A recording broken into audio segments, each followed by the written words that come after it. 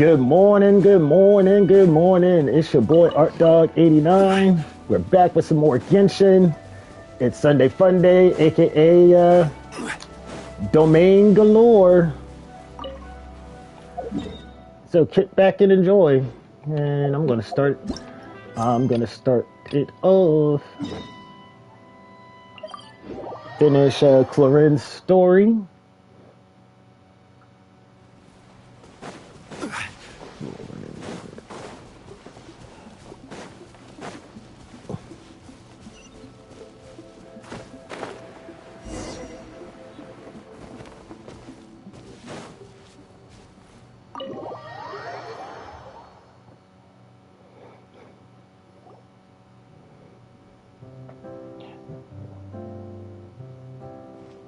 Looks like everyone's here. Now, before we begin, why don't we finish where we left off yesterday? There was an important decision to be made, yes? I'll pour everyone a cup of tea.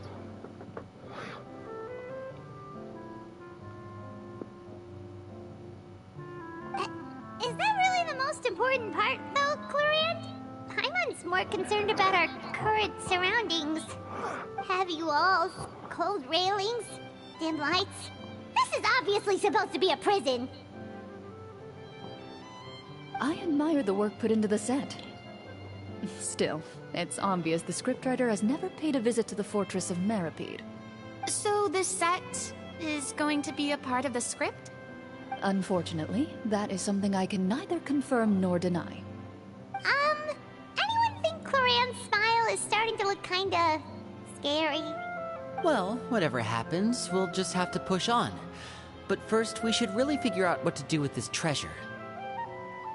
If we're worried about arousing suspicion because of our identity, why don't we give ourselves a different name, just like Clorant's master did? Yeah, it might be better to keep a low profile. As long as we're helping people, it doesn't matter who we are or what we're called.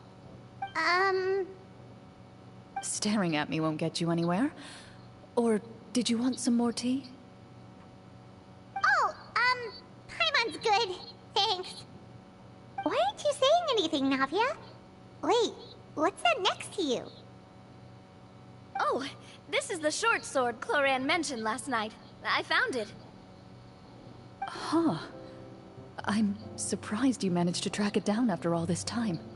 Well, I made sure to take good care of it, considering the circumstances in which you gave it to me. Of course I had to keep it safe. Anyway, where were we? Oh, right. I was just thinking about all the potential ways for us to break out of prison. We could dig a tunnel, or try to bribe the guards. Wait, we haven't been thrown into prison yet, have we? Well, it's only a matter of time. It pays to be prepared. Just like how you should always have an umbrella on hand, even when it's sunny. Alright, Paimon's made up her mind. Let's just give the treasure away. Paimon may have wanted to keep it, but if it's going to land us in prison somehow, Paimon will be too upset to enjoy her snacks.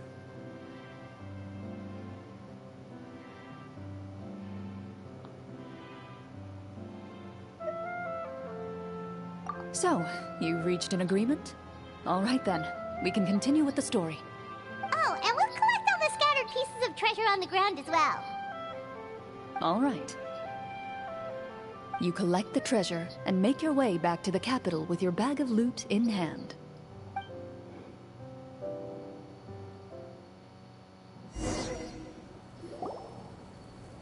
The city is still shrouded in a gloomy, oppressive atmosphere, but your spirits are surprisingly high.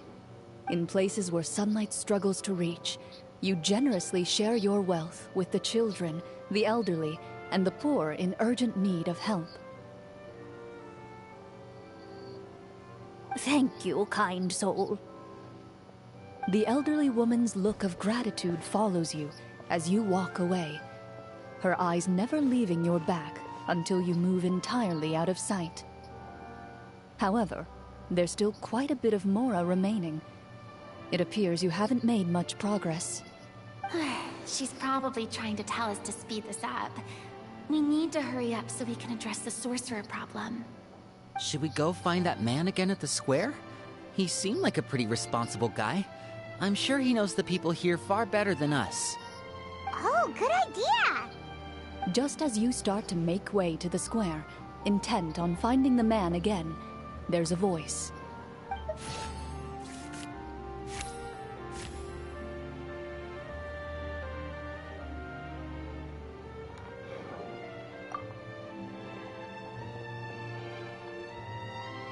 Please wait, distinguished guests. Several strange guards suddenly call out to you. They run forward to meet you and proceed to politely pay their respects. Greetings, gentlemen. Are we being invited for afternoon tea? Surely you jest, my lady. That would not be our place. It is His Excellency the King who requests to meet with you. Please come with us.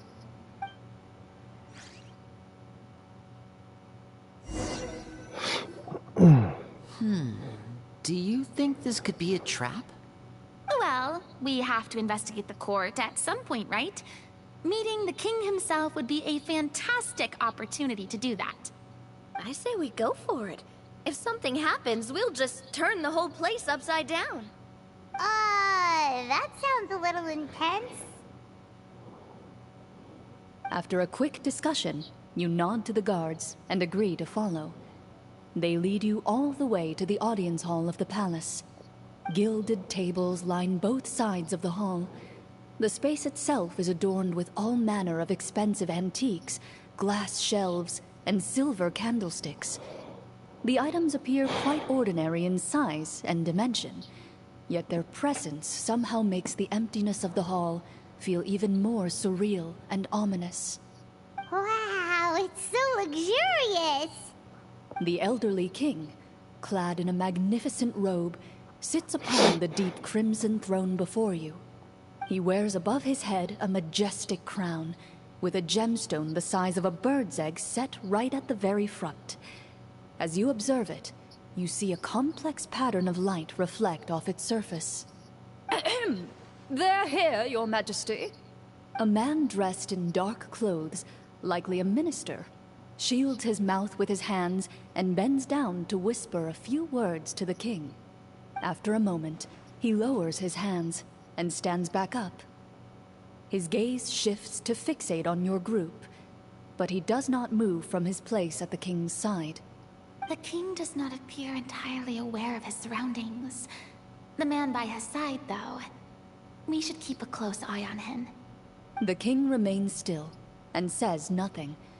The minister is the one who speaks. Esteemed guests, allow me to thank you for coming to our faraway kingdom. Unfortunately, His Majesty the King finds himself quite exhausted from work. So please allow me, his Prime Minister, to welcome you in his stead. I've heard tell that your group, the Marechaussee Hunters, used your exceptional ability with the sword to repel the monsters near the capital. Such a great deed deserves to be rewarded. However, seeing that I was not fortunate enough to observe such a feat with my own eyes, you'll forgive me for seeking to verify the truth by speaking to you myself. Well, we've got nothing to hide. You brought us here to talk, right? So we'll just explain what happened.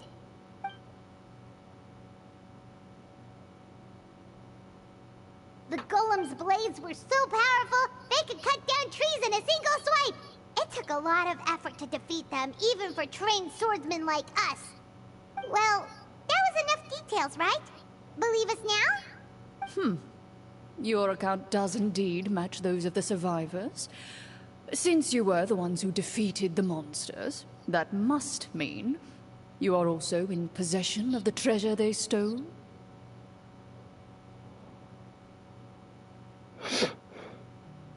Well, we did take the treasure, but... How did he know about the treasure? Then I must ask that you return it at once. It belongs to the kingdom. Wait, but didn't you just say that our great deed deserved a reward? Shouldn't the treasure be considered a part of that? Yes, that was indeed what I said. But you seem to have forgotten a very important distinction. Only that which is freely given by the king can be considered a reward. Taking the rightful wealth of a kingdom without said permission, on the other hand, is a crime. But that's completely unreasonable. Yeah, that makes no sense! If it weren't for us, the treasure would still be buried underground somewhere! Maybe so, yet the fact remains. You tried to dispose of the treasure without reporting it to the court and without receiving permission, yes? What, no answer? Surely you're not insinuating that you, a group of legendary marechaussee hunters, sought to take the treasure for yourselves? Well, what about the king? Is he just gonna let this guy talk for him the whole time? Clad in his magnificent robe, the king remains seated, with his hands resting on either side of the throne. His posture is rigid and unmoving. He stares forward with an empty look in his eyes, completely unmoved by the events before him. From the look of things, could the Prime Minister be the evil sorcerer? Or could both the king and the Prime Minister have fallen under the evil sorcerer's control? I would like to observe the number of guards stationed in the hall. The guards in the palace appear fully armed, their expressions solemn. Sensing the tense atmosphere in the room, they stand at the ready, each with a hand placed upon the hilt of their sword, as if prepared to draw their weapons and surround you at a moment's notice. Well, there goes my plan to turn the whole place upside down, I guess. It appears we've been visited by nothing more than a group of ill-intentioned imposters. What a pity. Guards, take them away and throw them in the dungeons. Before I decide your fate, however, I must first determine whether you have any accomplices outside the court. Can't we try to slip away? Or maybe start some kind of riot? But if we try to fight the guards right now... Don't worry. At least we figured out who's behind all this. Let's just play it by ear. If you're scared, Paimon, just hold my hand.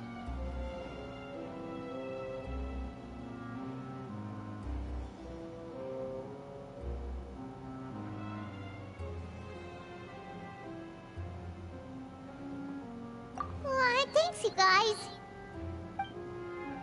You allow yourself to be led away by guards surrounding you on both sides. It's only when you begin to feel drops of water falling from the dungeon ceiling and smell the stench of death and decay all around you that you finally realize you've stepped into a completely different world. Stay here, and don't try anything funny. The guards lock the cell door and leave without looking back. Wait, sir! Your voice echoes through the dark hall, but the only response you receive is the sound of water dripping from the ceiling. No! What should we do now? Carve out a new path of fate with our own two hands, of course. I draw my weapon. You reach toward your waist, but find nothing there. You now recall that your weapons were confiscated before the guards locked you in the cell. The bag of treasure along with them. What about that knife I hid in my boot? When did you hide it in there? When I was thinking about digging a tunnel. Rejected. You failed to inform the GM of this course of action. Moreover, the guards would have conducted a thorough search before throwing you in prison. And the keys to the cell aren't anywhere to be seen? Correct. You don't even feel a lock hole on the cell door. Oh, well, there goes all our plans. Indeed. Huh? Why are you the one saying indeed? Because that statement holds true for me as well. This is where the script ends. What? But that's a terrible ending! Generally speaking, this should be the point where the scriptwriter gives the players some kind of hint, or gives the GM some kind of code for how to move forward. I mean, maybe they just really wanted us to be immersed in the feeling of being in prison? Like, they'll only show us the way out once we've grown truly and utterly desperate? That is a possibility. If only there were desserts and tea in real prison. Oh, wait, guess it's kind of how the Fortress of Meripede works if you're lucky. Oh, before I forget, Navia, the short sword you had with you earlier. I took a closer look, and the craftsmanship doesn't appear to resemble anything from this era. If I remember correctly, that style was last in vogue several hundred years ago. Wait, Cloran said that sword used to belong to her master, right? Does that mean her master has been alive that long? I doubt it. The way she went about things often made her seem childish more than anything. I'd say the sword was most likely an heirloom passed down over time. Hang on. A precious heirloom passed down to you by your master. And you gave it to me just like that? You weren't worried I might lose it? Master left many things to me when she disappeared. There was the sword, an old key, and a good amount of junk she probably just didn't want to take with her. I gave you the sword back then, because I didn't want our friendship to end. Wait, when did this happen exactly? After the duel. Between Mr. Callis and myself. Before that, Clorand would have meals with us and even stay over at the Spina some days. She was on great terms with Papa as well. After the duel, though, there was a period of time where we simply didn't know how to face each other. She entrusted this sword to me, and never came back. We were both sad, and conflicted, and totally overthinking everything as a result. Whenever I looked at this sword, I couldn't help but wonder if Miss Petronia had never introduced us to each other at that picnic. Maybe part of the sadness I was feeling could have been avoided. Back then, it felt like I hadn't just lost a father, but a close friend as well. No one can change the past. The most important thing is that you two found your way back to each other and can enjoy things like this together. Yep, you're right. I'm sorry, you two. I didn't mean to bring up any sad memories. Think nothing of it. No one here is at fault.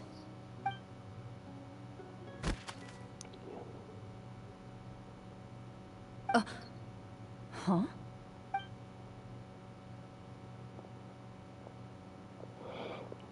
That's cakewalk.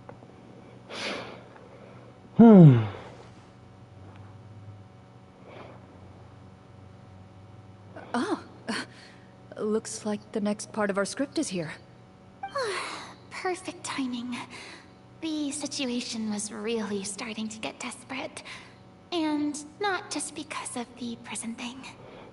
From Cloran's face, I really can't tell if it's good news or bad news.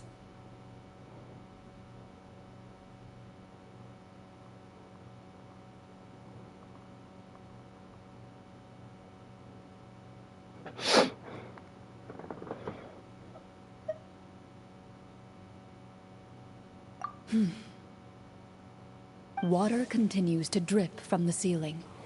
In this lightless dungeon, you lack a reliable way to tell how much time has passed. Eventually, you get used to the unpleasant odor of straw, mold, and rust, and find yourselves alternating between fits of drowsiness and despair. Suddenly, you hear footsteps outside the door. Heads up, everyone. Someone's coming. Oh, Gather who's close, coming? everyone, and keep your voice down. The guard.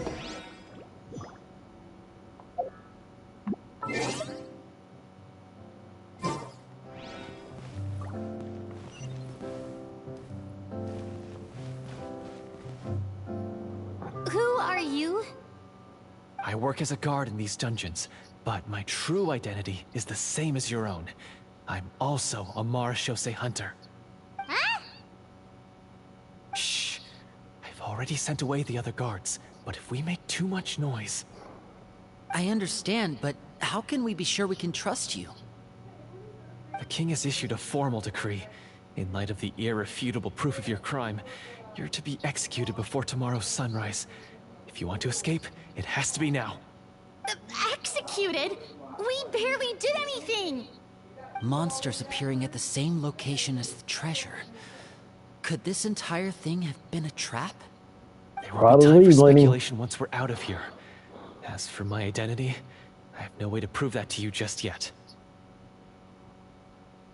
Infiltrating the capital was difficult, and finding a chance to speak with you has taken a lot out of me. I could go on, but I think we can all agree that now is not the time for details.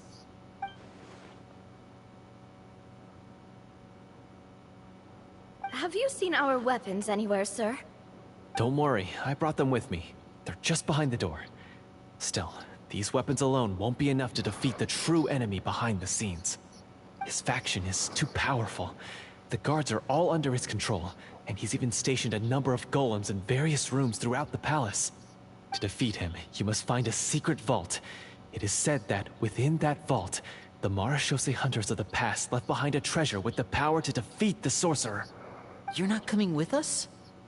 No, I'll remain in the dungeons to deal with the guards. I'll try my best to distract them so they don't go after you. As long as my identity is not revealed, I'll be able to aid you when the final battle comes. In that case, please stay safe. Thank you for your concern.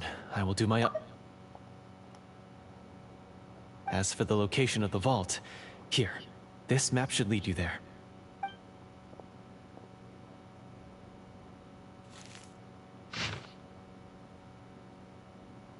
Got it.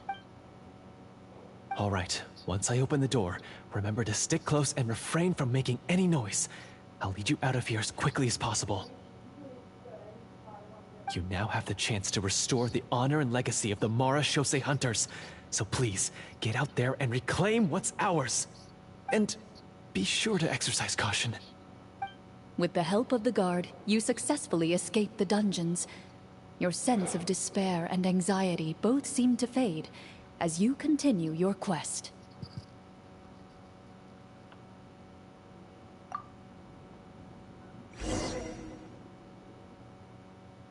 Wait, we didn't get to use our skills at all while we were in prison.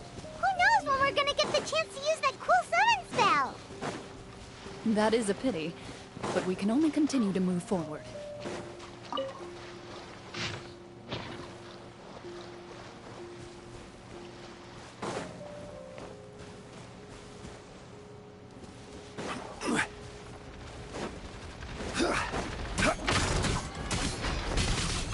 Stabilize! You can't run!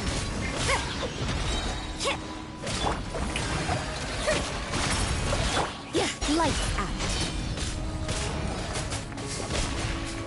Judgment!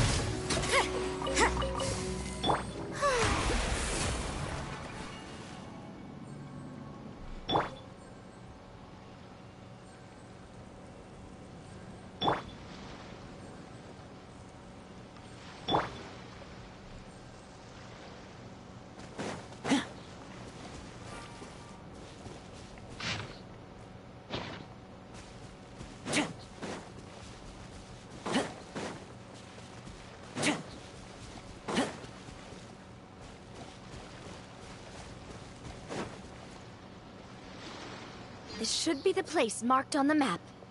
This bit of rock certainly looks suspicious. Well, I'd say an investigation's in order then. Plus, if all else fails, we can just blow it up. Wow, you really meant that! Before you lies a serene stretch of open water, its surface shimmering a brilliant shade of sapphire blue. Well, guess this means it's time for a swim!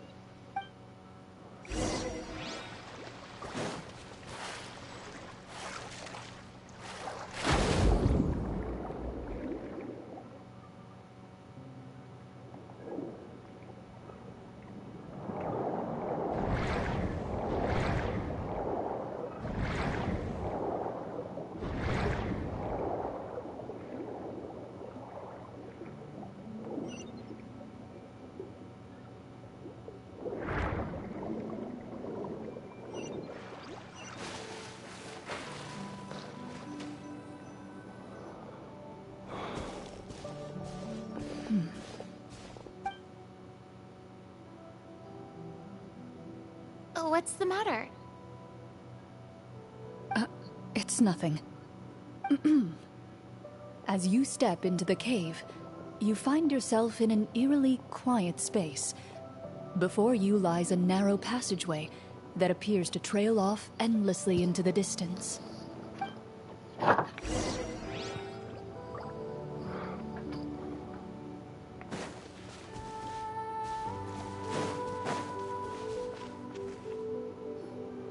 Wow, this must be where the treasure is hidden. But this door is blocking our way in. It almost looks like it's been here for quite some time. I've got to hand it to the tabletop troupe. They really went all out with the props. Huh.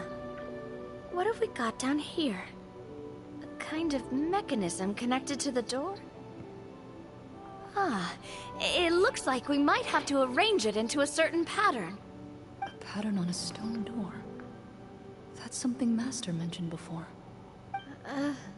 Is something wrong, Clarant? After a long, difficult journey, you finally arrive at the location indicated by your map. It appears to be an ancient site of some sort, where treasure likely awaits. Your surroundings are exceedingly quiet and serene, as if the secret that slumbers here has never once been disturbed. If you listen closely, you can almost convince yourself you can hear the sound of its calm, gentle breathing. That description makes Paimon feel kinda bad for disturbing this place. We're doing this for the sake of the people, to free them from the evil sorcerer. I say it's time for this treasure to once again see the light of day. Linny's right.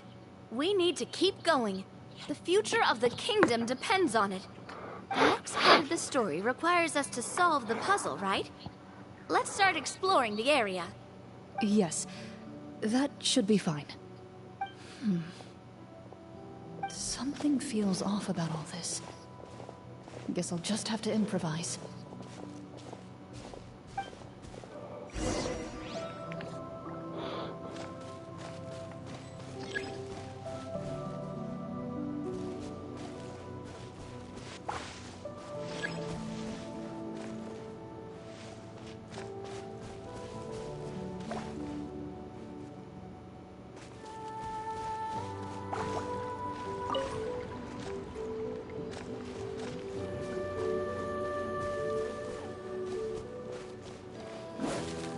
I found something! Found something here, too.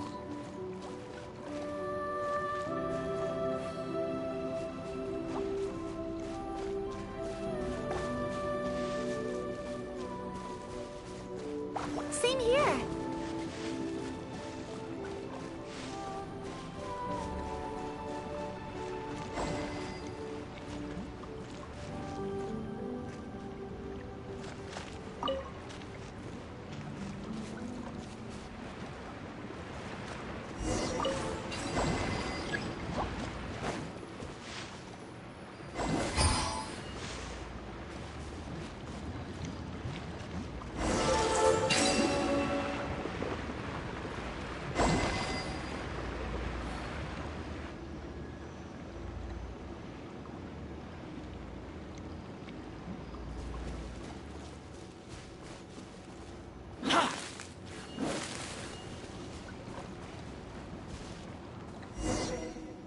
It worked! Something just appeared. Some kind of mechanism, maybe? By solving the puzzles, you prove yourselves worthy of inheriting the secrets of the past. At the end of each puzzle, you're rewarded with With? a key. Oh, it must be the key to the big door. This is one of the Marechaussee Hunter keys that are passed down from generation to generation. It looks just like the one Master passed down to me. It is said that 4 keys in total are required to form the final, complete key. And it seems like we just collected 3 of them. That must mean... Huh? What's wrong? You hear a few strange noises. Suddenly, all the torches in the ruin go out at once. Huh? What's going on? Did we fall into another trap? For the sake of immersion, please close your eyes, everyone. Without the torches, the space is now completely dark, and you cannot see anything.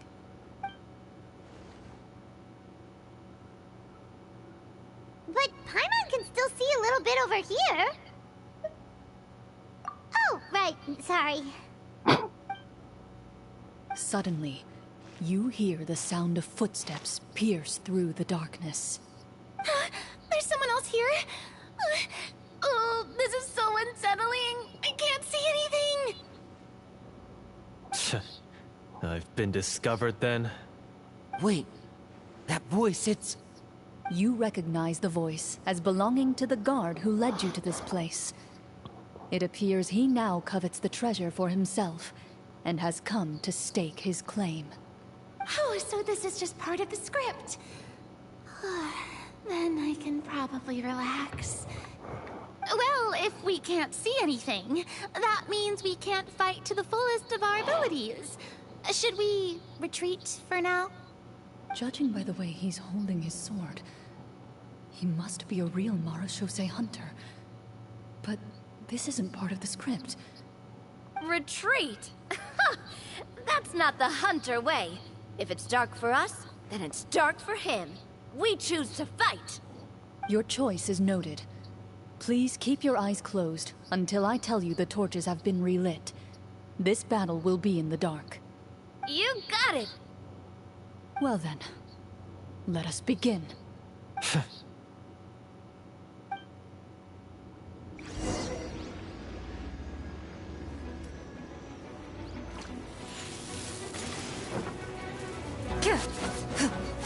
Into the shadows.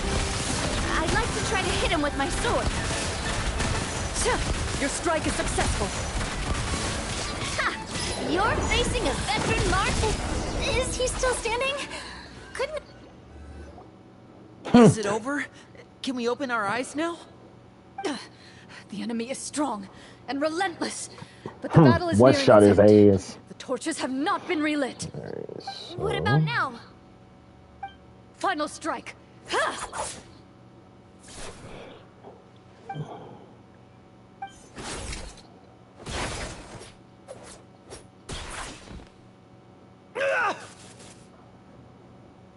Oh, well, did we get him?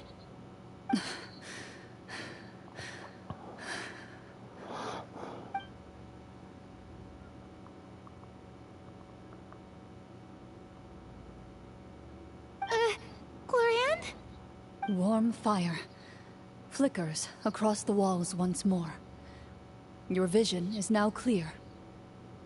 In an impressive display of courage, the four of you successfully defeat the uninvited guest. That look in his eyes. It's like he became an entirely different person as soon as I defeated him. Huh? Mr. Florian? Oh, wait. We're supposed to be role-playing. I should stay in character.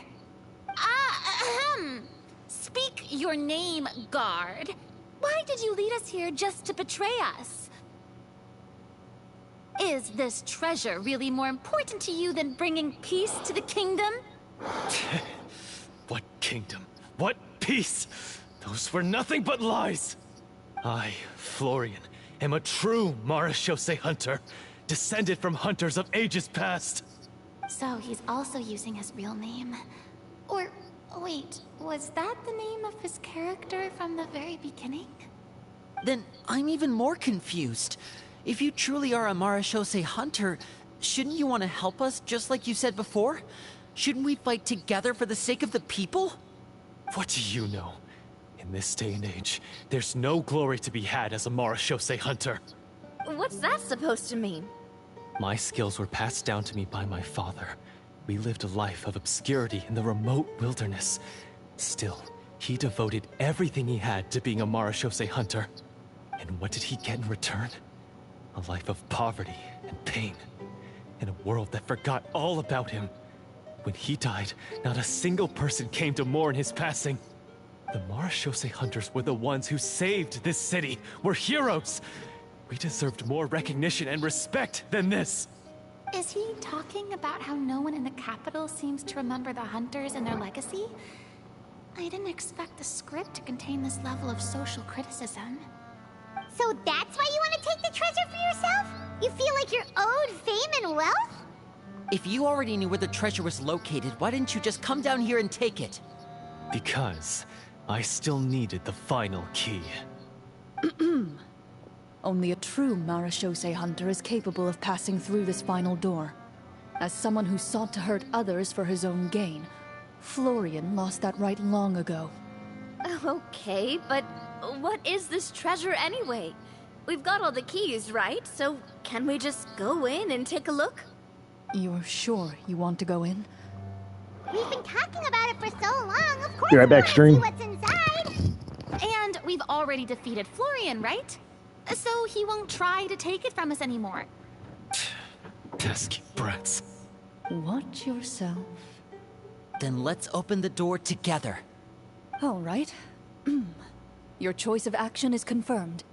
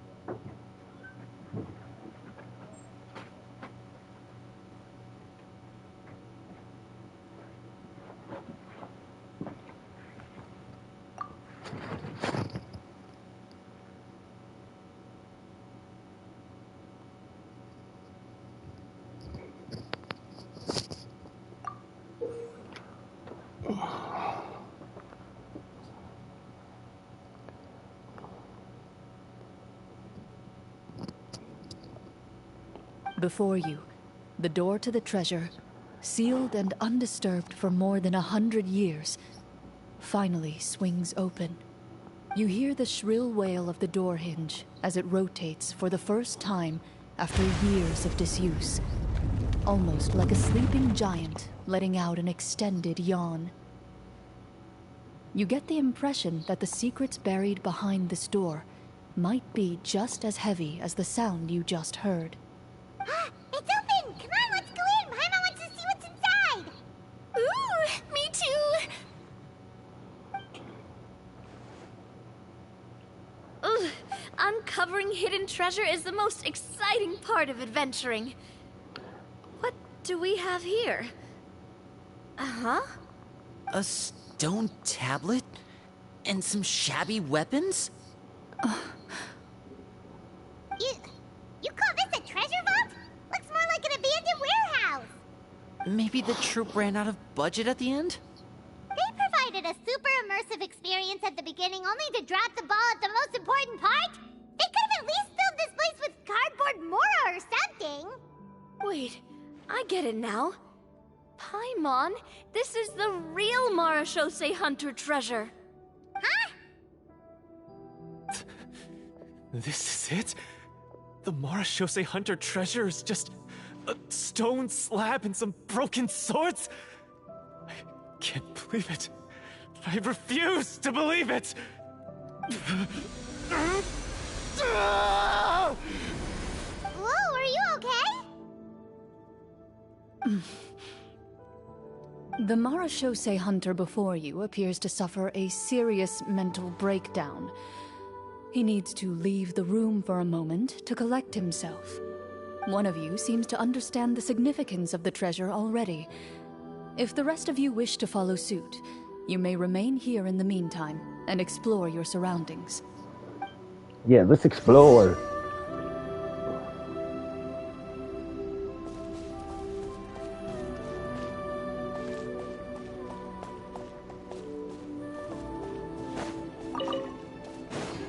And does Hydro Crystal flow?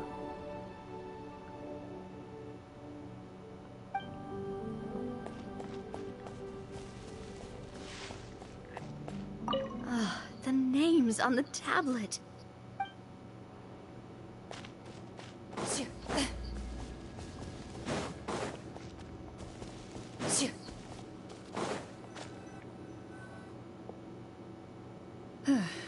So, how are you doing? Feeling any better?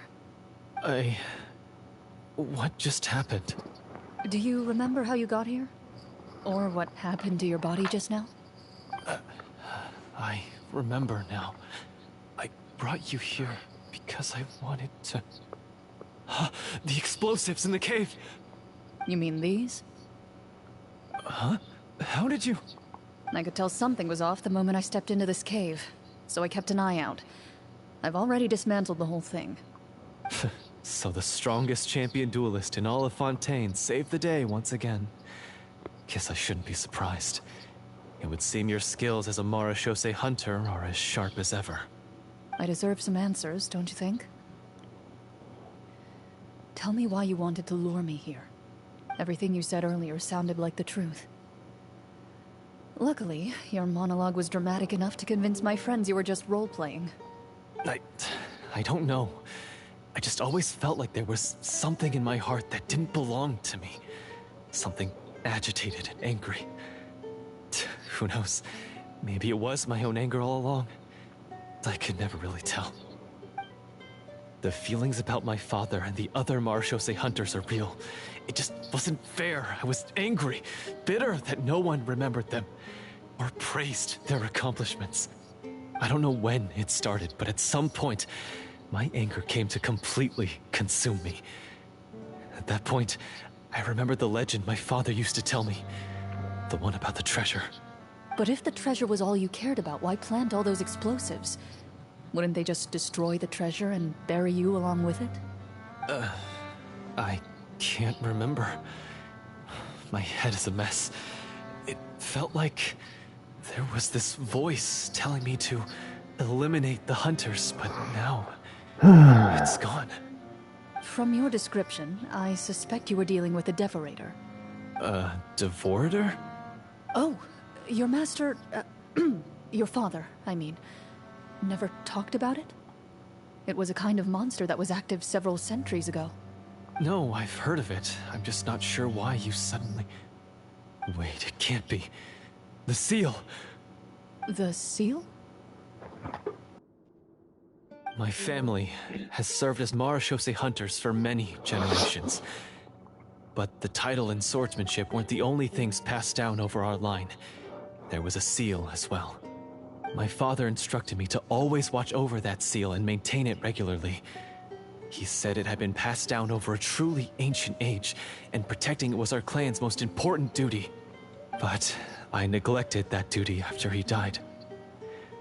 I finally decided to come down and check on it one day, and that's where my memories become fuzzy. The Devorator would be a formidable adversary for any mortal being, even ones as capable as the Hunters.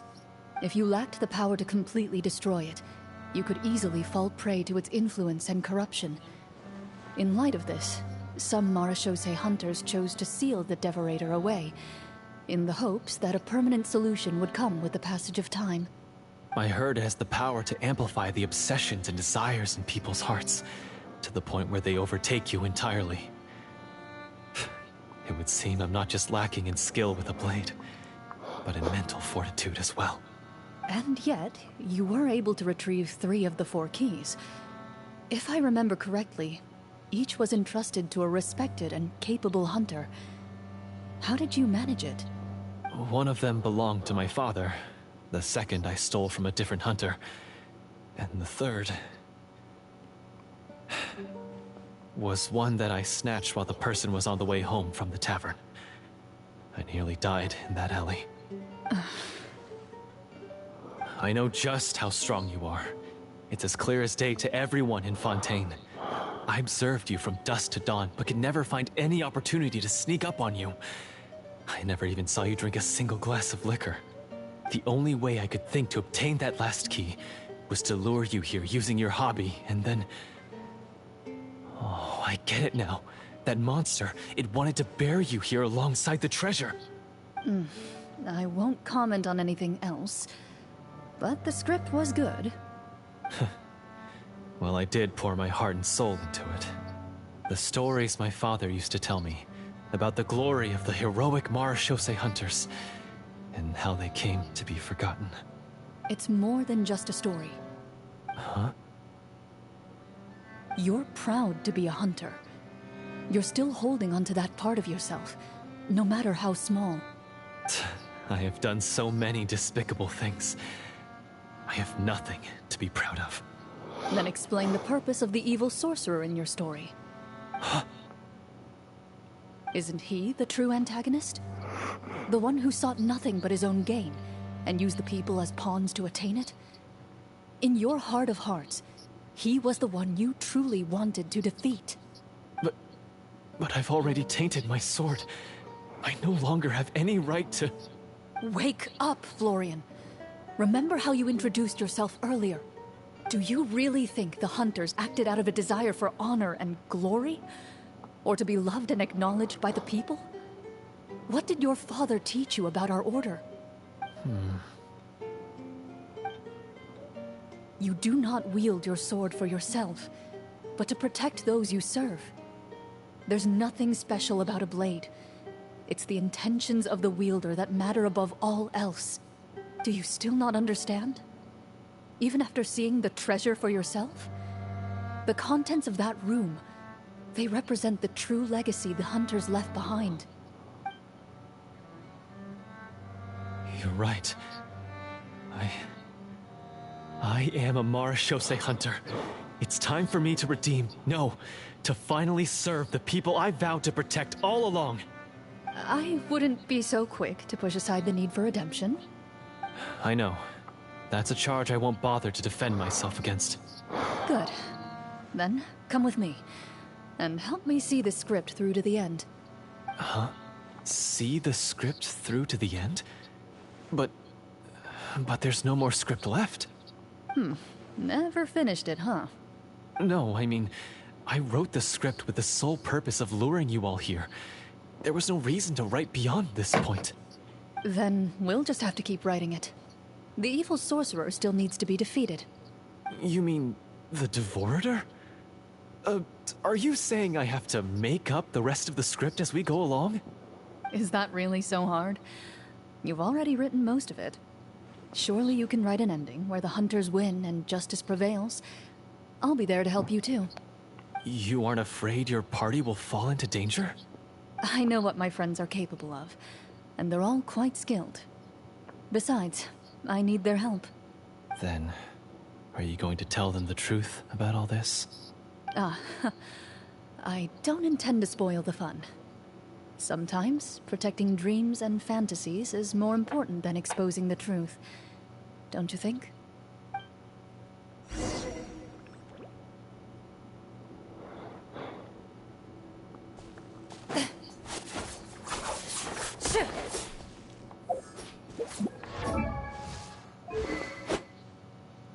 Ah, so that's her weapon.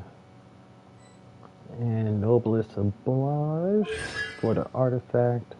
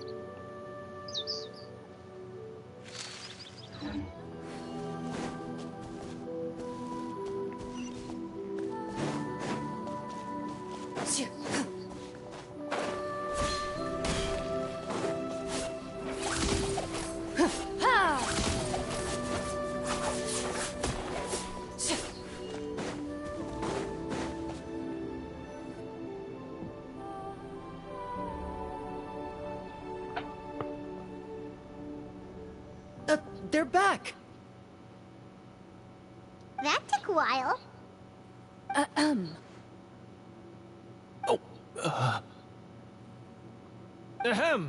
My fellow Marashose hunters, please forgive me, for I have sinned. Tone it down. Sorry. After crossing swords with you and witnessing your courage in battle, I've rediscovered my true self and regained my pride as a Marashose hunter. Oh, do I smell a redemption arc? I confess, I was brainwashed by the evil sorcerer.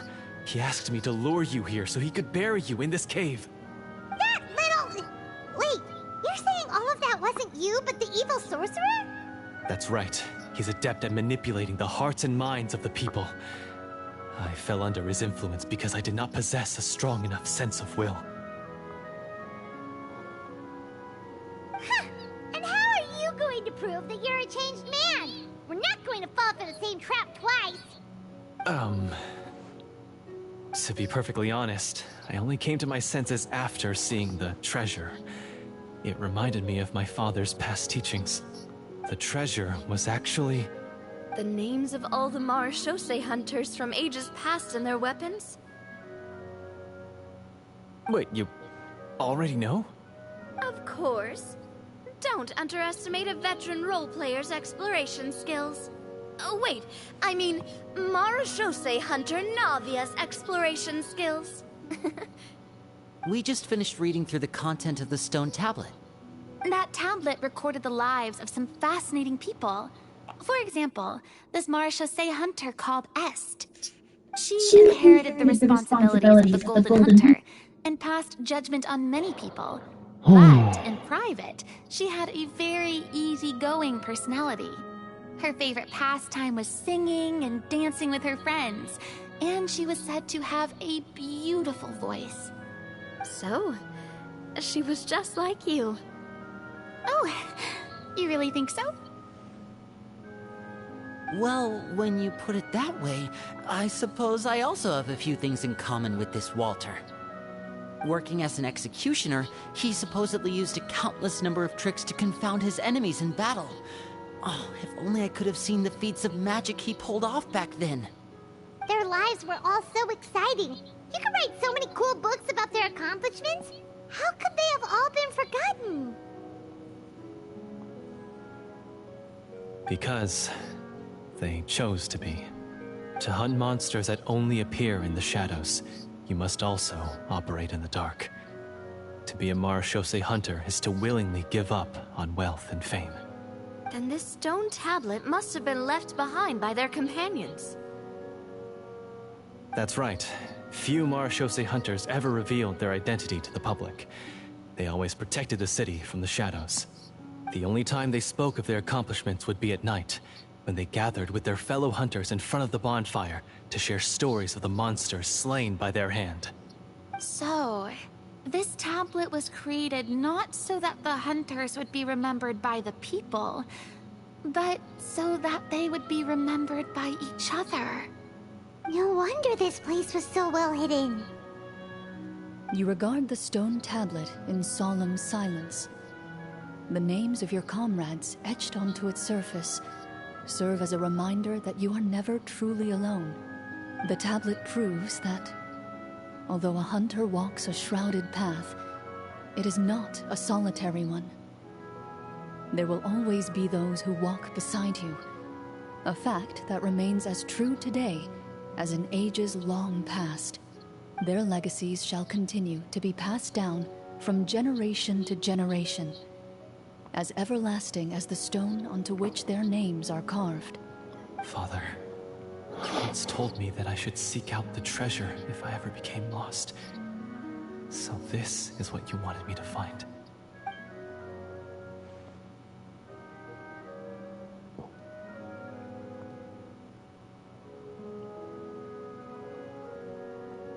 Thank you, my friend. You are very kind.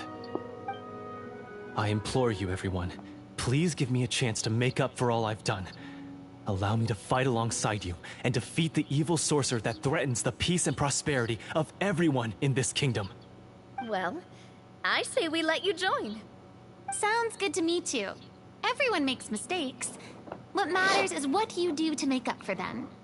I have no objections, but Mr. Florian, do you even know how to defeat the evil sorcerer? When he took over my mind, I gained some insight into his thoughts. Every time I thought of the treasure, he reacted with a strong sense of fear. Huh? He's afraid of the treasure? But there's nothing here except some broken weapons and the stone tablet. What if the secret's hidden inside these weapons? GM, permission to investigate.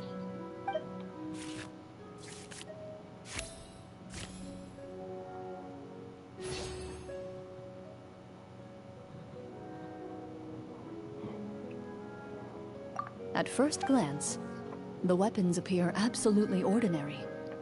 But as you observe them, you notice a faint energy emanating from within.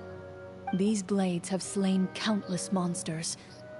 Though it's been a long time since they were used in battle, their edges remain sharp, as if they're simply waiting for the next worthy hunter to carry on their legacy.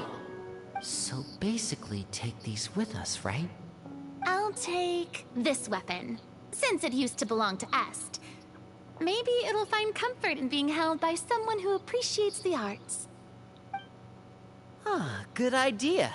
I'll take Mr. Walter's bow then, from one archer-magician to another. Paimon's gonna pick a cool weapon too!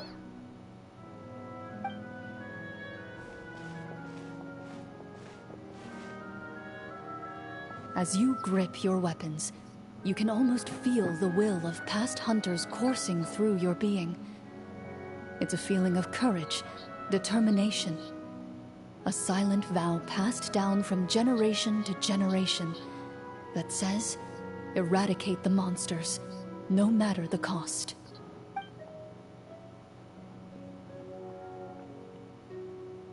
Mr. Florian, do you know where to find the evil sorcerer? I was able to see his surroundings when our minds were connected. I believe he's currently hiding out at the church in the kingdom. We must be extremely careful. He's spent so long living among monsters that he's now taken the form of one. He will not be easily defeated. Then why don't we explore some more and try to find some higher level gear? We don't want to just fight him and lose, right? Oh, No, we have to strike now. He was greatly weakened when I managed to break out of his control.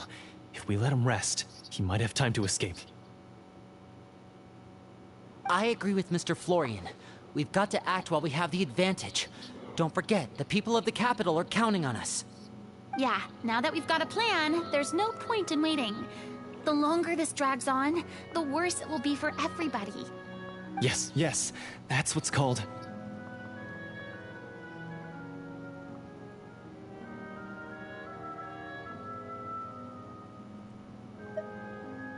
Yes, that's exactly right. Alright, you've persuaded Paimon. Mr. Florian, please, lead the way. Of course. Follow me. He had to set up so many scenes today, and now he has to join in for this last part. I really don't envy his job. Finally, you decide to slay the evil sorcerer and bring peace back to the kingdom once and for all. As you walk away, you feel the gaze of the stone tablet at your back, as if all the hunters of the past are wishing you success in the battle ahead and awaiting your triumphant return.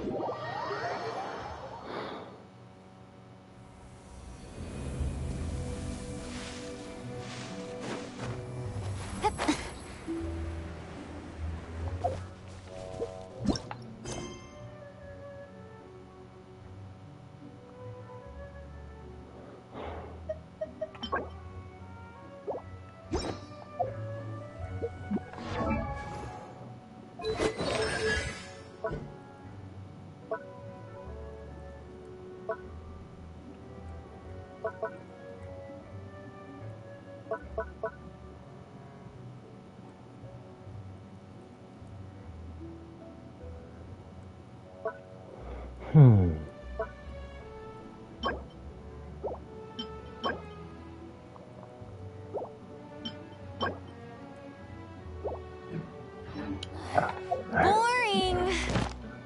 Did I clip the... Yeah, I clipped the gnarl. Yeah, I definitely clipped the gnarl off for the for this week.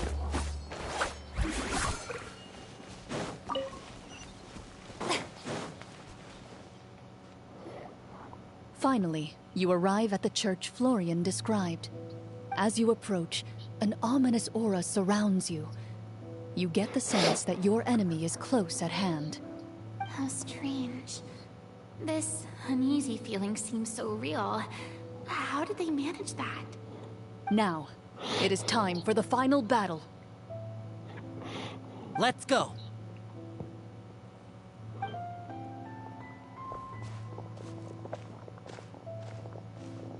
Florian, wait. What's wrong? I think you should wait outside. You've already been corrupted by the Devorator once. It could easily re-enter your mind and take control of your body. I don't think it's a good idea for you to be this close. If it corrupts you again, it's possible you might take on a new form entirely. That's exactly why I have to go. Why I should be at the very front. You mean... Yes. I intend to lure it into my body. That's too risky. If things get out of hand, I might have to kill you. Do you understand how dangerous this is? I understand, but if I do this, you'll have a clear and visible target. The Devorator will have a hard time passing up a chance to enter a body it knows how to control. You won't have to worry about any of your friends being taken over. You're not like me, Miss Clorant. You're a just and powerful Marechaussee hunter. The monster broke free due to my error. It's only right that I shoulder the responsibility for its destruction. This is something that I have to do. Consider it a duel to restore my honor. My only request is that you give it your all.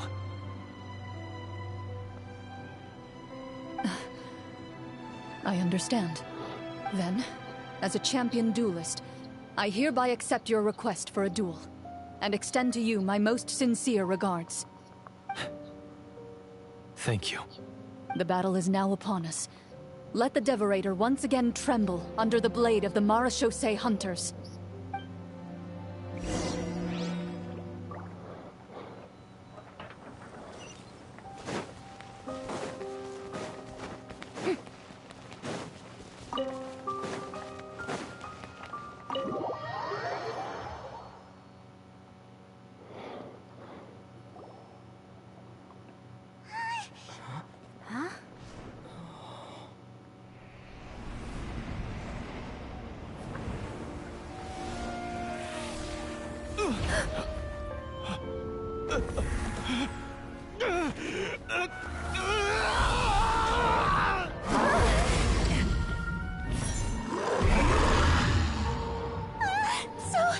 So lifelike!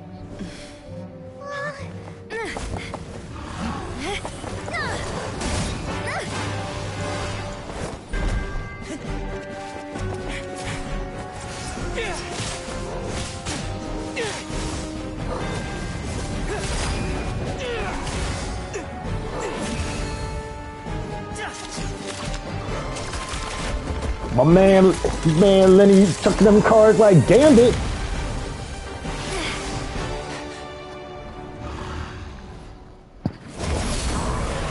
Why is nothing working? This foe is not invincible. You hold the treasure. The power to defeat it in your own two hands.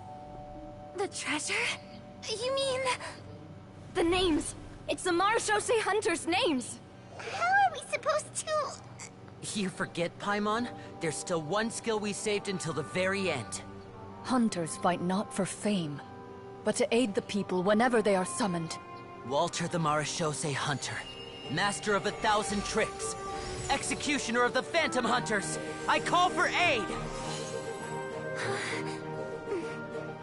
Est, the Marechaussee Hunter, inheritor of Cassiodor's will, judge of the Shadow Hunters. Answer my call!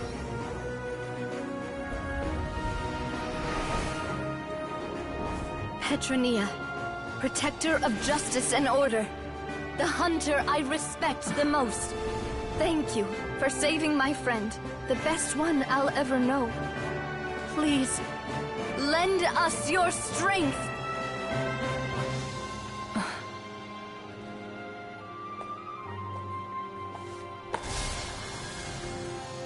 We have come to answer your summons.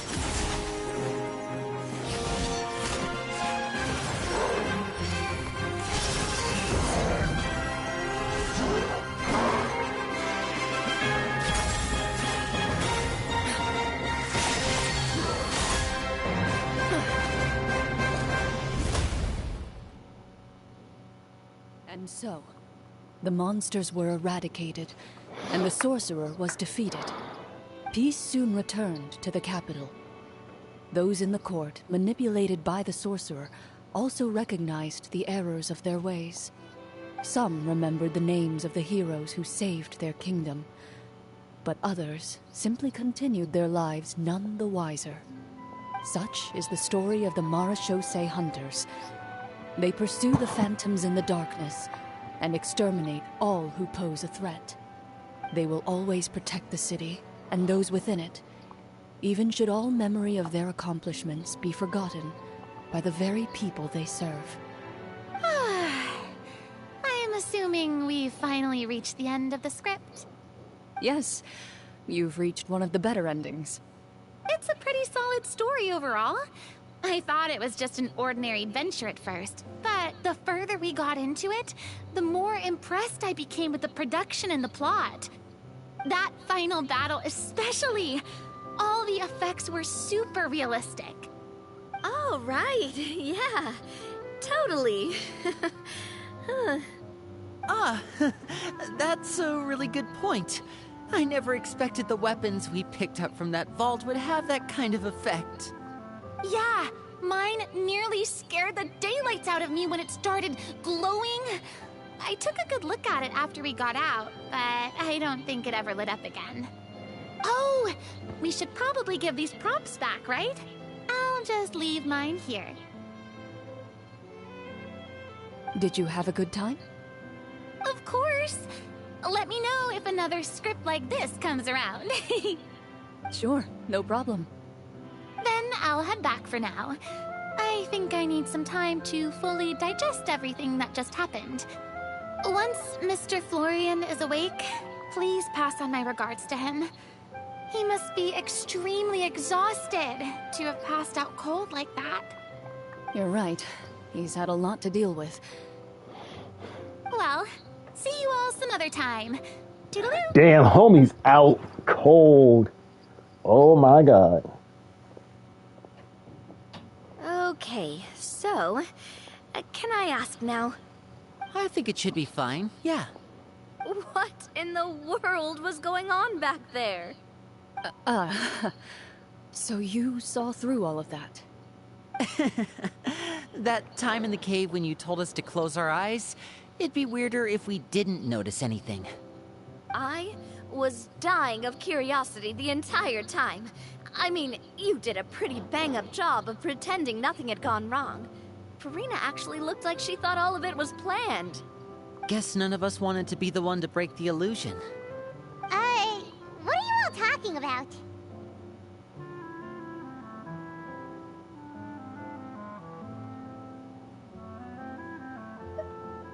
Oh, wait. Don't tell me Paimon never...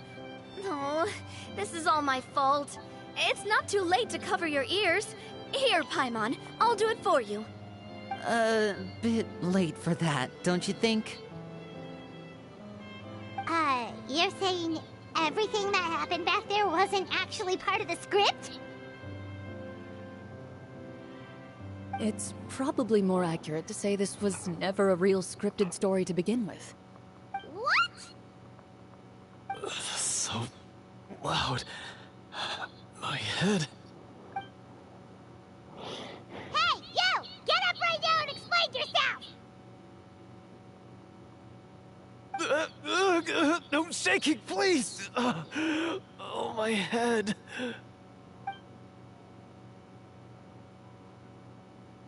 Did Paimon just hear that right? You guys made up that whole last part on the spot? It's not nice to lie to people, but Paimon's got to admit, that was a really good story, Florian. Oh, and nice improvisation, Clorant! Yeah, it was like watching a magician improvise a spectacular magic trick after forgetting an important prop.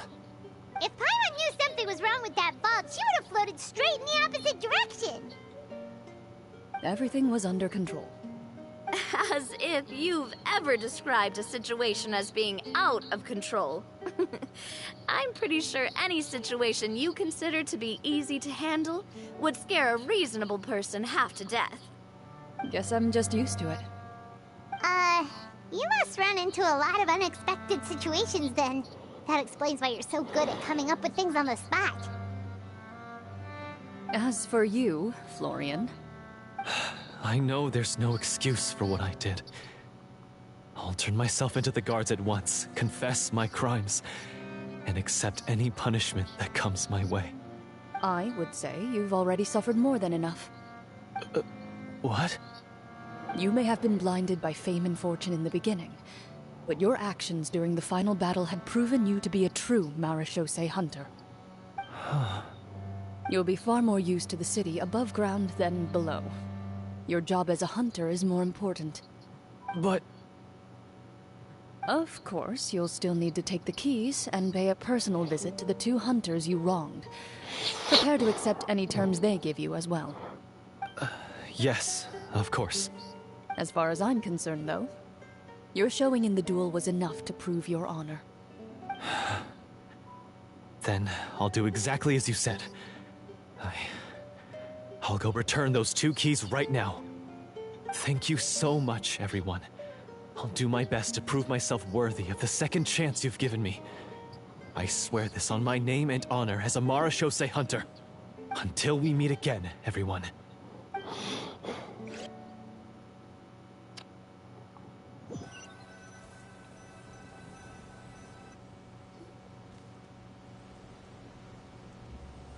Speaking of Marashosei hunters, what should we do about the treasure in that cave? Leave it be. Are you sure? We could show it to people, make it so that the hunters are remembered. Don't you want that? No. Every name on that tablet made the same choice. All hunters know what the path entails. I am no exception. My identity as a Marashosei hunter is not something I need people to remember. I wish only to be recognized as a champion duelist. Nothing more. That's certainly very different from the path of a magician. Still, I admire your decision. Wait! I just remembered something. If there were no special effects involved, why did our weapons begin to glow during the battle? That's because the Marashosei hunters of ages past would often imbue their weapons with special enchantments to suppress the monsters. Whenever a monster was nearby, their weapons would start to glow. Oh, so that's why they had an effect on that guy near the end. I really thought the summons were doing all the work. Well, I'm sure the summons were a part of it too. Oh? How so? This particular devorator probably hailed from the same era as the hunters we saw in the room. The names you recited all belonged to the bravest hunters. Countless monsters fell to their blades. That's likely why the devorator visibly reacted when you said them out loud. So the names held the power all along! Navia, everything you said during your summon. Huh? Oh, I meant what I said. I mean, it was true to my character, so yeah, I'm glad you heard it. Just don't make me repeat myself. It's embarrassing. I really appreciated those words. All right. Don't get all sentimental on me. Anyway, let's not talk about that anymore. I'm going to go on ahead. Don't fall too far behind now. She ran off! I should probably head back as well. This story was truly incredible. I might have to spend the whole night telling my siblings all about it.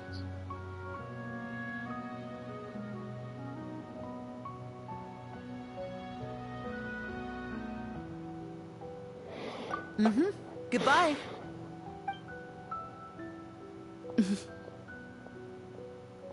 Traveler, should your name and deeds be forgotten, what do you think the significance of your journey will be?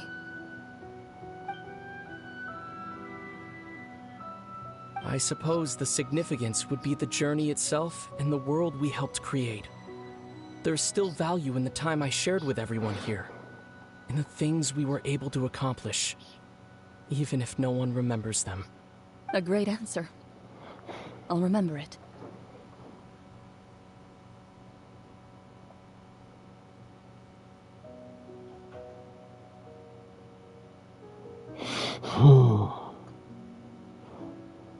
Me?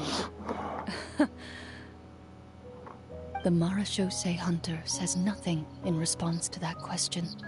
Perhaps her answer lies in her silence. An unspoken vow left to echo through the night.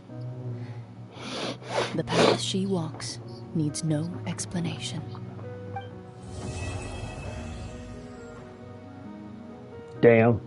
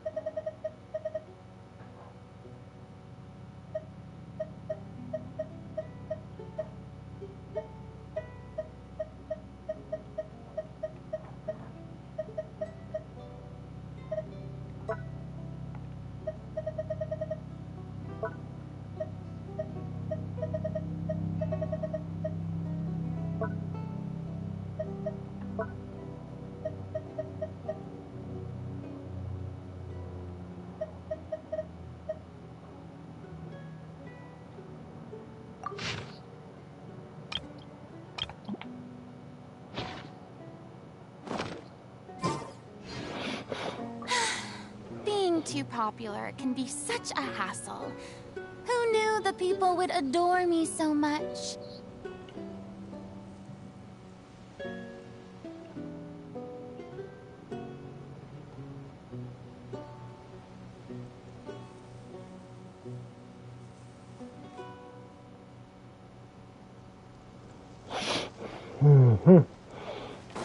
Yep.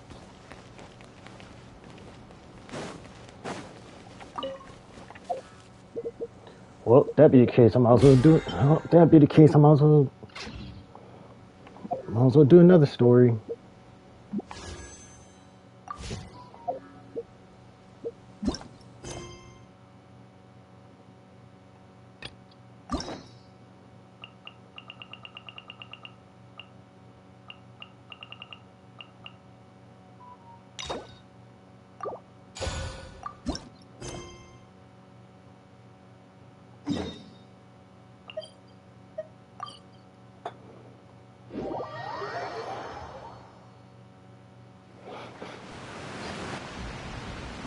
Hey, Traveler. Paimon.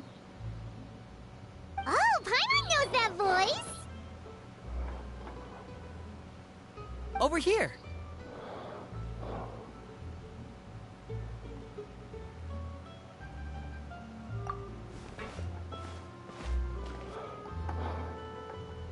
To borrow one of the more popular turns of phrase at the moment, this appears to be quite the fated reunion. Running into you two out of the blue like this has really made my day. I certainly wasn't expecting it. You can say that again. What brings you to Poisson? Wait, Paimon's got it! You must be here for one of your magic shows, right?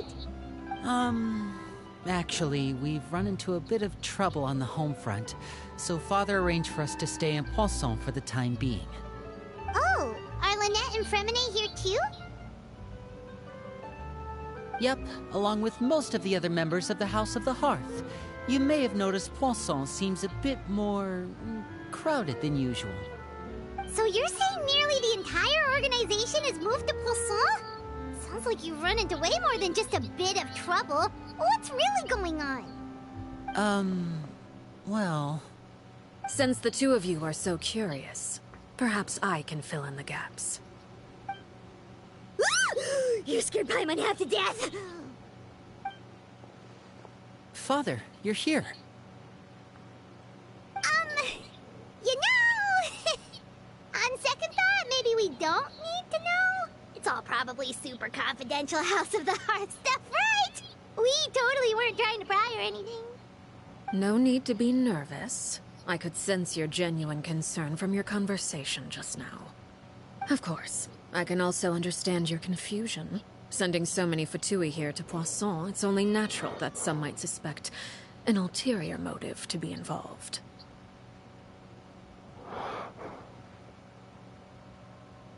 I understand.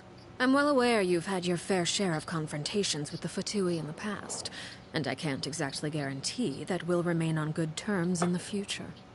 As for right now, however, I would say we have little reason to be at odds, wouldn't you agree? The House of the Hearth could stand to be more open with those who have worked so closely with us in the past. As for the issue at hand, well, it hardly relates to any ulterior motive. To be frank, it all stems from a certain rumor circulating around the House of the Hearth. It's an internal matter. What sort of rumor? A rumor that a certain phantom child is hiding away in the House of the Hearth.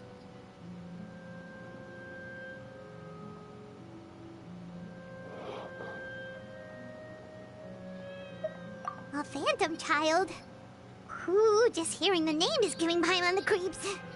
A spirit that should have long ceased to exist is lurking in the shadows of the House of the Hearth. So I decided to bring the children to Poisson before continuing to investigate the situation. I expect I should be able to track down the spirit fairly quickly. After that, it's just a matter of resolving the situation, if you will. It shouldn't be much trouble at all. If you're curious, or if you still have some concerns, it might be advisable to stick around for a few days.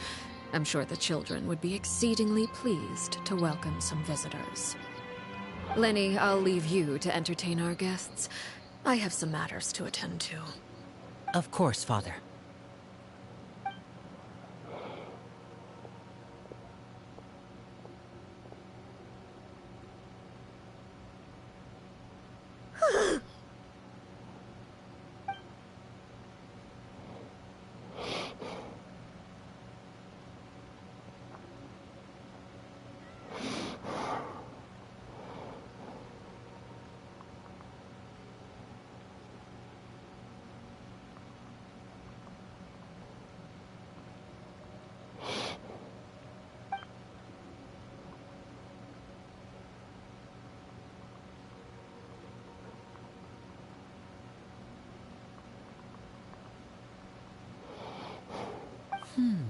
It has long been a dream of mine to invite you to our home and introduce you to my other siblings.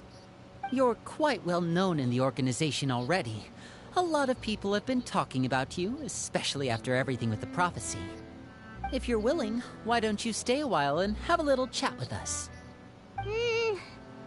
Alright. We don't have anything else to do right now anyway. But let's be clear, we're just gonna be there as guests, okay? Don't get any funny...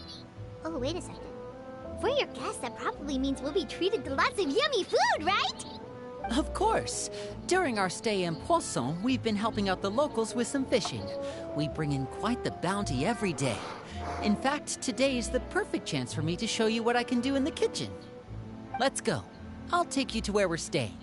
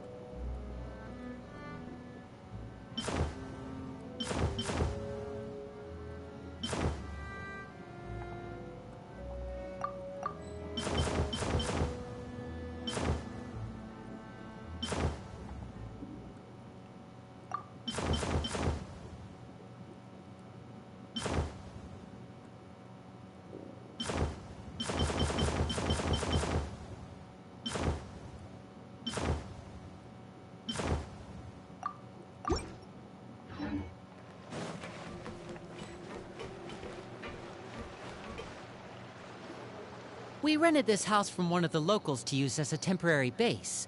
I'll come back later and tidy up a bit. After that, it should be all ready for you to stay in tonight. Awesome, thanks! So, where are we off to now? Well, when I happened to run into you two earlier, I was actually in the middle of distributing some supplies. With this many people staying in Poisson, we have to bring in outside supplies every now and then.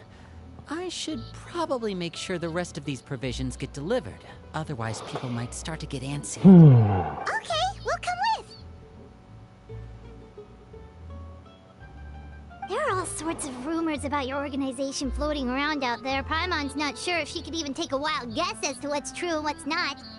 But now that we finally have the chance to see a day in the life of the house, we can take a good look at how you operate.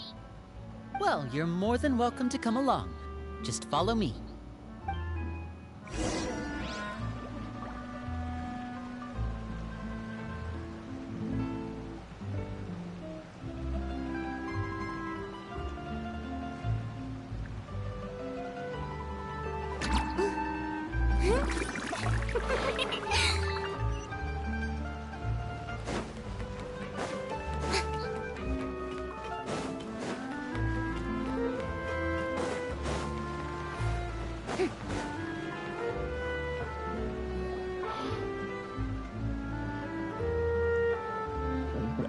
Yeah, backstream. Linny! We're finally here. The supplies. I'm assuming you've... Brought them with me? Yep, here you go. Hello? Something caught your eye? It's the Traveler in Paimon! No way! Come here, everyone! Hurry! The Traveler and Paimon are here!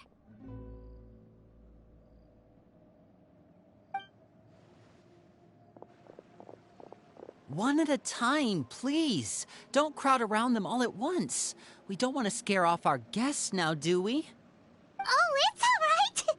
Gotta say, Paimon didn't realize we were this famous. Of course! Father and Linny have told us so much about you. Father told us about how you helped Linny. According to her, you're a trustworthy friend. And as far as she's concerned, that's pretty much the highest compliment we've ever heard her give. As you can imagine, everyone's been very curious about you. I heard the Traveler is so strong that he can move a mountain with his bare hands.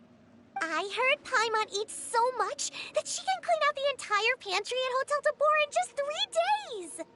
Wait a second! That's the rumor you heard about Paimon? Oh, not cool at all!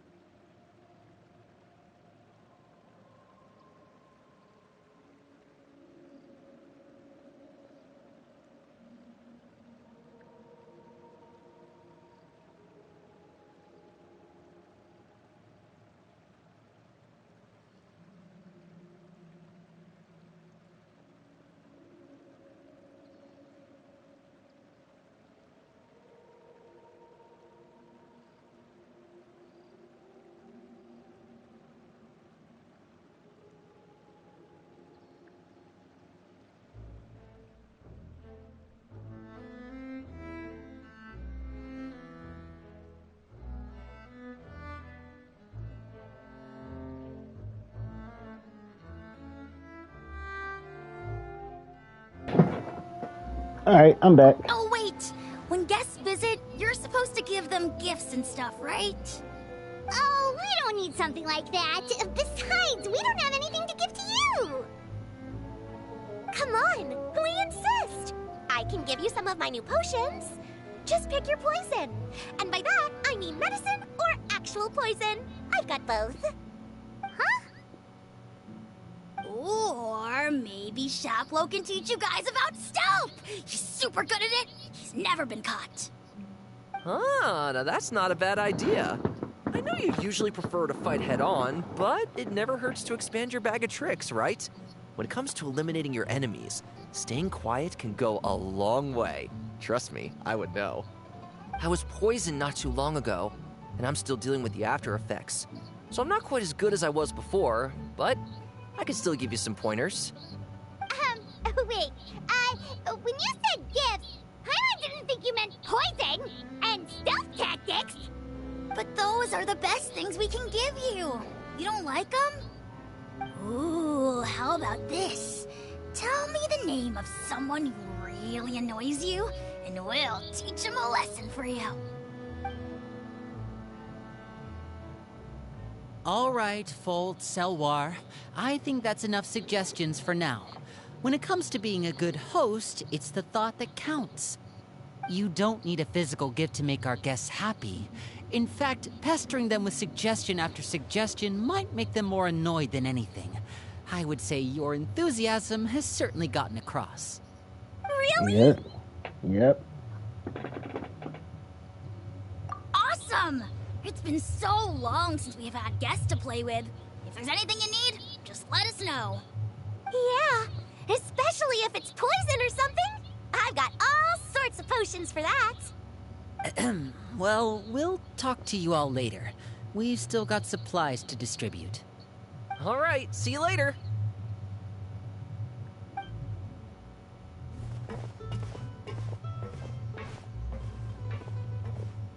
Bye!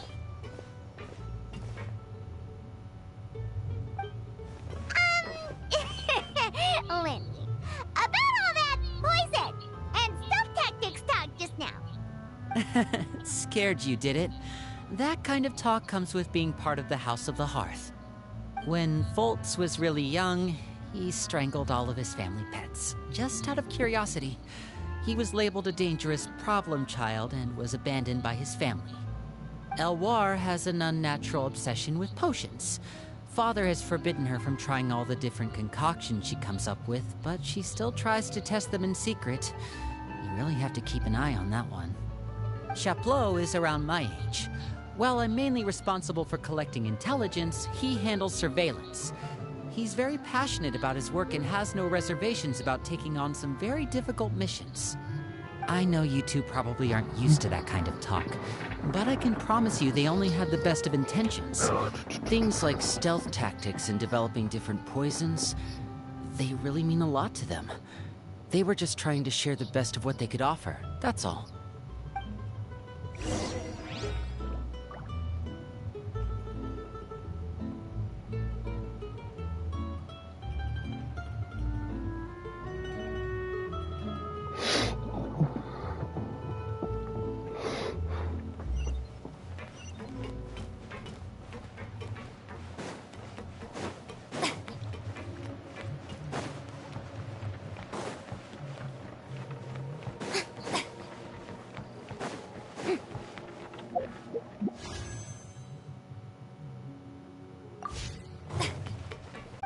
Allow me to introduce you. This is the Traveler and Paimon. Oh, you're the famous duo I've been hearing so much about. It's nice to meet you. I heard you've traveled to all sorts of places. Is that true? Of course! We're making our way all across to that!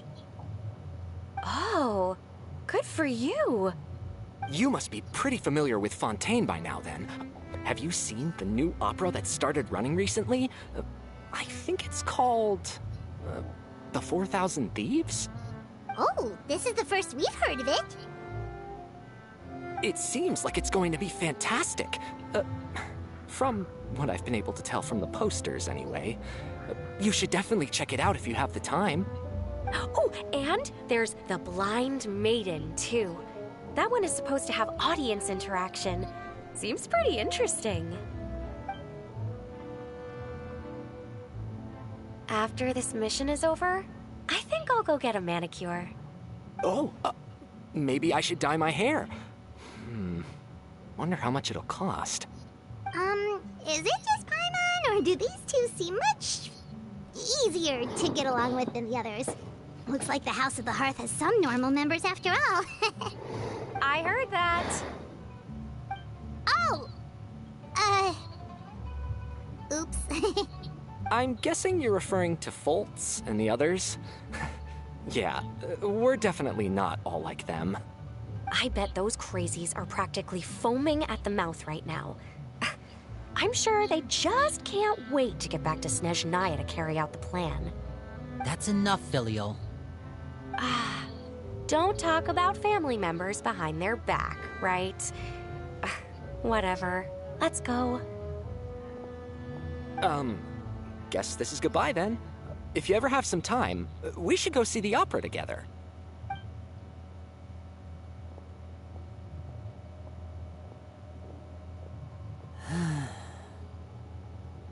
Well, that's it for the supplies. We should probably head back as well.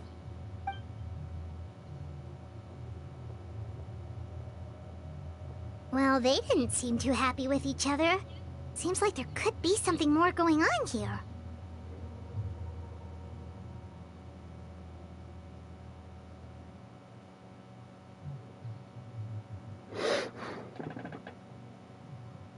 You're right. We're only here as guests after all. Oh, Linny's getting super far ahead. Come on, let's catch up.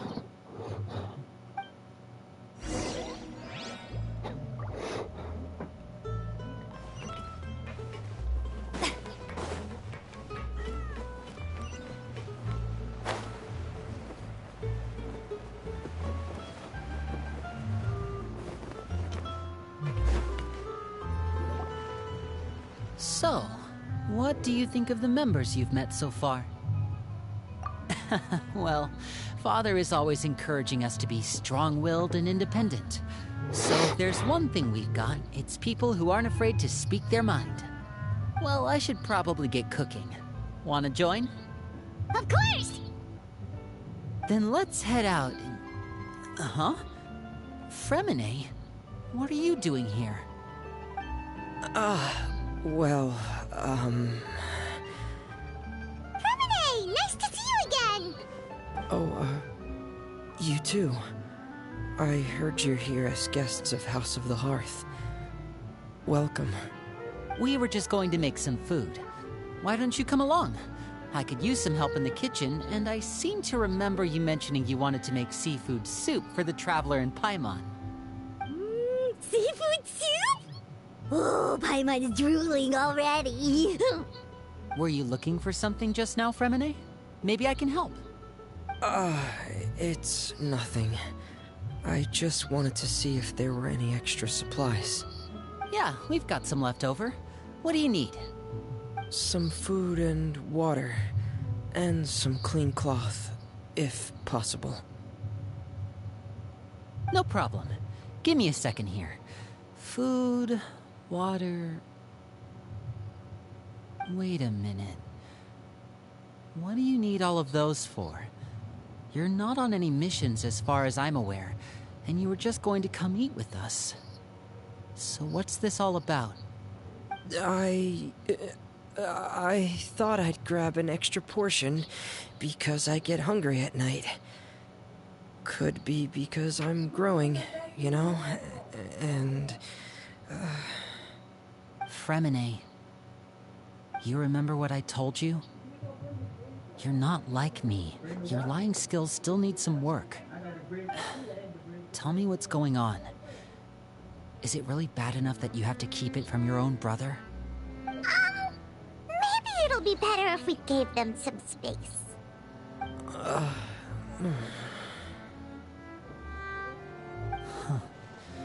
This is the first time I've seen that kind of look on your face. Whatever happened, does it have something to do with Father? Yes. Just follow me.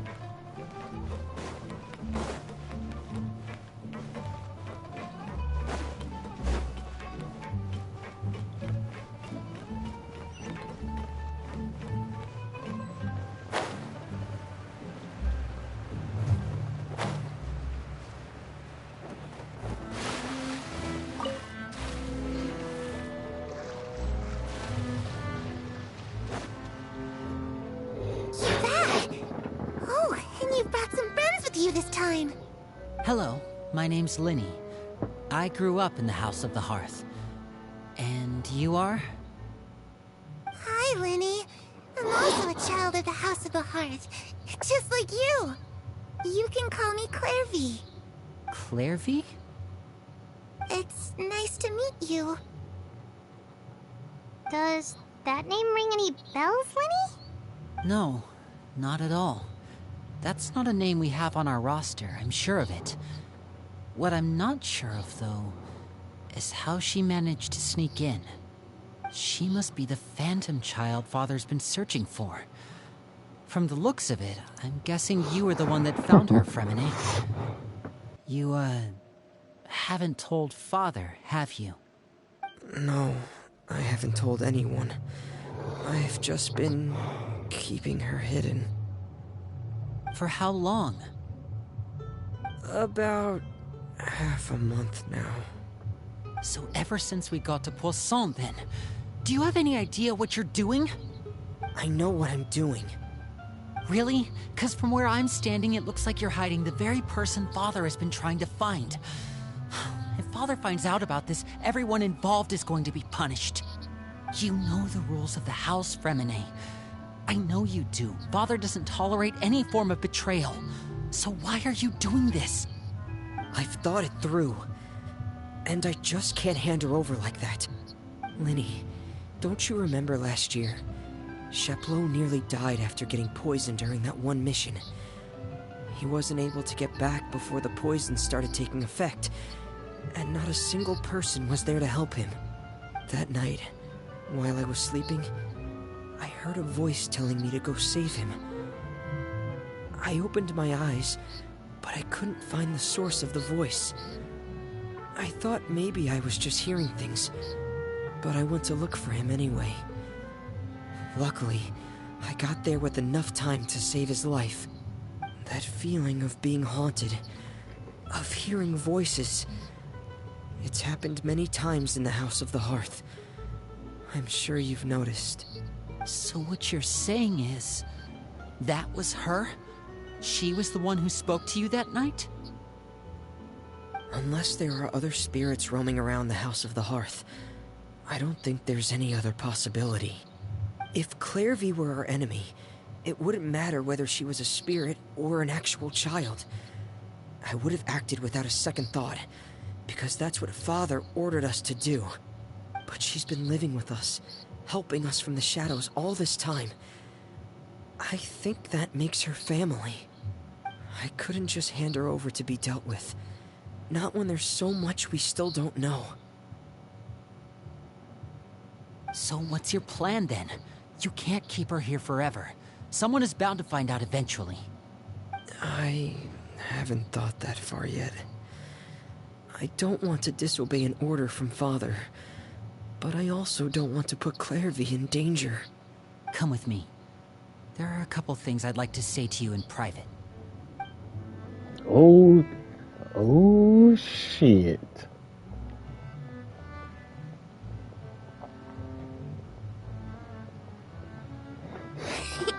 Those two sure care a lot about each other.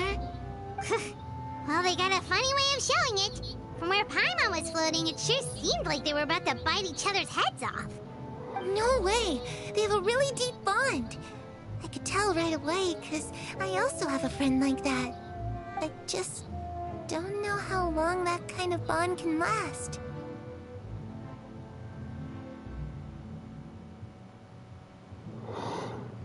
The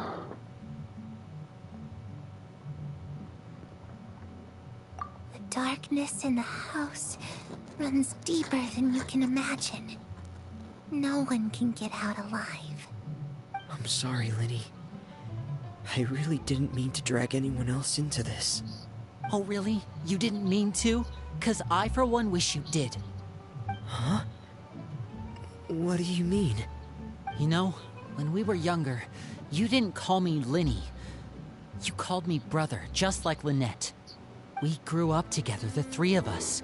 We were all orphans, all rescued by father. Of all the siblings in the House of the Hearth, I think our bond was the closest. Later on, when you started calling me Linny, I wasn't actually surprised. After all, Lynette and I are related by blood. We've had to depend on each other to survive long before we joined the house. Linny, The darkest and most difficult moments of my life happened before you and I had ever met. I'm sure that's true for you as well. Even so, Fremine, we've stood by each other for all these years now, and to me, that means more than blood.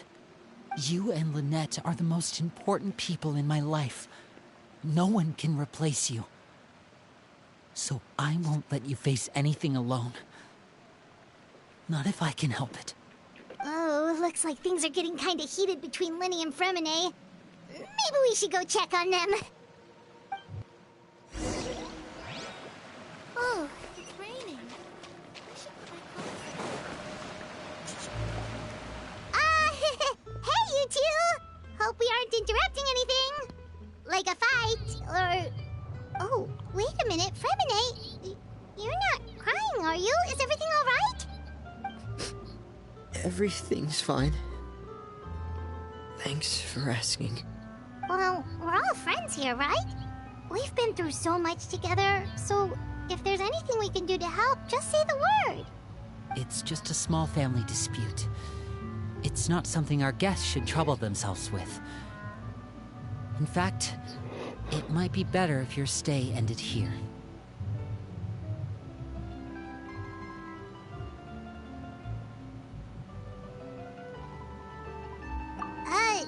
What are you getting at, Traveler? When guests are around, families are often on their best behavior. And any disputes are less likely to escalate. That's what you're trying to say, isn't it? I just... Thank you. Oh, you're welcome, really lady. hoping to keep you out of it. But even if I could think of some other reason to turn you away, I'm not sure I could convince you. I know things could turn dangerous, so I promise you this. From now on, I'll protect you like my life depends on it. Me too. Well, back to the matter at hand then. If we don't plan on handing Clairvy over to Father, then our only other option is to solve the mystery of her identity before Father is able to track her down. That means finding out where she came from and what she's doing here. Then we can send her on her merry way and pretend like none of this ever happened. I've tried that already. And? And... nothing. I tried taking her somewhere really far away, but...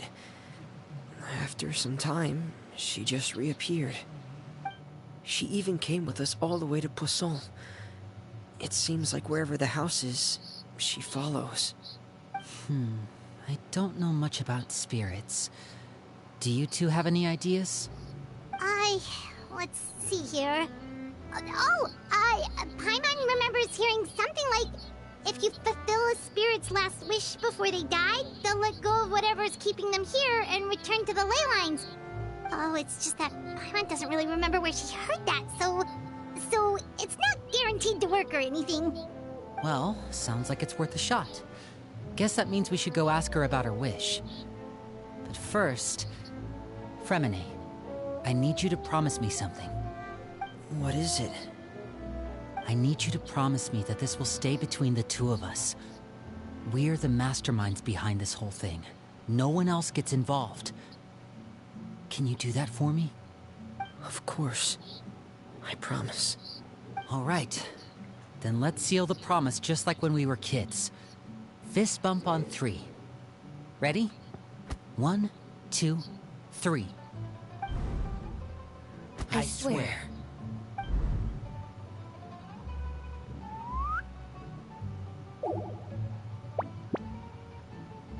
And Lynette popped up out of left field. Lynette!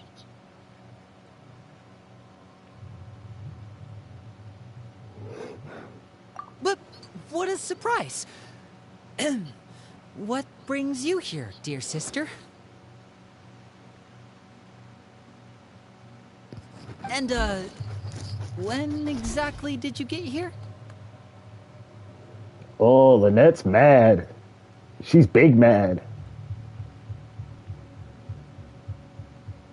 You're an idiot, brother. And you too, Fremine.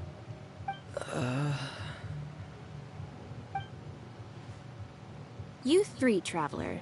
And you 4, Paimon. Wait, what did we do? I've seen Clairvy around the House of the Hearth before. I hadn't seen her in Poisson, so I figured she must not have come with us. But it turns out, you were just hiding her. I heard you talking about your plan. Rather than steering clear of the situation, I'd rather fully join in.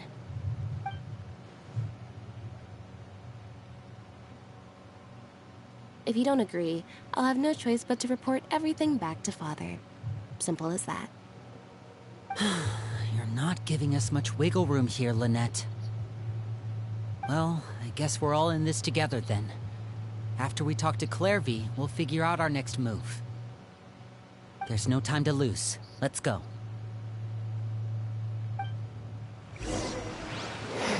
I'm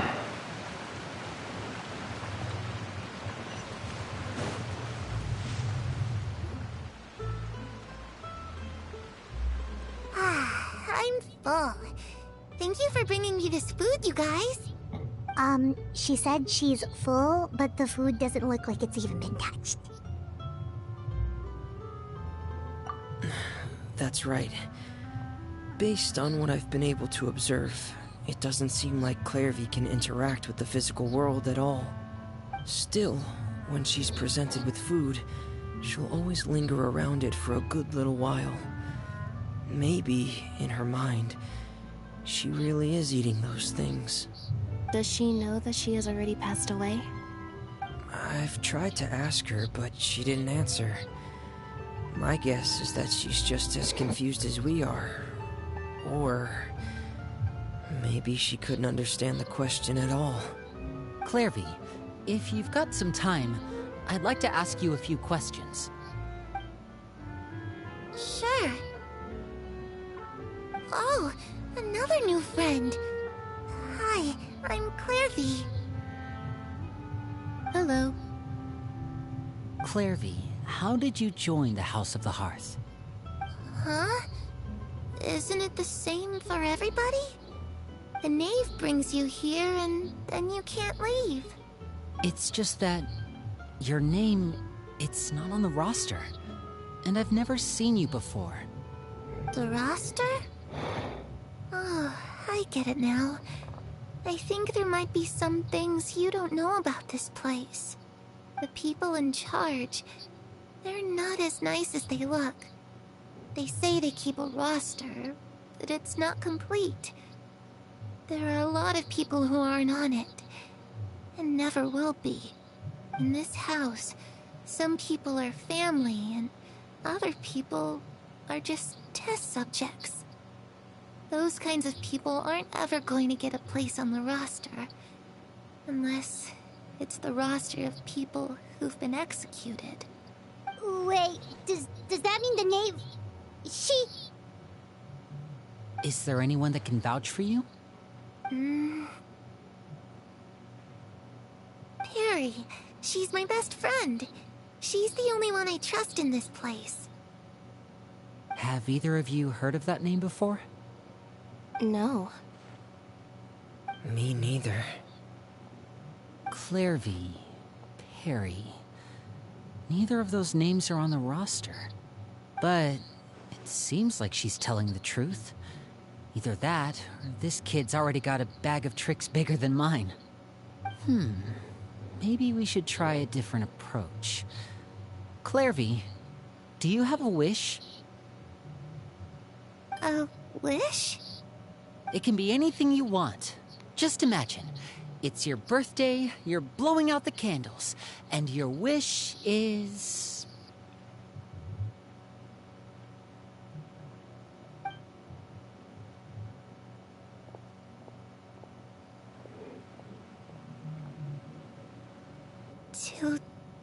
To go outside, where the sun can find me. That's it? Well, that sounds easy enough. The darkness in the house runs deeper than you can imagine. No one can get out alive.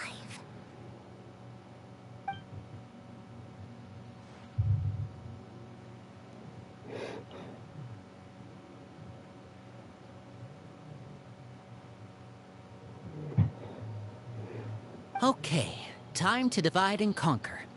Listen up, I've got a plan.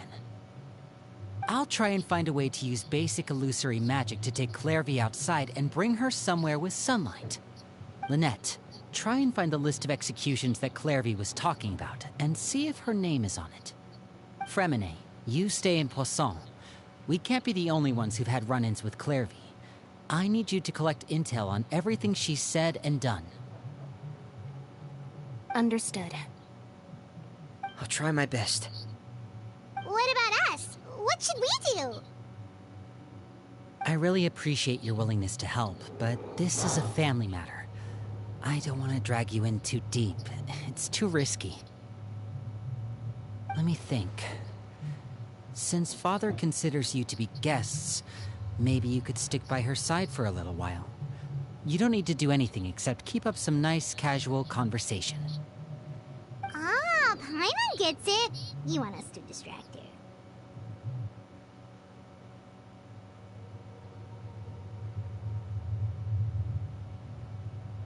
I'll give you a magic bird. If Father suspects something, all you need to do is release it when she's not looking, and it'll alert me that something's wrong. Of course, that's only as a last resort. If Father doesn't seem to notice us, there's no need to make contact. We'll reconvene here tonight after all's said and done. If the worst-case scenario happens and we're discovered, just tell Father everything. We're not going to let our guests get punished for our own actions. That's where we draw the line.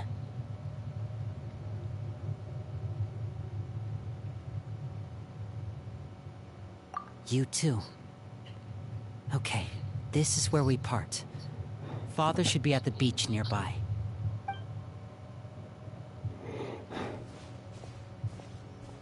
I really hope this goes well. No, it has to go well. That's the only way this can get resolved.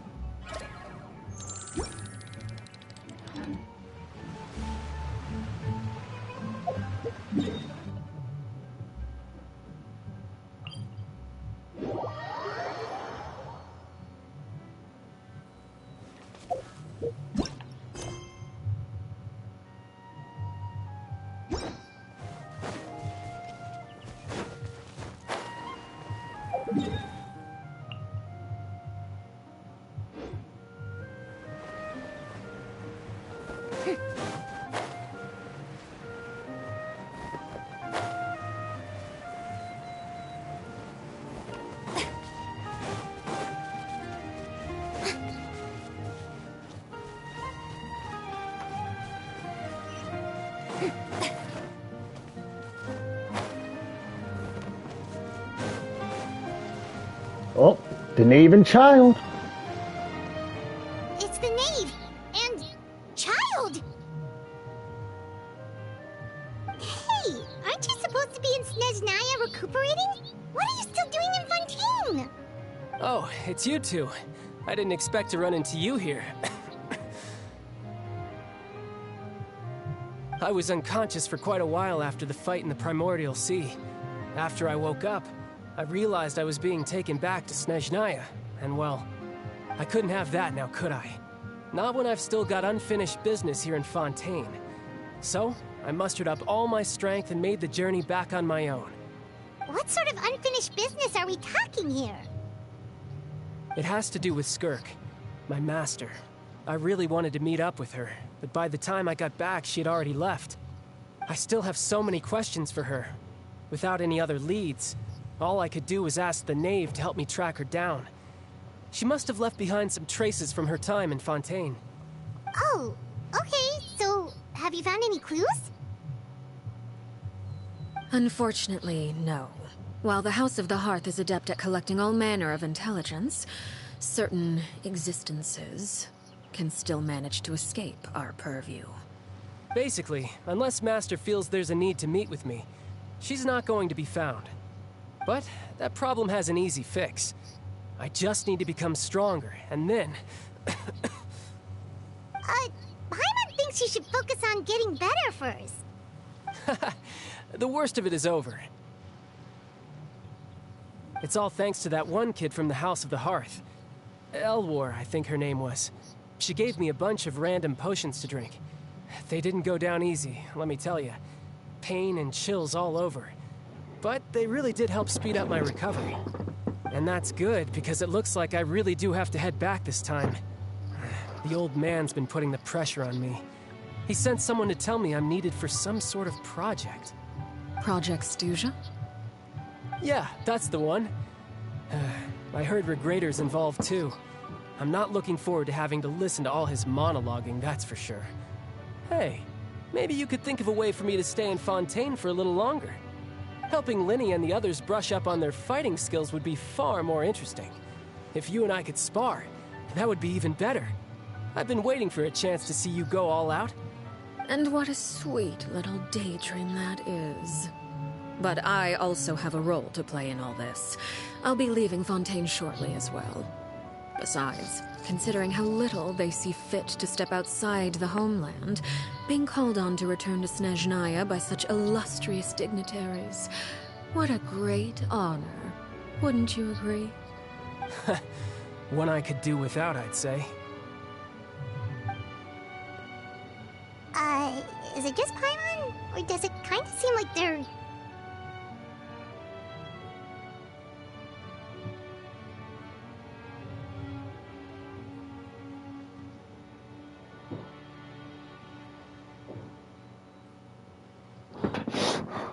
So, dear guests of the House of the Hearth, to what do I owe the visit?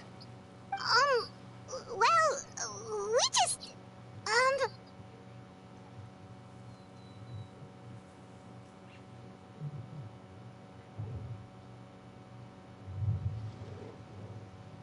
Right! We're super close to Linny and the others, but we still don't know much about you! Is that so? Introductions have already been made, have they not? Oh, well, you see? There's only so much you can learn about someone from a short introduction. At least tell us something a little extra, like... Why do you call yourself father? Huh, good question. I'd also like to know. The fact that you have to ask tells me our intelligence work has been quite successful. Telling you the answer to that question would only serve to undermine that success. And we can't have that, now can we? Spoken like a true diplomat. That was some expert sidestepping right there. Well, If there's nothing else, I think I'll take my leave. I still have a small matter to resolve at home. Wait, don't go!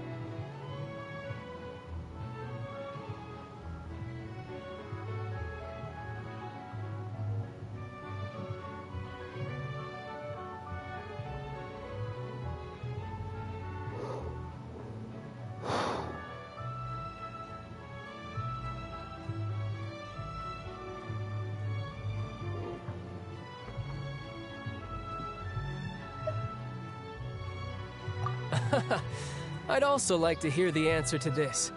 I've met some of the members of your organization, and they all seemed like really good kids. They actually reminded me of Tonya and Tusser. Which, by the way, if you ever betray them, I'm just letting you know, I won't let you off easy.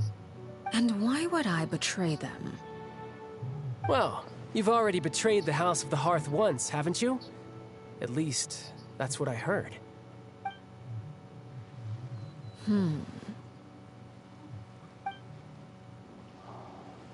Okay, I admit. That's just what the old man told me. The rooster, I mean.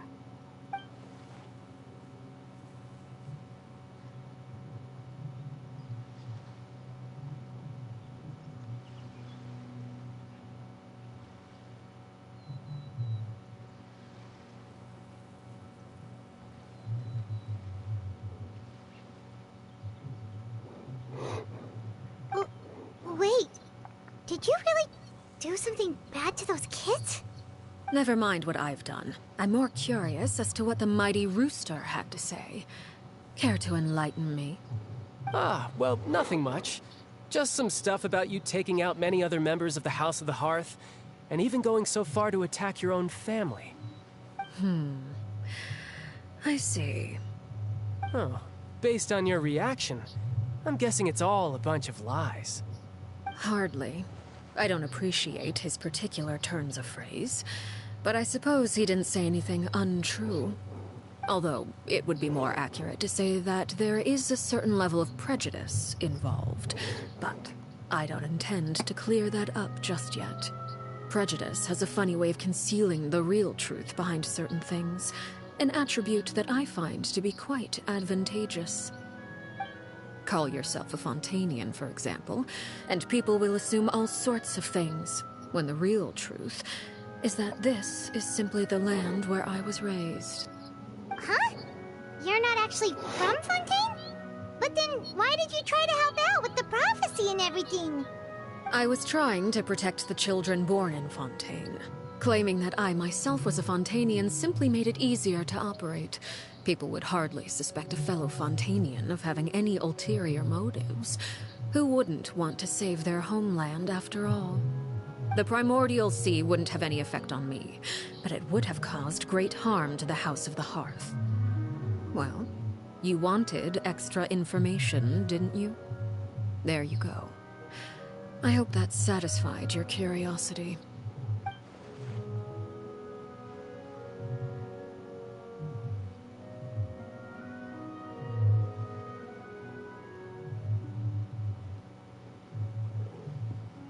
So, you stayed in Fontaine for the kids.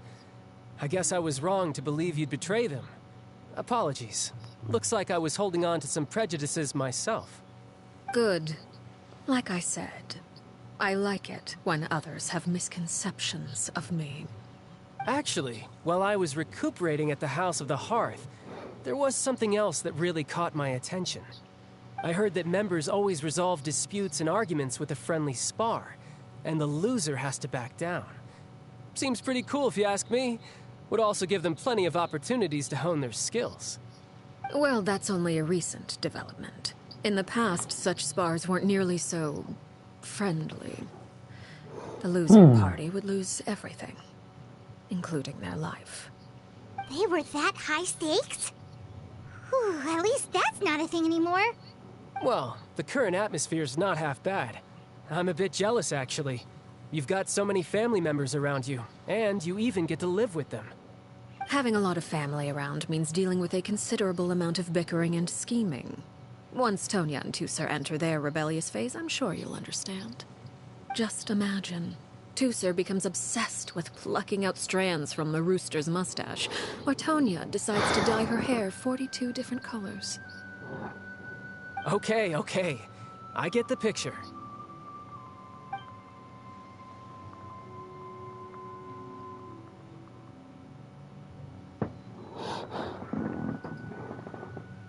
Well, would you look at the time?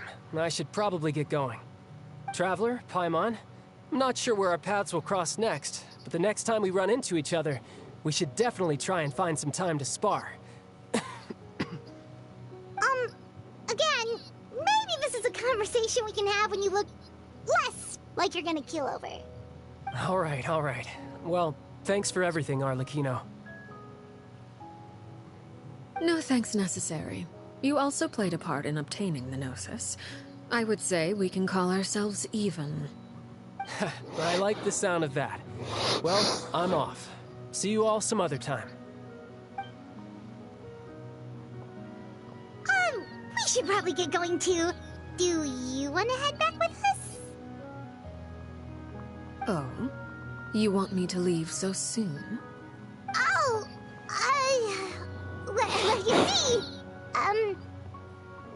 I'm rather enjoying the evening breeze. If you don't mind, I think I'll stick around for a bit. I have some things to think about. Apologies for not attending to you like a proper host. Please forgive this slight. I do hope you'll have a pleasant stay. We managed to keep her distracted until nightfall. Good thing Child was there to keep the conversation going. You don't think she suspected anything, do you? Oh, I wonder if Liddy ran into any issues. Let's hurry back and see how everything went. Boring. Isn't there anything else more interesting to...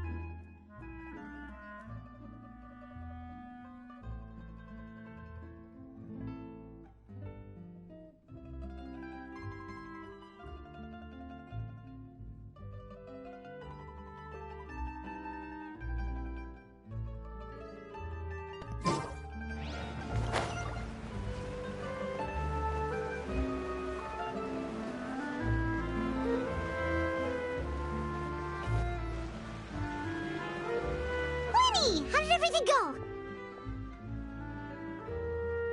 Well, long story short, we ran into a small issue. Clairvy can't go into the sunlight.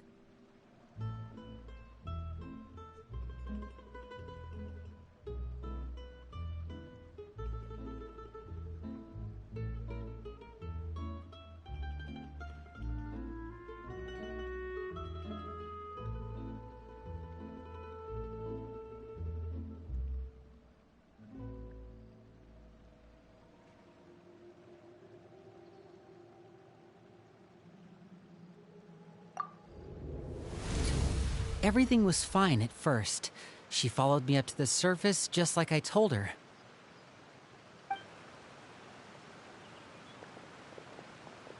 But as I led her out of the shadows and into the sunlight, she vanished.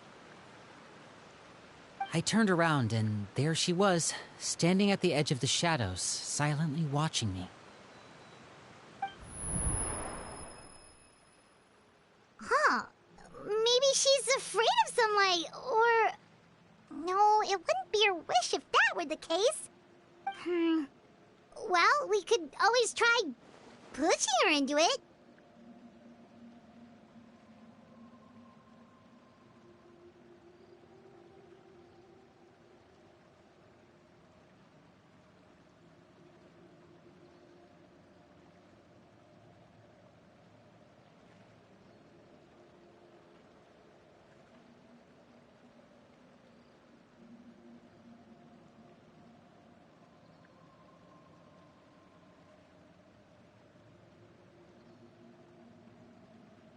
Oh, true. I've pretty much tried it all already. Nothing worked. Eventually, the sun went down, so all I could do was bring her back here. How did it go with you, Lynette? Good. I've got the list. It's right here. Really? Well, what are we waiting for? Let's take a look!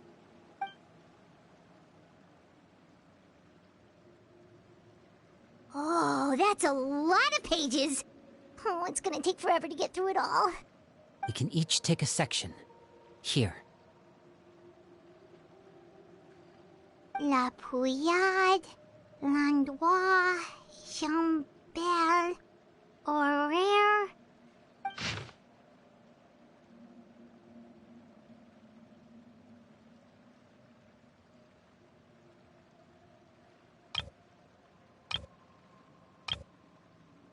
Oh, yikes.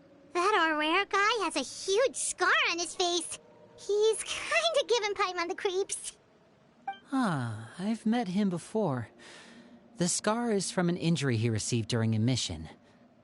I still remember him joking with me about it. He said any future lover would take one look at him and then lose all interest. Did he say anything else? Well, I asked if there was someone he was interested in. He said no, and that's where our conversation ended. It was only later that I learned he really did have someone he liked. He risked everything to escape so he could be with her, but it didn't work. One day, Father asked to see him, and, well, I never saw him again after that. Wait, so that means the knave, she... It may seem cruel, but it's just one of the rules of the house. Betrayal is not to be taken lightly. We know too many secrets to come and go as we please. So, if you do try to leave, you pay with your life.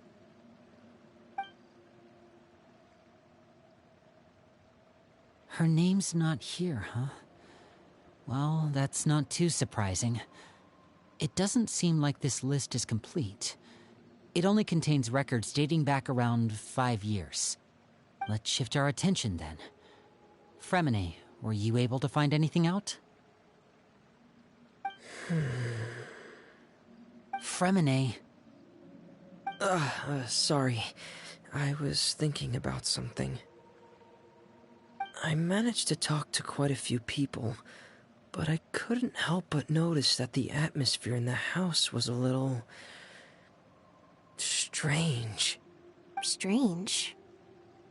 Yeah, I mean, I know there have been arguments in the past, times when people haven't gotten along.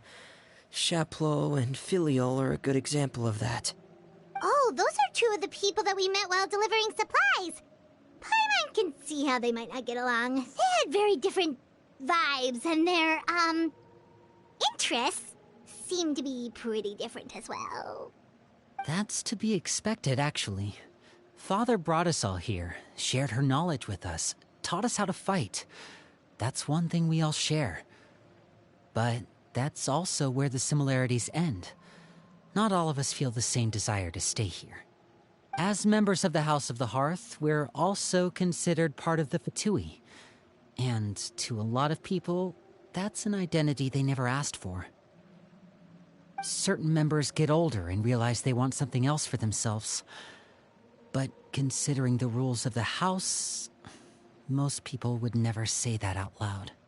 People like Chaplot and Foltz are loyal to Father and her vision. They're proud to be part of the Fatui. Filial and Nantoy, on the other hand, well, they aren't quite as enthusiastic. These kinds of conflicts have always been there. It's not like Father is in the dark about any of this. Well, that's true. But it just feels like things have gotten worse lately. Filial and the others, it seemed like they were meeting in secret to talk about something. I can't say for sure, but I think they've met Clairvy. You think she's been inciting them to act out? No, not exactly. But I wouldn't be surprised if she said something to them about the darkness in the house and how deep it runs. She's told me about it before. Experiments being run on children. People being used as pawns on the battlefield without so much as the strength to survive. And they just believed all that? Without any evidence? Clairvy's words probably gave them the excuse they were looking for. Whether they actually believe them to be true is secondary. This is all because of Project Stuja, isn't it? Whoa. Hold on a second. What's this Project Stuja all about, huh? This is the second time it's come up now. Sorry, but I'm not sure of the details either. I only know what Father has told us, which is that it's something the Rooster and Regrator have been working on together. Apparently, it has to do with the Fatui's strategic plan for the future. Because the House of the Hearth was so successful in obtaining the Gnosis, we now have the honor of playing a key role in Project Stuja. Wait, but isn't that a good thing? Key role is just another way of saying dangerous role. To us, the whole thing is an inconvenience. Father thinks so too, but she's in no position to refuse. Their plan isn't exactly unreasonable, and they've been funneling the house a lot of funding. It's just that we'll lose a lot of members in the process. Participating in the plan, it's an honor in name only. What they're really trying to do is subdue us. The existence of an intelligence organization outside their control makes them feel uneasy.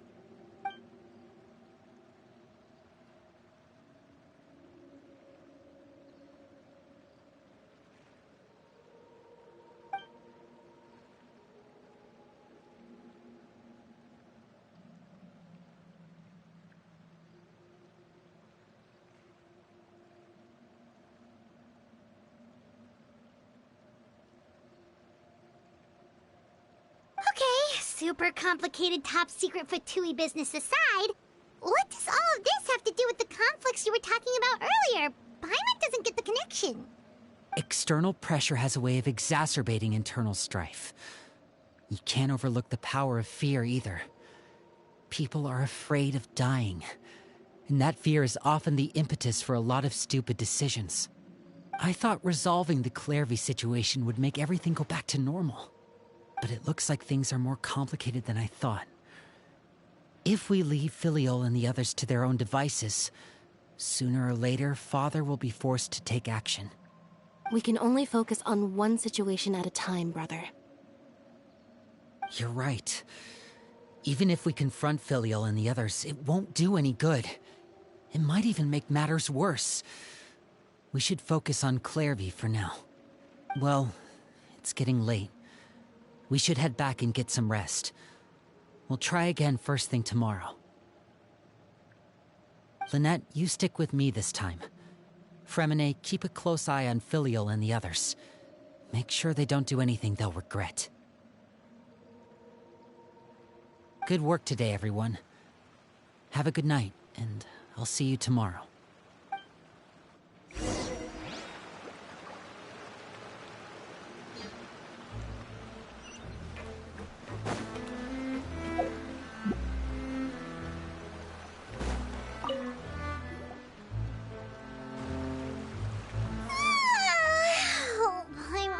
looking forward to an early night, but she can't sleep at all.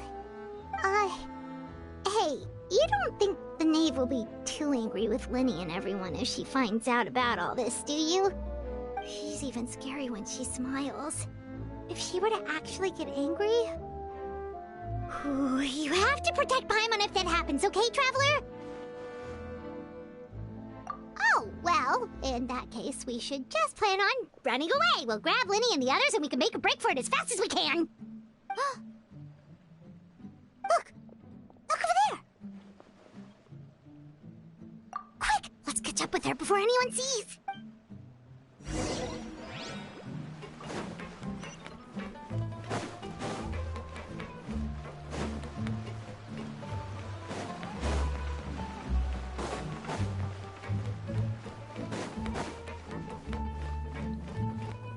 Over there!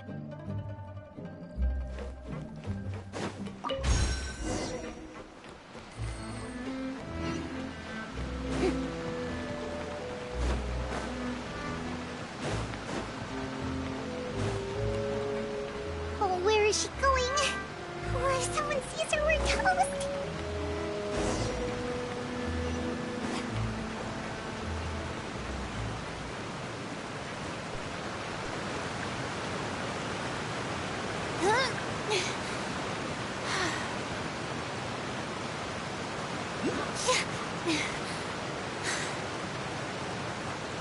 Oh, look! She stopped!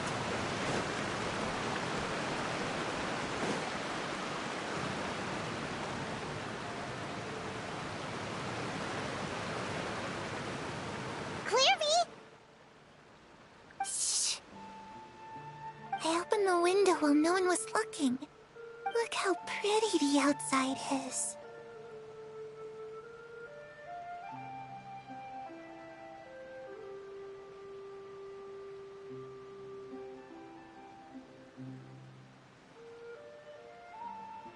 If only I could have more than this.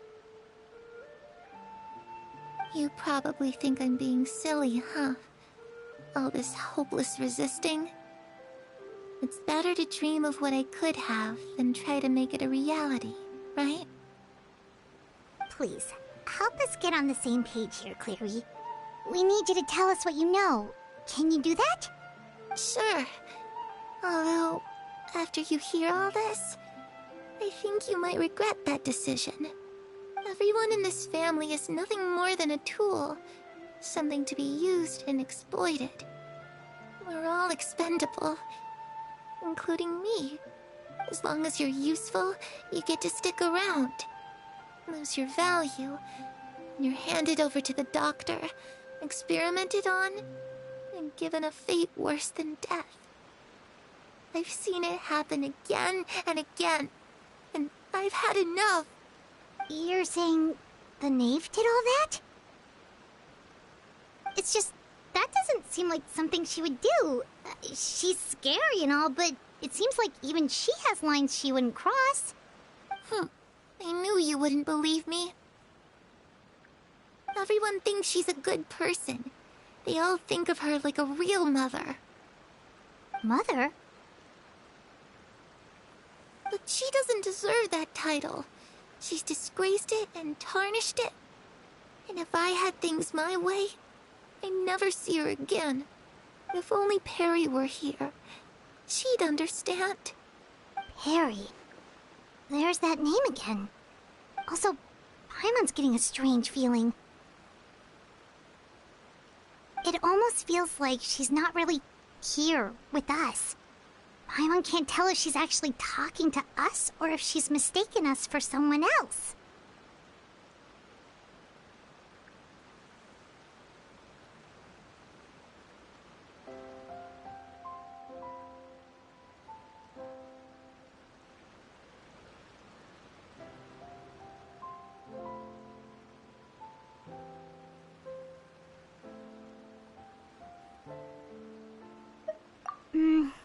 Well, in any case, it seems like she really needs someone to talk to. We should keep her company for a little longer. She looks so young. But it seems like she's been through a lot. It's getting windy. I should close the window. Ooh, look at the moon. Isn't it pretty? Hey, wanna hear a secret? I heard that if you look up at the night sky in Snezhnaya, you can see the aurora. It's supposed to be super pretty. Even prettier than the moon tonight.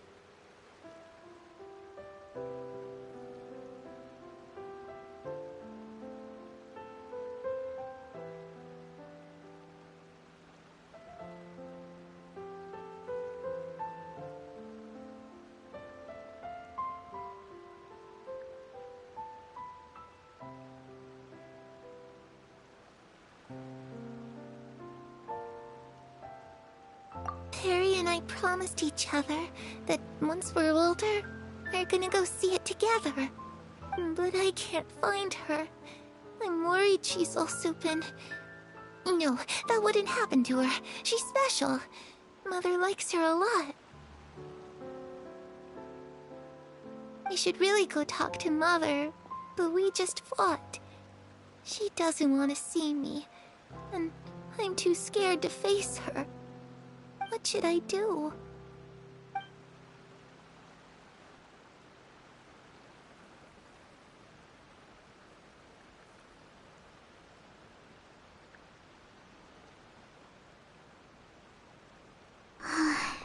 Paimon really doesn't understand what's going on with her. Well, let's head back. We've got an early morning tomorrow.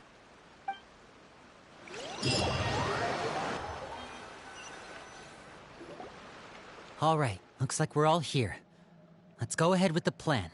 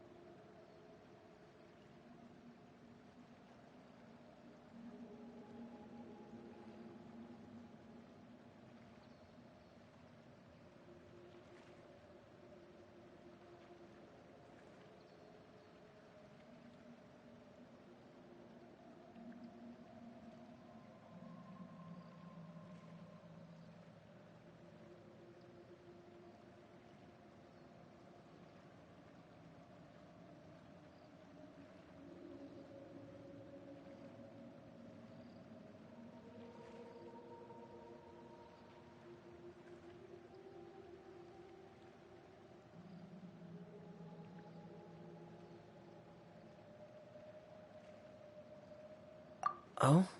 What is... What makes you ask that?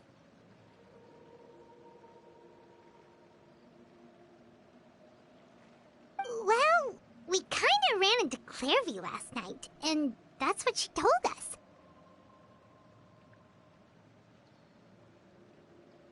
We met the doctor back in Sumeru. He's super dangerous, and he's done all sorts of bad things. It's possible that Father and the Doctor have had certain dealings, but I don't think Father would work with him. We're not really on the same side, so there's not a lot of trust between them. That doesn't exactly set the stage for a successful partnership. I did hear, though, that when Father first became a Harbinger, the Doctor offered to work with the House of the Hearth. Father rejected most of his proposals, except for one. It had to do with some sort of secret experiment. Secret experiment? Could that be what Clairvy was talking about? I don't think so. I don't know any details about the experiment itself, but I do know it's an entirely independent operation. The Doctor only proposed a direction for the research. That was the extent of his involvement. I still don't think that counts as working together. The details of the experiment are confidential, but complete records are kept on all participants. That doesn't seem to be the case with the situation Clairvy referred to. I know you don't agree with some of the Fatui's methods, and I'm not asking you to. But I am asking you to trust us on this. The House of the Hearth has its own principles. There are certain lines we're not willing to cross. Alright, that's good to hear at least. Clairvy seems to think the Knave and the Doctor worked together to do something horrible. If that turned out to be true, Paimon doesn't know how he would even face you guys. It's just that it doesn't seem like Clairvy is lying either. The easiest thing to do would be just ask the Knave directly, but Paimon doesn't think she'd tell us.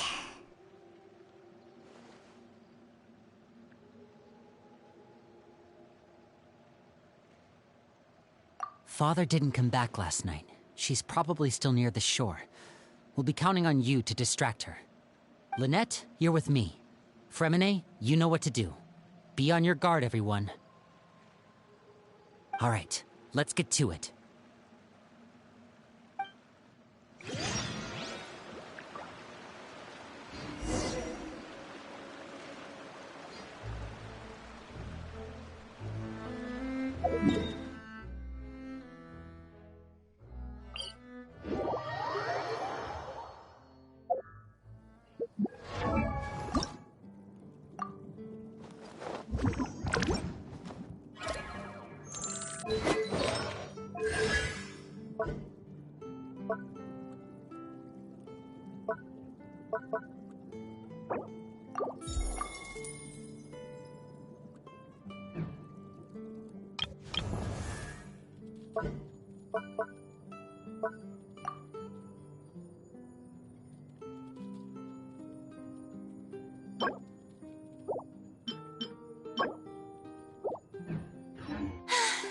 Being too popular can be such a hassle.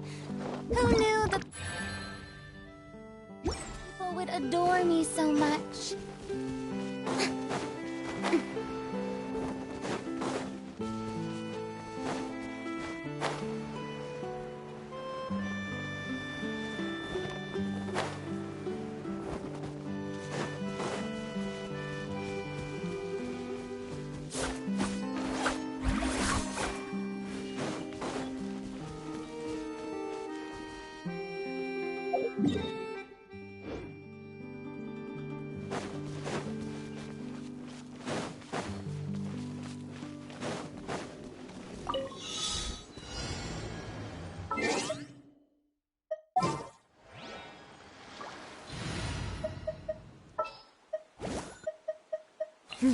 Let's do...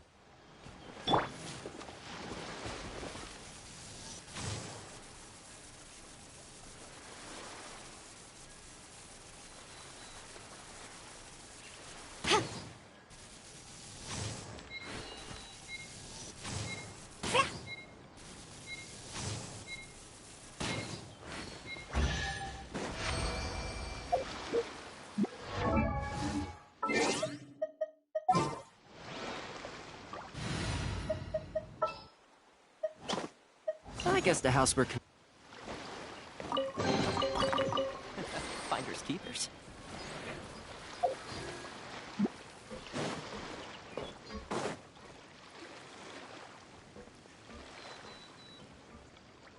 Ah, it's you two again. I must say, you look a bit pale. Did you have trouble sleeping last night? A little. Perhaps if you had less on your mind, you'd be able to absolve yourself of such troubles. So what are you planning to do now? Catch up on some sleep? Or should I give you some time to rack your brain for a topic to discuss before I ask any questions? Although I must profess to being curious.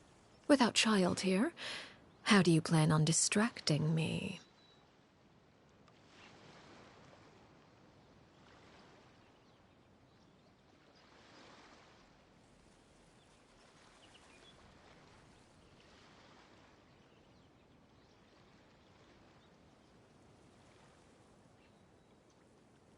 Us?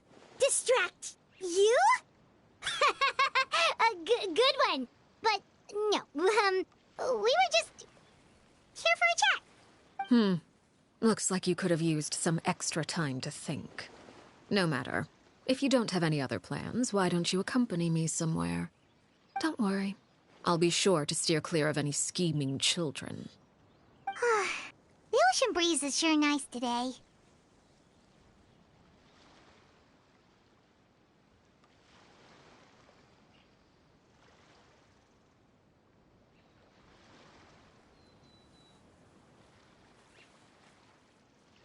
Children always think they can hide things from the grown-ups.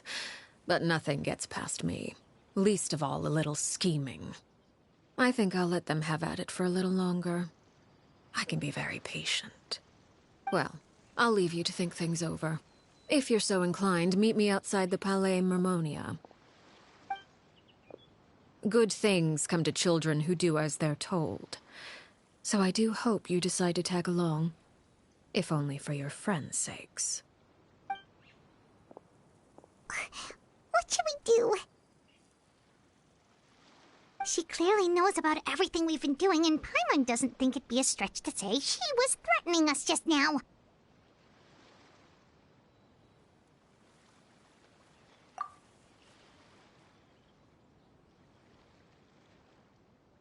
Oh, good idea.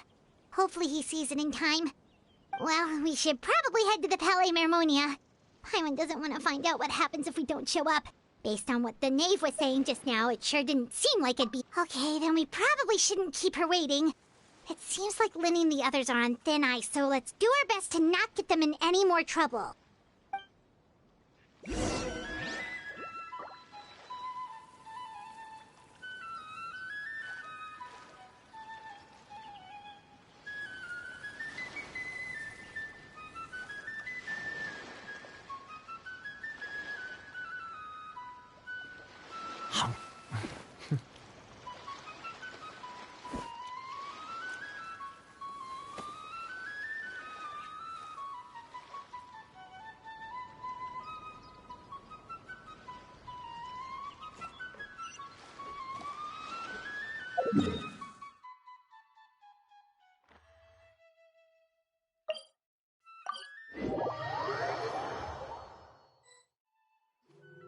Seeing as we still have some time before my meeting, we might as well enjoy some pleasant conversation while we wait. Good companions is necessary for a child's development. You're not planning on doing anything to them, are you? I assume you're referring to Linny, Lynette, and Fremine. Although, there's that situation with Filial and Nentoy as well. It appears quite a few people have been acting out lately. No matter. I'm not one to discriminate. All those who betray the house meet the same fate. There are no exceptions. Does that mean you're going to kill them? Oh, are you here to beg for their lives? I'm sorry to disappoint, but the rules of the house change for no one. In my organization, everyone is responsible for their own actions. But don't you care about them at all? They really respect you. They even call you father. You must feel something for them. Any organization in which feelings come before principles is one destined for ruin. The House of the Hearth is hardly an exception. You could say our principles are more stringent than most. Perhaps I can offer you this consolation at least. As our guests, you two will not be held accountable along with them.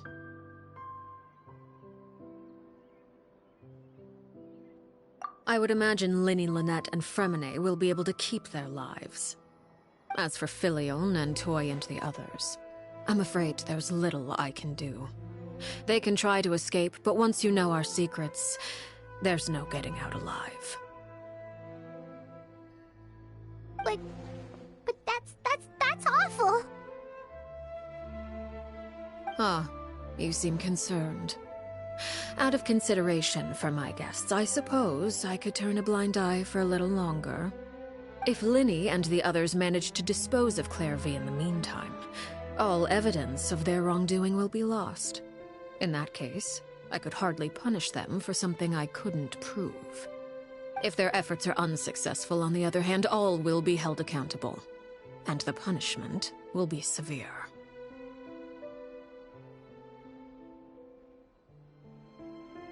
Of course. Oh, and here, I believe this belongs to you. Do try and keep better track of it next time. It takes a considerable amount of time to train a bird like this. It would be such a pity if you were to lose it. Permanently. Wait, where did you get that? Well, I'm afraid that's all the time we have to chat. Now, for the matter at hand. I asked you to meet me here because I have business at the Palais Mermonia. It has nothing to do with you, but I think it would be prudent for you to stick by my side for the time being. There will always be time later to run off and tell Linny what you've learned. Well, time to go. Looks like we wrapped things up just in time.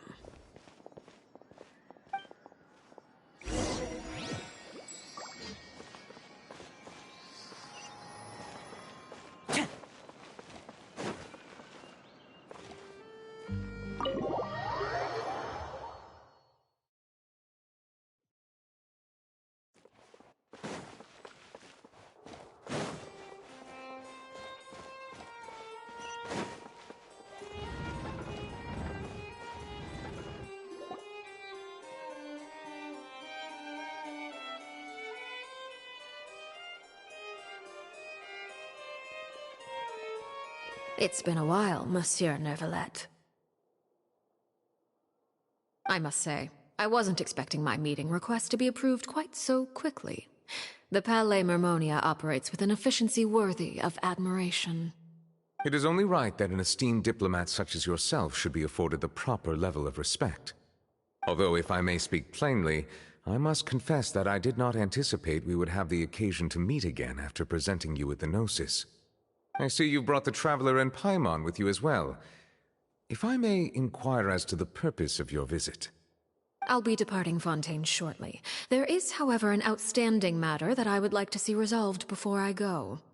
It requires a rather lengthy explanation, I'm afraid. So I took the liberty of explaining everything in this proposal. Please review it at your leisure, Monsieur Neuvillette.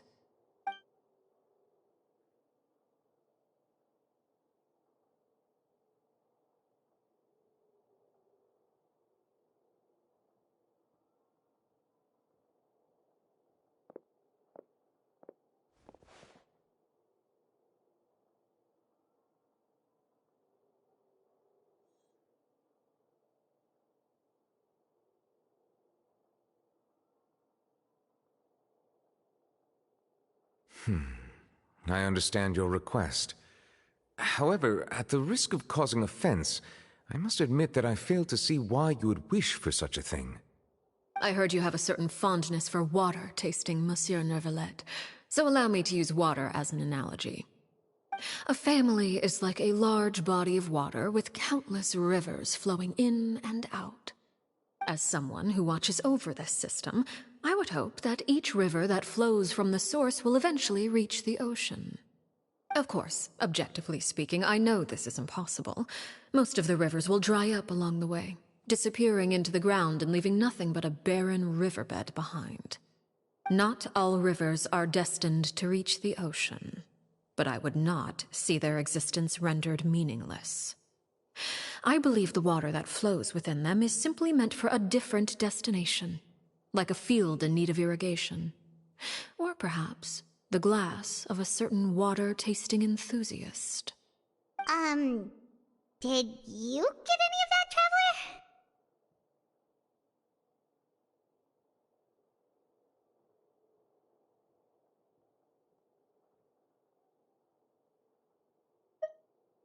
Your words paint an optimistic picture indeed.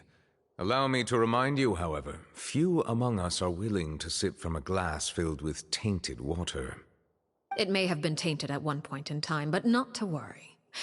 I'll make sure it's drained of all impurities and returned to its cleanest form.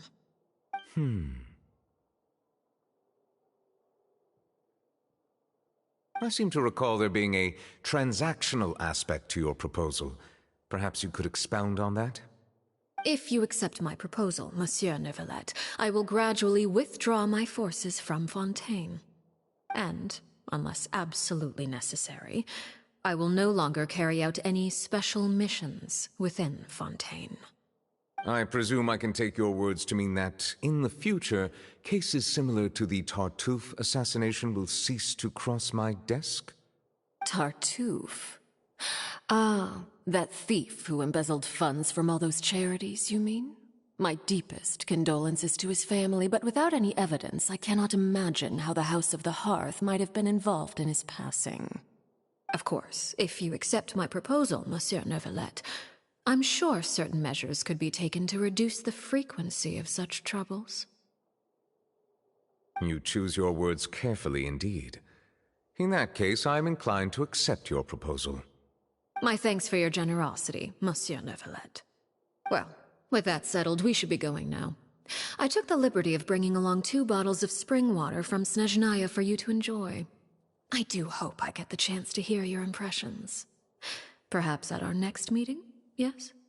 Indeed. I trust you would not overlook your commitment in the meantime. All right, Traveler Paimon.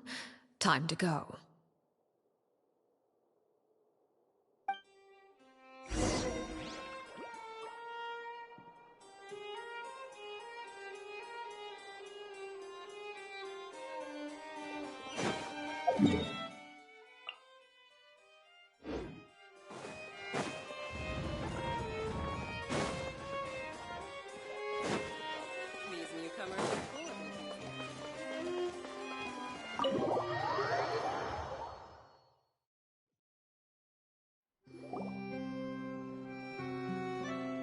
So, what exactly were you talking about back there?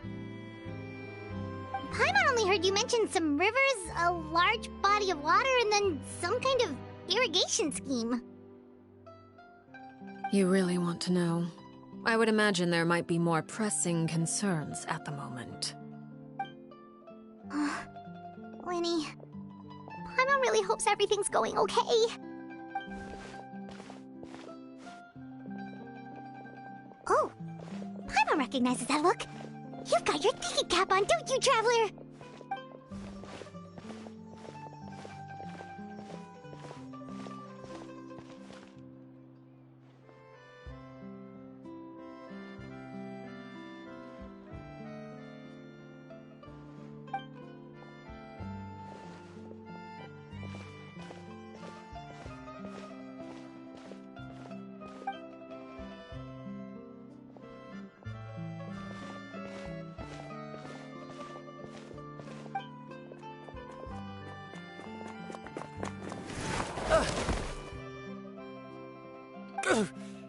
Oh, shoot. Are you alright? Oh, jeez. I'm so sorry. I was so focused on selling these papers, I wasn't looking where I was going. Well, let me make it up to you at least. Here, take this paper. On the house.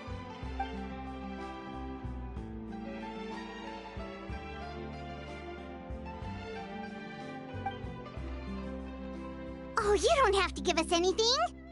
Please, I want to. It's not like I'm short on supply. All the extras will be useless come tomorrow anyway. It's my fault, really. I was just trying to bring home some extra mora for the family, but I bit off more than I can chew. I haven't had many takers today, so I'm still swimming in papers. What's going on here? Nothing much. I just ran into your friend here on accident. I should probably get going, actually, so... Hold on. Of course, I'm happy to compensate you with mora, it's just... I don't have any on me at the moment. I'll take 3 papers. Here. Your payment. Oh! Thank you for your patronage. May the Archons bless you with good fortune. If only I had the chance to run into such generous customers every day. I should probably just take on a smaller inventory though, right? I'm getting married soon, so sometimes it's hard to not get ahead of myself. Anyway, I should head out. Goodbye! Well, now that my affairs are settled, we should take the boat back to Poisson. We've even acquired some light reading to enjoy along the way. Actually, why don't we stick around for a little longer? Paimon just realized how hungry she is. She can't head back to Poisson on an empty stomach.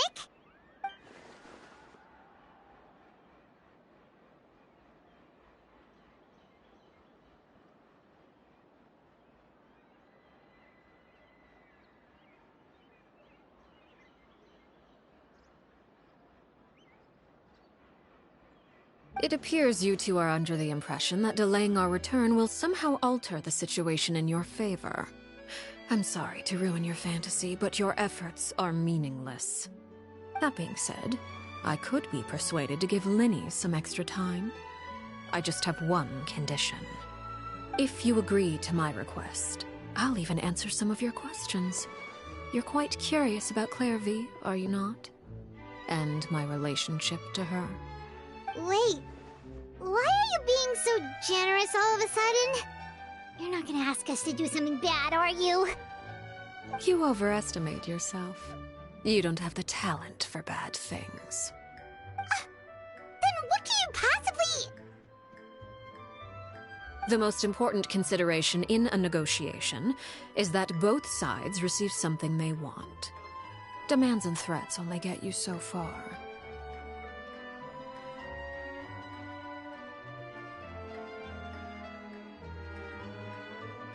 Wonderful. Here it is. When the time comes, make the choice that you deem most appropriate in the situation, and lend your help to the House of the Hearth. Okay, sounds normal enough. But what do you mean, when the time comes? When is that supposed to be? That is for you to decide.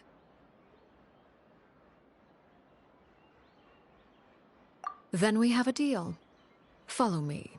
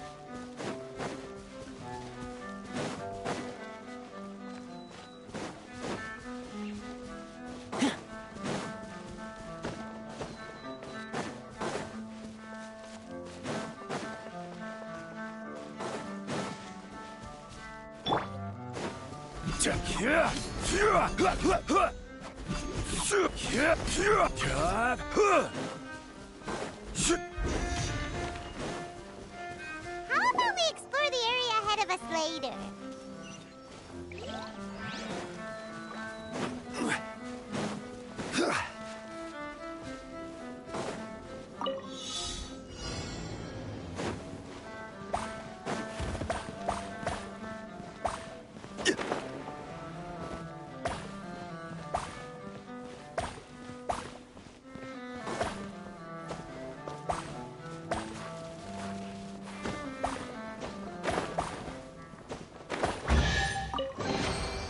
One man's stone is another man's gem.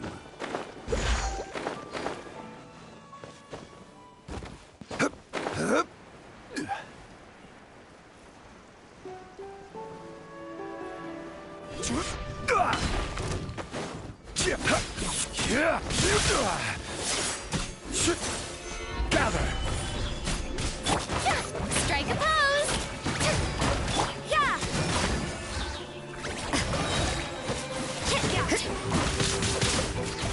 Judgment! Shiver! Time to shine! Solidify!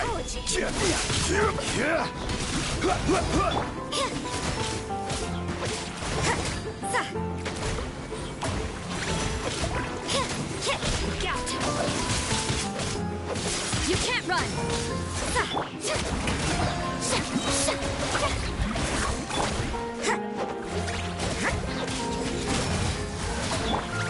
Stable.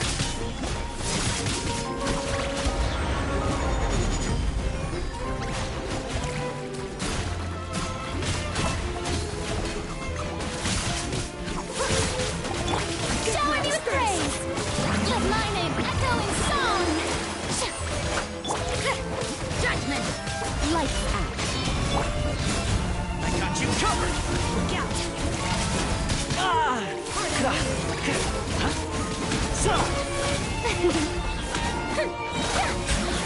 Let the world come alive! You can't run! Please remain seated. Yeah!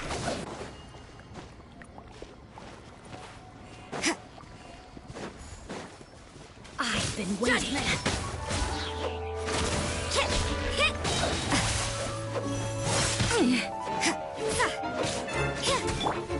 May I present? Gather! This is order.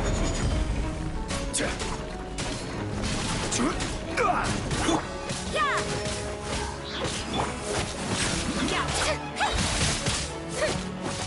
Let my name echo in song! The banquet is near. You can't run! Punishment!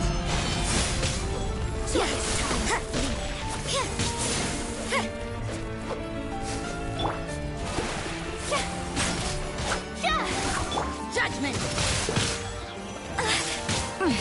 Things are getting interesting. What a nuisance! Check this out!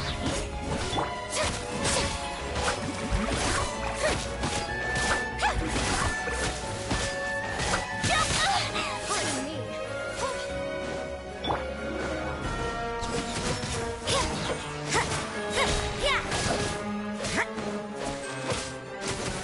Apologies.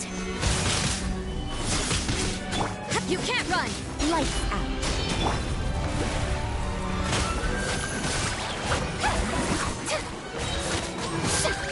Judgment! Don't get too close! Here's backup!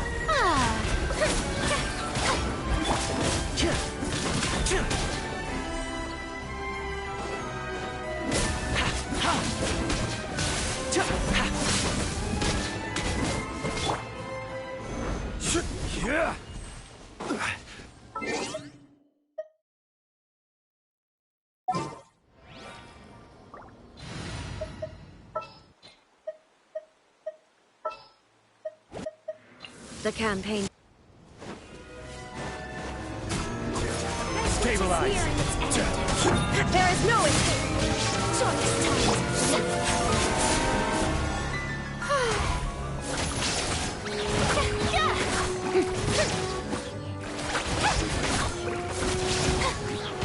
Let the world collide! Shine down!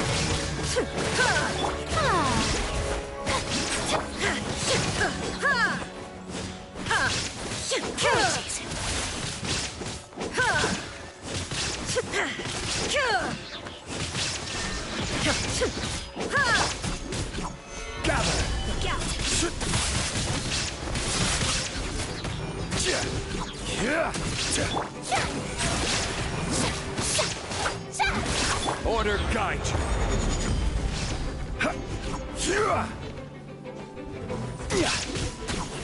Apologies. Pardon me.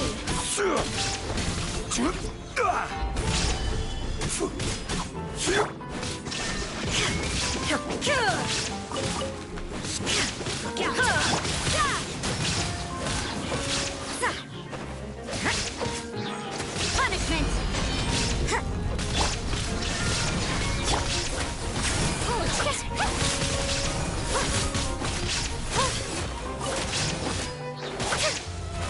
How brilliant! Stop that! How dare you! Solidify. This is order.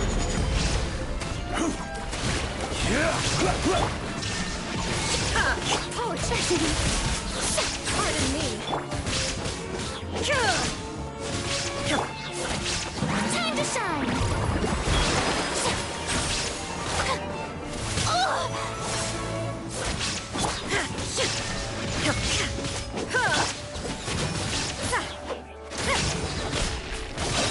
Get lights out. Forgive my disturbance. The show begins! Apologies. Pardon me. Stabilize. For just a moment. Forgive my prior inconsideration. Illusion shattered.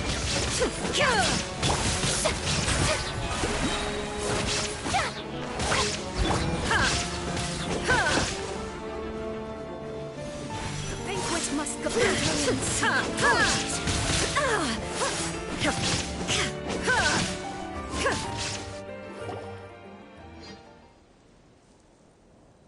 What is this place? Somewhere long forgotten by everyone. It used to be a grand building. Now it's nothing more than a pile of rubble. No one comes here anymore, nor does anyone care about what once happened here. Although, this place does have something to do with the story I'm about to tell you. It was before I became a Harbinger, and before Linny and the others joined the House of the Hearth. Due to certain events, I first killed Clairvy and then her mother. And this is where it all happened. You were the one that killed Clairvy?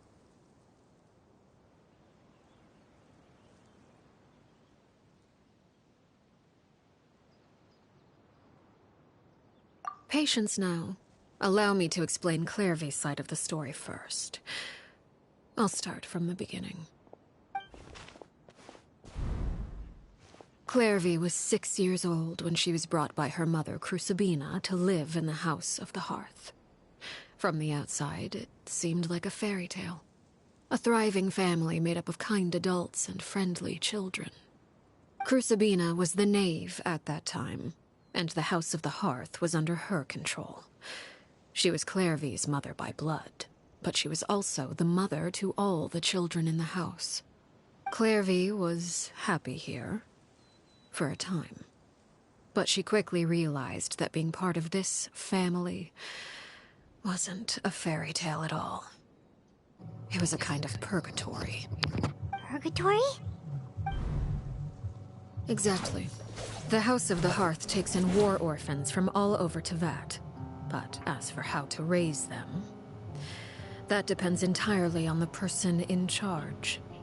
Crucibina came up with a novel idea. She would teach the children to fight, force them to duel each other, and then crown as the king of the house the child who proved themselves most worthy of inheriting her title. It's difficult to estimate the number of children who died or were maimed in the process. There's little I can say about the ones who died. The ones that emerged with permanent injuries, on the other hand, well, they still served a purpose. They would be handed over to the doctor to be experimented on, or sent away on dangerous missions. Nothing more than tools to be used and then discarded. So those were the experiments Clairvy was talking about. But what actually happened to her? You said that Clairvy was Crucibina's daughter, so if Clairvy tried to convince her to stop what she was doing, Crucibina probably would have listened, right? Despite being Clairvy's mother, Crucibina cared little for her daughter. She forced Clairvy to join the House of the Hearth only as a means to demonstrate her own impartiality as a mother, to prove that she treated all her children equally. Clairvy did try to convince her mother to change her ways, but it was to no avail. After her efforts failed, the only other option was to rise up and try to fight back. Unfortunately, the other children had already been thoroughly indoctrinated into the illusion of happiness Crucibina had created. Of course, there was one exception. Someone Clairvy's age who knew the truth about the House of the Hearth. Her name was Peruere.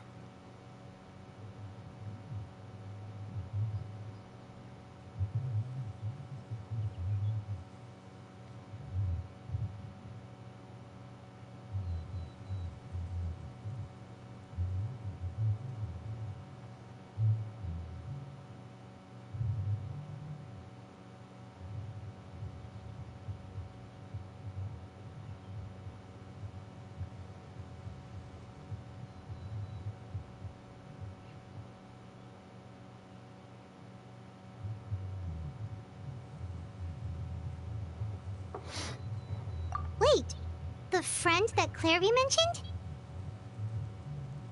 Friend, huh? I suppose we can call her that for now. Clairvy was a cheerful and passionate person with a tenacious spirit. Peruere, on the other hand, was rather cold-blooded. Her cold-blooded nature allowed her to see through Crucibina's facade. Yet, it was also this cold-bloodedness that prevented her from acting against it. At least at first. While Clairvy longed for freedom, Peruere was convinced that, amid all the fighting and violence, she would make it until the end. Despite their differences, the two became fast friends, united by their knowledge of the truth. Clairvy told Peruere that she hoped to create a real family, where no one would be killed or sacrificed. There may have been a certain naivete to her ideas, but Clairvy proved her determination many times over. She tried countless times to run away, ask for help, or expose the truth. But her efforts only earned her beating after beating. The only thing that kept her going was her strength of will. Even with her body racked with pain, she would still stand on her tiptoes and open the window at night. She and Peruere would look out at the moon together, a fierce longing for freedom shining in her eyes. But one day, that light simply vanished. Oh no. What happened? Her hopelessness resulted from a culmination of things. 10 years had passed. 10 years worth of failure after failure. She and Peruere weren't children anymore, but finding any chance to escape still seemed as hopeless as ever. It was during this time that Peruere suggested a new plan. If escaping was out of the question, why not take down the very person sitting on top of this throne of lies? Mother herself. Clairvy rejected that proposal. She claimed that, as a famous harbinger, Crucibina possessed an unimaginable amount of power. Trying to kill her would have an incredibly low chance of success. Clairvy never gave another reason, but Peruere could see it written all over her face. Clairvy still thought of Crucibina as her mother. Killing her own flesh and blood was a line she couldn't bring herself to cross. If she couldn't escape and fight back, then only one option remained.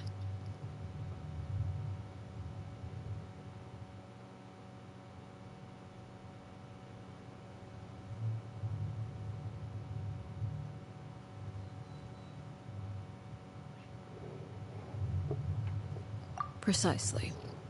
Death was the only way that she felt she could be free. It happened during a duel. When she arrived at the dueling ring that day, her partner turned out to be none other than Peruere, the very person that had stood by her side all those years. It was a fierce battle, but ultimately, Clairvy decided to let Peruere end her life. From that moment on, Paraware's journey was one written in flames.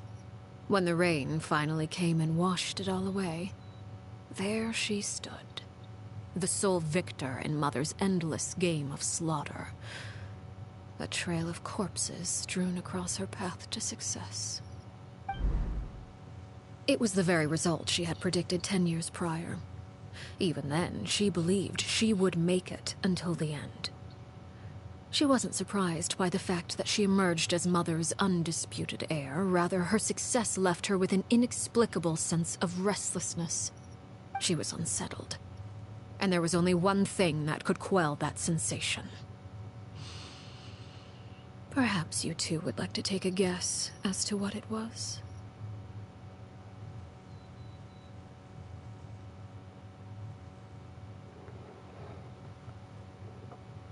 Crucibina, you mean? But... Correct. This is the place where Peruware killed her best friend. A mere year later, this is also the place where she fought tooth and nail to kill the mother they shared. The moment she acted, any conception of what was right or wrong ceased to matter. It's one of the principles of the house. Only those who survive get to write the rules. Peruware won the battle, and became a harbinger herself. After which Her Majesty, the Tsaritsa, bestowed upon her a new name. Arlecchino. So the Perry Clairvy was talking about... It was you all along. You're Peruware. Arlecchino is just a name you got later.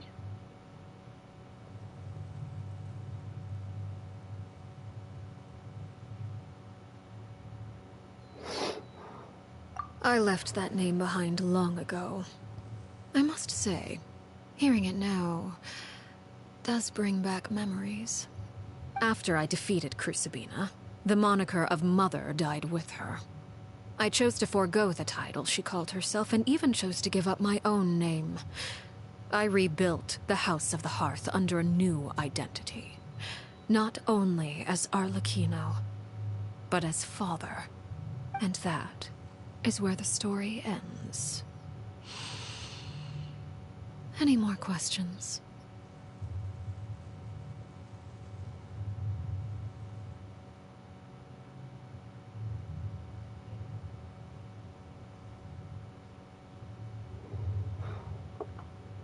Yeah. Based on what you just told us, Clairvy wasn't a little kid when she was killed.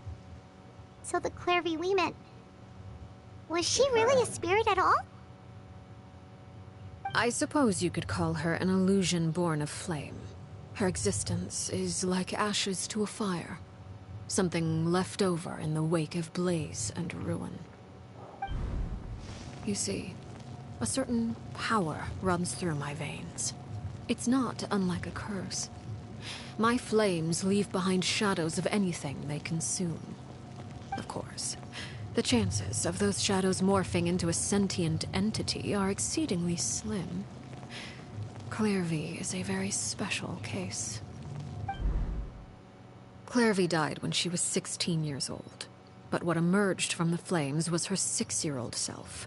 Her appearance wasn't the only thing affected. Most of her memories were lost to the blaze as well. Memory is a mysterious thing indeed. Losing a portion of your memories will alter your sense of self. Lose 10 years' worth, however, and it would be like living in the past. Like returning to a version of yourself that never grew up. No wonder Paimon got such a weird feeling when we were talking to her. Perhaps I should put it this way. Clairvy is someone trapped in time. It may seem like she exists with us in the present, but she truly lives in the confines of her own past. So if all of that is true, then you must have known about Clairvy for a long time. Indeed. She's a rather volatile and unstable entity. Sometimes she would look after the children. She's even saved some of their lives. But Other times, she would hide from me and become obsessed with revealing the truth about the house to anyone who will listen. Shadows don't have the capacity to learn or grow. Any new information they encounter is quickly forgotten over time. Your attempts to expose Clairvy to sunlight, they failed, yes. The reason is actually quite simple. In Clairvy's mind, the house is impossible to escape, and it is this very perception that traps her there. But no matter. All I have to do is kill her again, and all will be resolved. I don't anticipate so much as a single speck of ash will be left behind this time. Wait! I can understand why you might want her gone, but isn't there another way? So what if she's trapped in her 6-year-old self? She's still your friend! At least talk to her first! Ouch. It's too late for that. She broke the rules, and now she must be punished. That goes for Filial and Nantoy as well. She's had quite the effect on them. I hope you understand. The difference between Crucibina and myself lies in our formulation of the rules, not our policy for enforcing them. Upholding the rules without question is a trait we both share, because that is how a household should be run. Is this really what you want to do? Whatever could you mean? Don't you want to say a proper goodbye at least?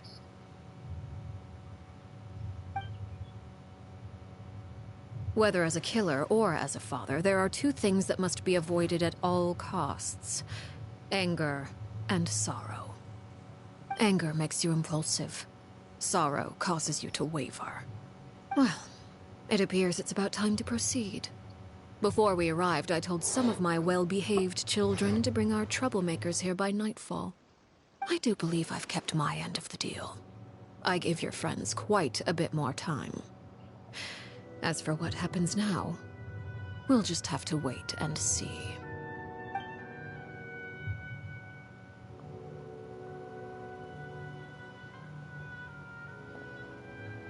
Here they are, Father.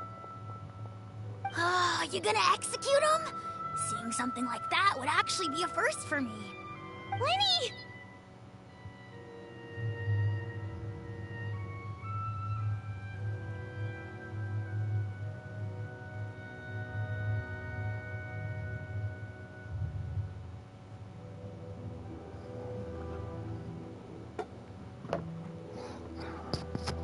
I'm sorry. I heard about how you helped buy us more time. But I still failed. I couldn't find a way to fulfill her wish. Huh? Are you... Perry? Indeed. It's been a while, Clairvy. Perry!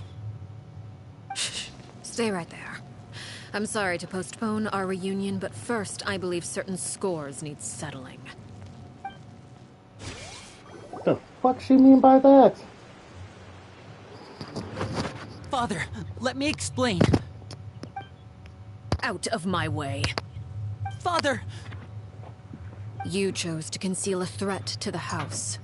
And for that, you must be punished. Overall, however, I suppose your wrongdoing is hardly the most egregious of the bunch, so I'll deal with your punishments later. As for right now, the more pressing concerns are the traitors among us. By traitors? Do you mean us?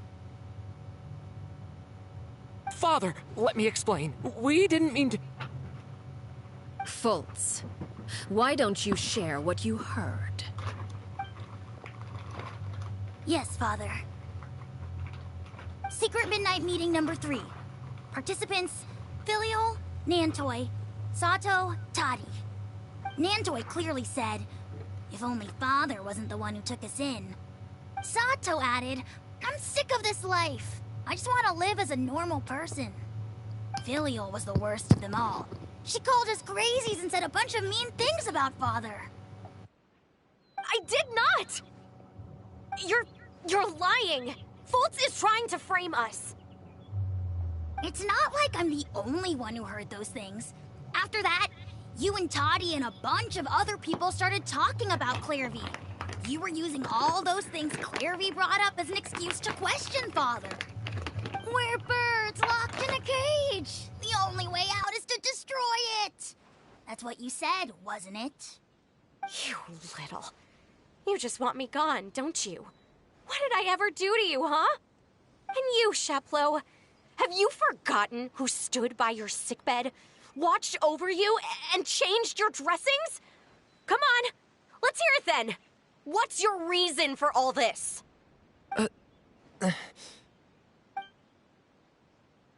You're wrong, Filial. We don't want you to die.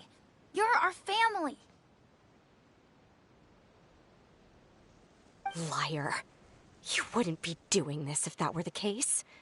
So why? Why have you backed us into a corner? We all live in the House of the Hearth. You know the type of work we do, Filial. A single betrayal can cost dozens of us our lives. It's not like it's never happened before. That kind of thing is hard to forget. That's why the House of the Hearth cannot tolerate any form of betrayal. Ever since we came to Poisson, you've had 7 secret meetings. A lot of the things you talked about really crossed the line. You've been spying on us for half a month? Wait a second. Now that I think about it, the move to Poisson was just a way to make it easier to spy on us, wasn't it? Because we were all in one place. You've had this planned all along. Filial, Nantoy, I'm sorry. I owe you both my life. I owe Clairvy too. If it weren't for all your help after I got poisoned, I wouldn't be standing here today. If this were any other situation, I would do anything to repay that kindness, even if it cost me my life. But rules are rules. I'm sorry. My hands are tied. Why? Why? That's enough, Filial. We made a mistake, and we should own up to it. We broke the Spying on rules. secret meeting. Plain and simple. Now we have to face the consequences. I'm sorry, Sheplo. Fultz. I'm sorry, Father. We accept our punishment. Chapleau, according to the rules of the House of the Hearth, how should these traitors be punished? All those who betray the house pay with their lives. And so it shall be.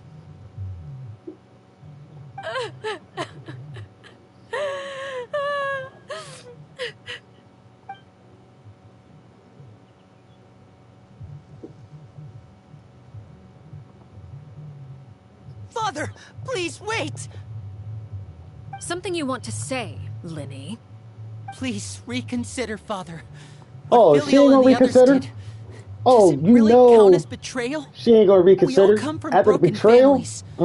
From the very first day we joined the House of the Hearth, we wanted nothing more than to make it a real home. Yeah, girl. But the truth is, none of us know what a real home should look like. I'm not saying I have all the answers. All I know is this. Killing Filial and the others may uphold the rules, but doing so will only bring us further away from being a real family than we've ever been. So please, Father, please reconsider. I agree with Linny. Father, please. Linny, you...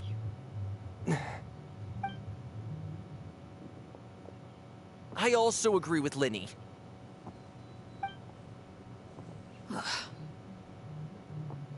An order once given cannot be rescinded. However, given the extent of your determination, I suppose we shall have to go about this a different way. Draw your weapons and face me. Our weapons? Father, are you referring to a duel? Precisely. The rules of the house will not be altered. Traitors must be punished. However, Resolving disputes with a duel is also one of our rules, one that also applies to me. Demonstrate a sufficient showing of strength, and I shall offer a concession. Wait. Beat Father in a duel? Impossible. Father is way too strong, even for Lenny.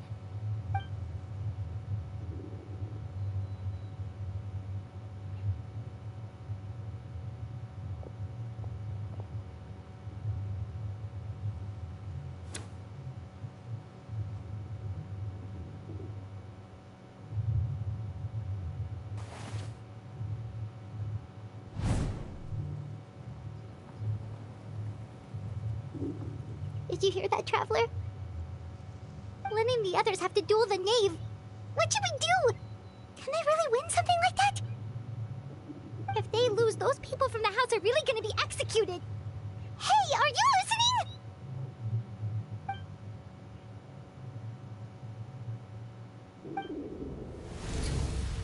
Don't you want to say a proper goodbye at least? Anger makes you impulsive. Sorrow causes you to waver.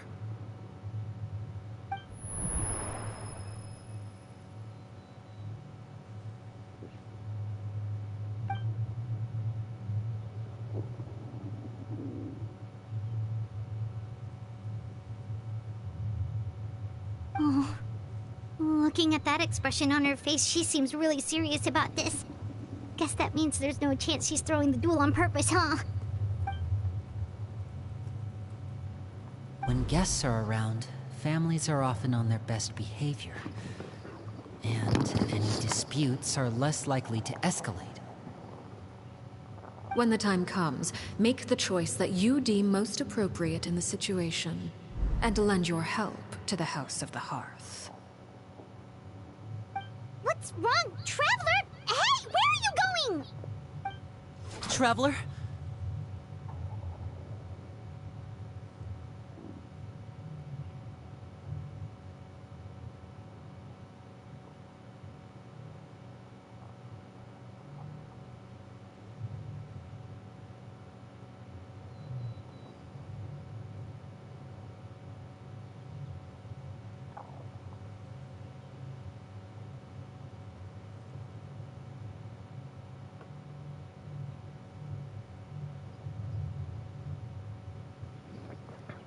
You're asking to join the duel against the knave? I'll allow it. We do have a ready-made dueling ring at our disposal, after all. All I would advise is this. Keep a firm grasp on your weapon, and give it your all. Any less, and you may just lose your life. Ain't that the truth?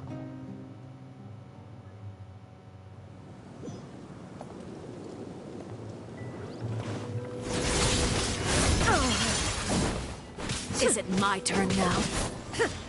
With these rising flames! Shine down! Now our chance!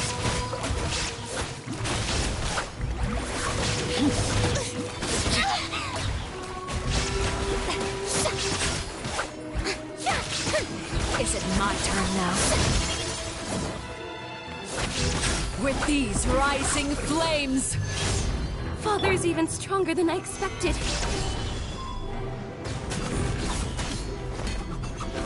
Closer now. May I present? Stabilize! With these rising flames!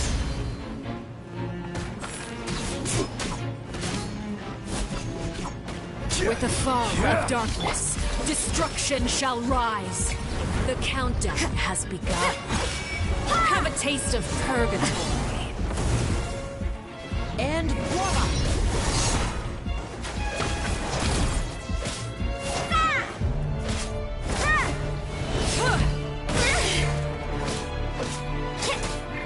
Is it my turn now? Solidify! Are you alright?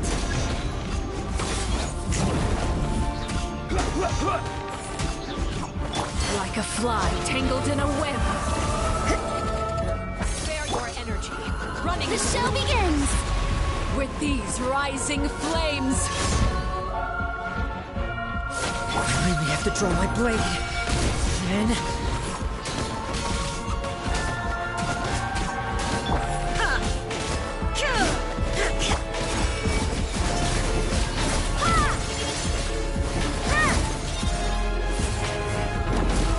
Spare your energy.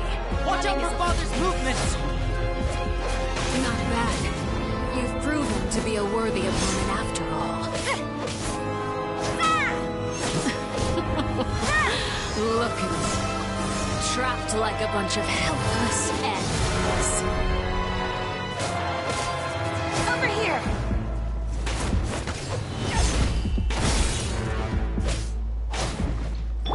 May I present?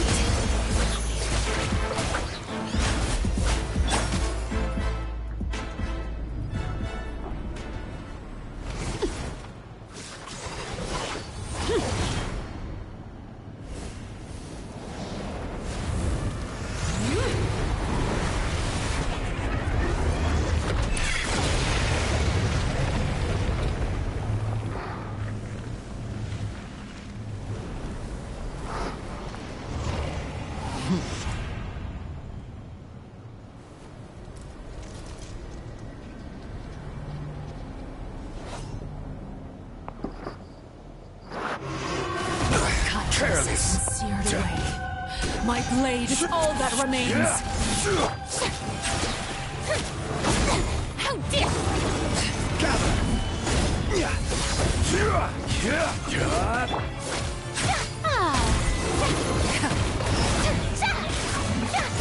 Let my name echo in song!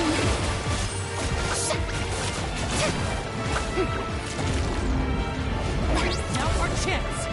Over here!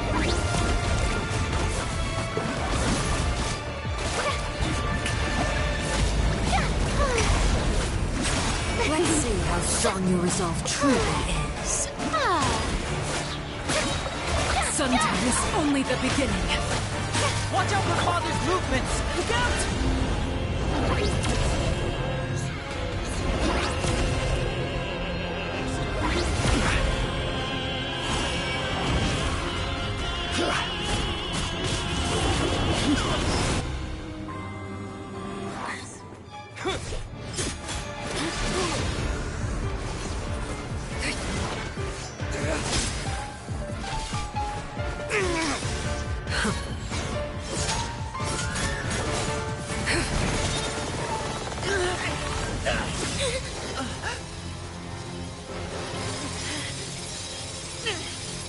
You should know better than to crowd in one place.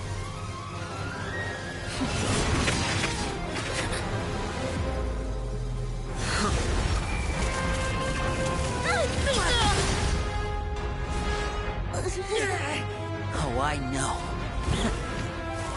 Now! I'm sorry, Father!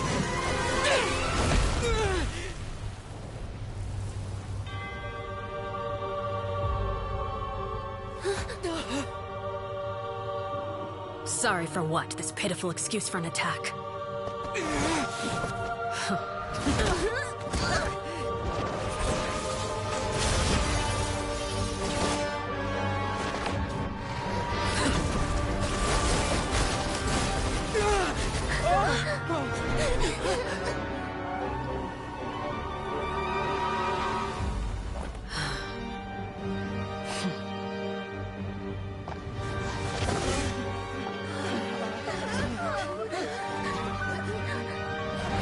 Father, no!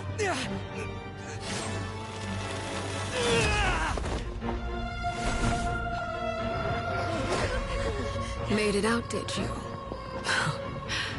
You're stronger than I expected.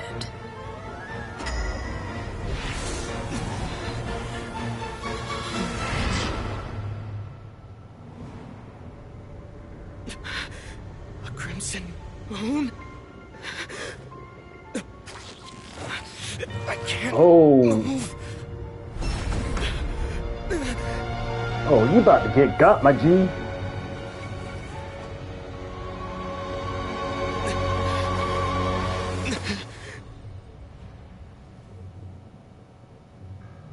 Still, not strong enough to beat me.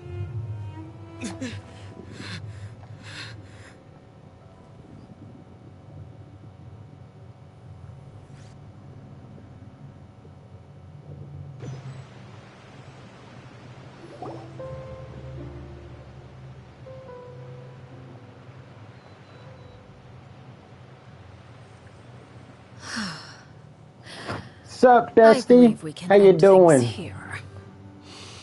It's not often that we get to enjoy the company of guests, after all. We wouldn't want things to get too out of hand.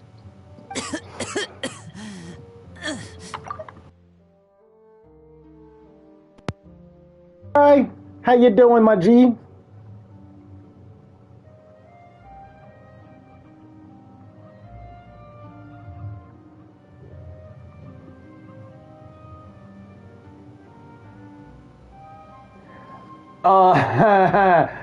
Yeah, I was.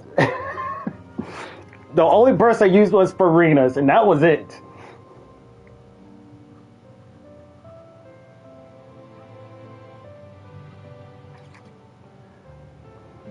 But I did. I'm ready for Lantern Raid, to be honest. Lenny.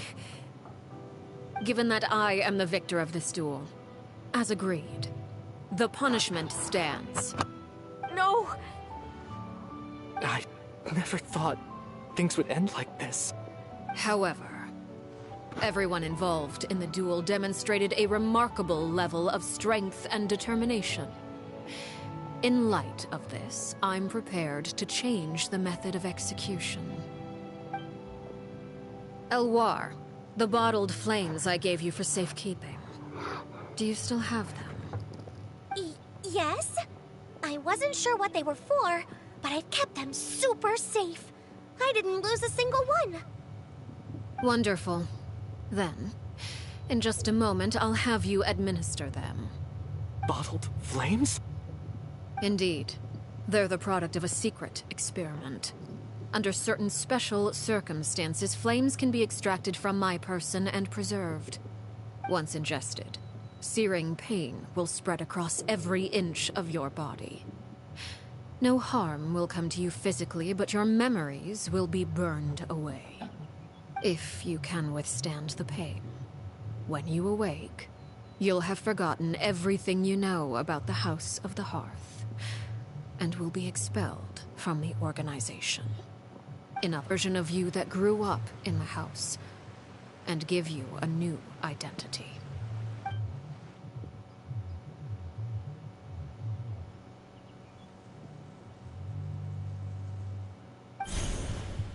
Memory is a mysterious thing indeed. Losing a portion of your memories will alter your sense of self.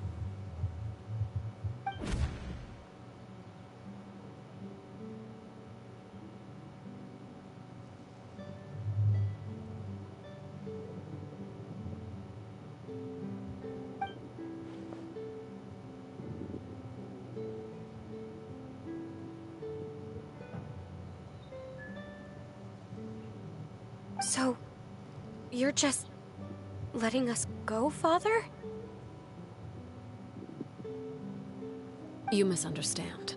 Memories are extremely important. Once consumed by flame, the version of you standing before me will die, and our secrets will die with you. So no, I don't intend to just let you go, because the person who survives will be nothing but a stranger. Even so, I won't have to live in fear anymore.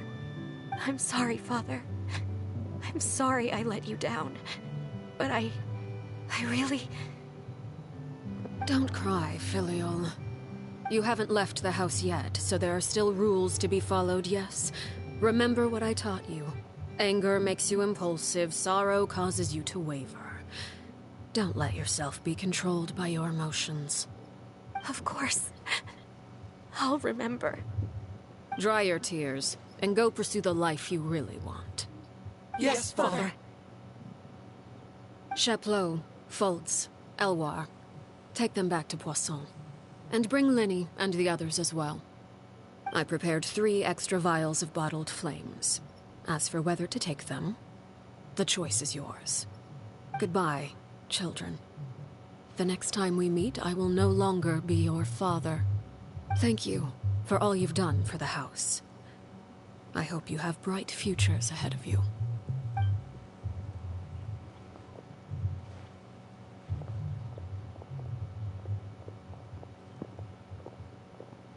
Father.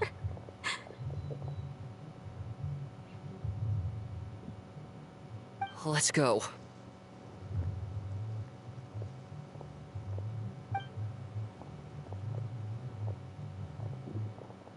Here, grab my arm, Linny. I'll help you walk back. Thank you.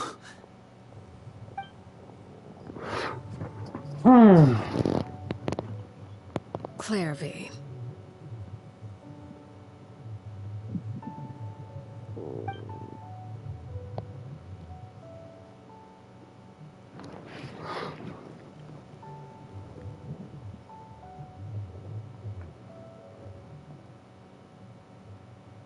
Can we talk now? I've been waiting for a super long time. You really are Perry, aren't you? I haven't seen you in so long. How come you're all grown up? Wait, did I somehow travel to the future on accident? Or am I dreaming?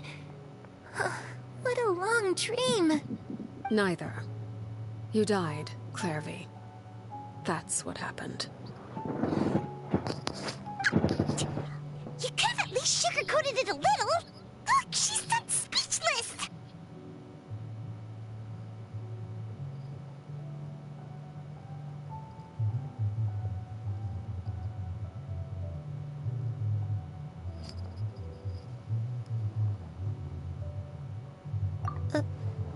Oh.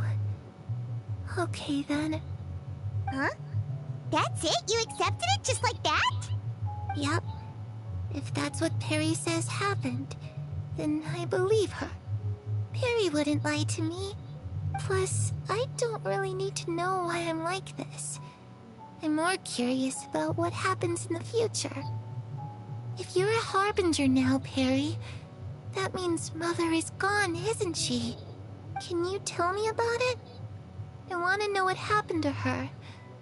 And to me. You never stopped trying to defy fate. At first, no one believed you. You could only vent your frustrations to the moon. In fact, you often sought comfort in the night sky. You wanted to see the aurora, so one night we promised each other we would go to Snezhnaya to see it together. Later on, you tried to run away, but you were brought back each time. Mother spared your life, but it wasn't out of kindness. Instead, she decided to make an example of you by slowly torturing you over time. That way, the other children would know what happens to traitors. Still, you never gave up. Mother hoped that through ruthless duel after ruthless duel, she would be able to crown an ultimate victor among the children she raised. But you called on everyone to unite, to fight to a draw in order to reduce casualties. Your efforts may have only delayed the inevitable, but still.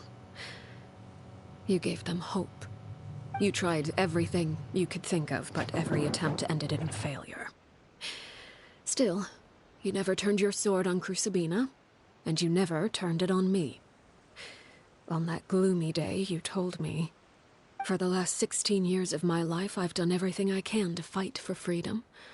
But now, I realize that the only freedom I truly possess is the freedom to choose to die." I never imagined I would say something like that. I must have been feeling really worn down. But somehow, I still think I understand. According to Mother's plan, only one of us was going to make it until the end. And I always hoped that person would be you. If I could do it all over again, I still don't think I would make a different choice. Even when I first met you, I knew you'd be able to do what I couldn't. Is that so? Even now, I'm not sure I truly understand what kind of freedom you were trying to pursue. But as the head of the House of the Hearth, and as the children's father, I've tried to give them the most basic of freedoms. The freedom to choose their own fate. It's something I discussed with the Iudex of Fontaine. The children who want to leave the house will have their memories wiped clean of all secrets pertaining to the organization. In return, they will be allowed to live a normal life in Fontaine without being prosecuted for their past. Of course, I won't simply hand freedom to them on a silver platter. They have to fight for it and prove themselves worthy of it. Only freedom that is earned has true value. That's more than enough. That's exactly the kind of life I was fighting for. You know, Perry, I think you're a pretty amazing king, and a really great father, too. I'm really happy that you're the one who took over the house. I guess I do have one regret, though. I still haven't seen the outside world. Well, it just so happens that our dear guests over here have been to many nations and traveled to countless places.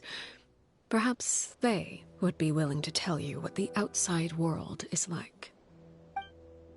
Really? Of course! We've traveled all over the place. We've got so many stories, we could probably talk your ears off for 3 days straight!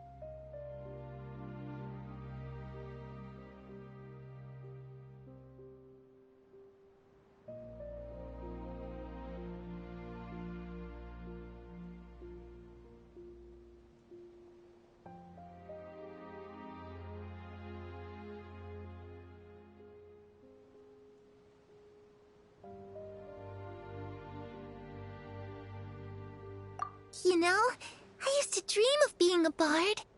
Playing the lute while singing into the winds of freedom. Even if there was no one there to listen, I would have continued to sing no matter what.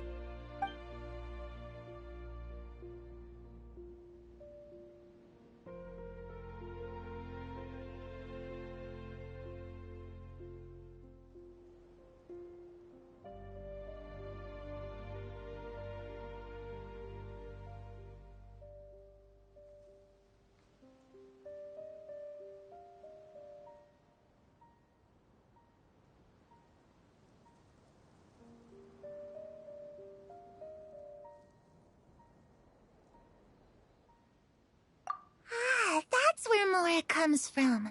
I never knew that before. If I had some Mora, I would buy 3 new dresses. One for me, one for Perry, and one for Mother. It's just too bad Perry doesn't like wearing dresses. And Mother, well, she probably wouldn't accept something like that either. I guess I'd just have to keep them all for me then. I could wear a different one every day.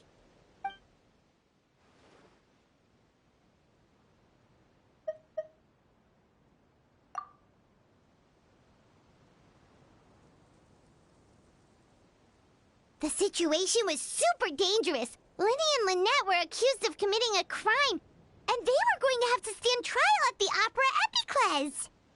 Oh no, that must have been hard for all of you. What happened next?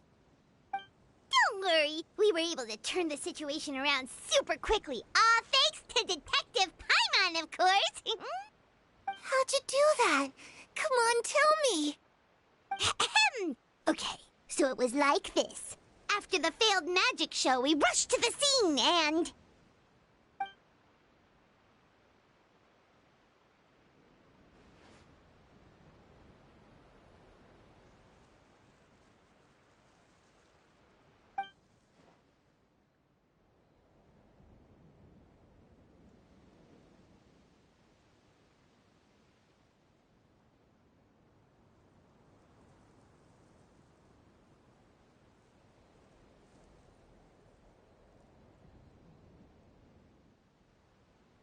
Shadows don't have the capacity to learn or grow. Any new information they encounter is quickly forgotten over time.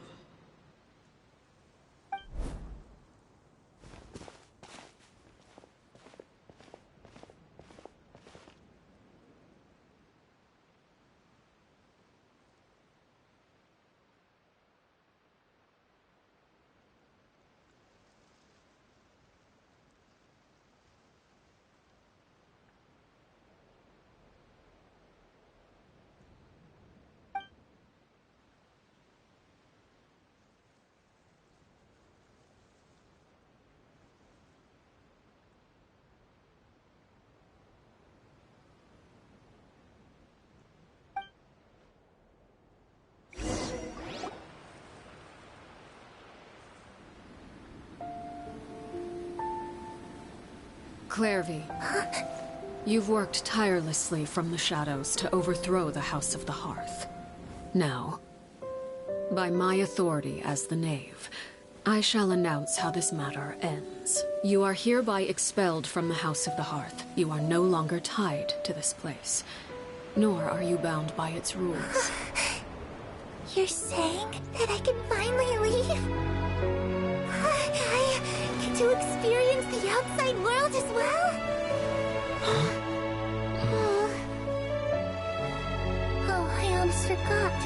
There's no getting older for me.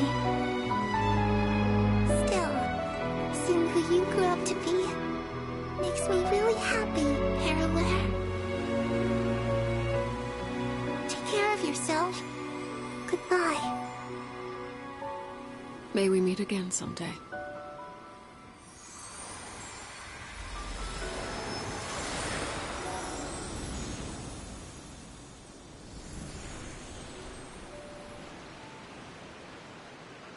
Clairvy. She left so soon. Paimon didn't even get to finish her story. I also have certain sentiments left unsaid. I wanted to tell her that the aurora I saw in Snezhnaya was just as beautiful as the ones in the pictures. But a shadow's memories reset at dawn. Had we delayed any longer, we wouldn't have had the time to say goodbye. Whatever regrets may linger, let them be lost to the coming of a new day. Father? It's Linny! Hey, Linny!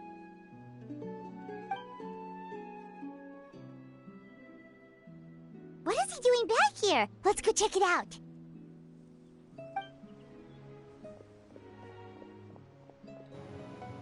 I'm not crying. I'm not crying. Just FYI stream, I is not crying. Father, the bottled flames have been administered. Filial and the others have left the house. And you? What have you decided? Thank you for giving us that choice, Father. But man, Allie, I never cried to leave the house. It's the only home we've ever known. Lynette and Fremine feel the same way. They're recuperating back at the Hotel Bouffe d'été. But I decided to come back and tell you where we stood. I'm sure you're well aware of the expectations I have for you. I want you to follow in my footsteps and become the next king of the house. Yet you seem to have different ideas. I must admit, I'm rather surprised by your decision to stay. There's nothing wrong with choosing to live a quiet life. Leading this organization is a heavy responsibility, one not so easily carried by someone forced onto the throne. I just never understood what you saw in me. What made you believe I was deserving of that throne? You're brave, talented, and, most importantly, you cherish your family. You would do anything to protect them, even if it costs you your life.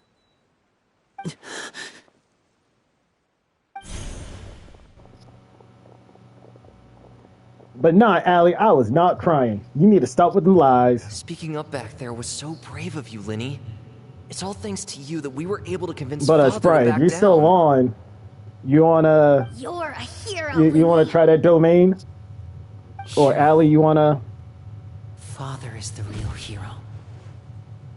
Had Father gone all out during the duel, there's no way I would have walked away with my life. She must have had it all planned from the beginning, from the very moment she suggested a duel. I'm not deserving of that title. I'm not strong enough or smart enough. You're wrong. In my opinion, all you need to be deserving of the throne is conviction and the necessary strength to act on it. We may have different ideas of what it means Damn, to Allie, be let me be family, great. but I never you can cried. hardly be said to lack conviction. What you truly lack is strength. For someone of your talent, though, that's something that will come with time. Even without that strength, you still chose to face me in a duel, even though the odds were stacked against you. That capacity to honor your convictions is what I truly see in you. Father. No one knows what the future holds, what tragedy or triumph may be in store. Being at the head of this organization requires the strength of will to face whatever comes. Caution will only hold you back. If reaching a certain standard were required to go after what you want, I would never have succeeded in killing my predecessor. Back then, there was still a considerable gap between our abilities. Strength may decide the ultimate victor, but those who let a lack of strength dictate their decisions or undermine their convictions will never be worthy of the throne. I understand, Father. Thank you. Children must grow up to surpass their parents.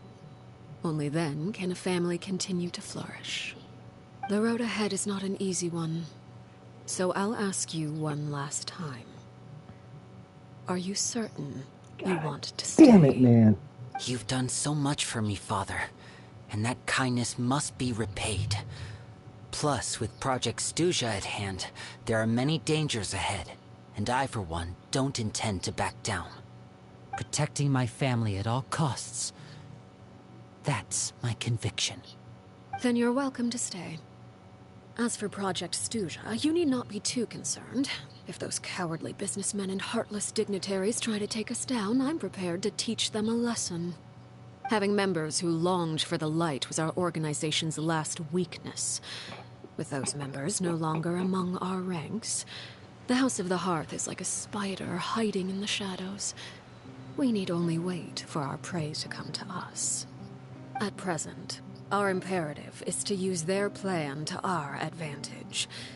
In doing so, a crimson moon shall rise amid the frigid blizzards of winter. No demonstration of loyalty shall go unrewarded, and no sacrifice shall be in vain. As for the two of you, whether we meet again as friend or foe, I'll remember the camaraderie we shared in this moment. No matter how arduous the journey ahead, I hope we both reach our desired destination.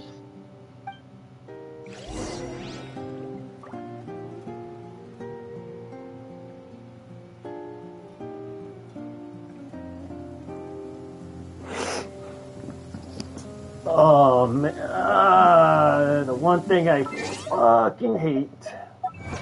The 2 days later. Huh. Got an achievement for what?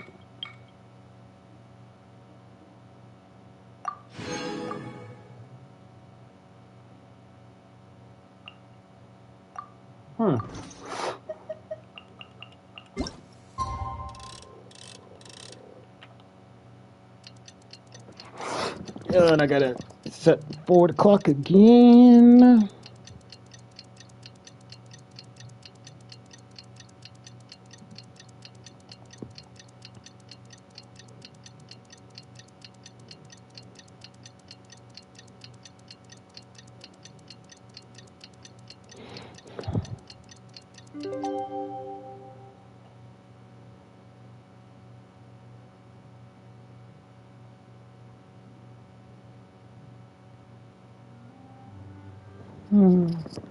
How's Anthis wine taste this? Didn't Linny say that Lynette and Fremine were recovering at the Hotel Bouffe d'été? Oh, Paimon wonders how they're doing. Maybe we should go check on them. Yeah, fuck it. I need that shit. Shower me with praise! There is no escape!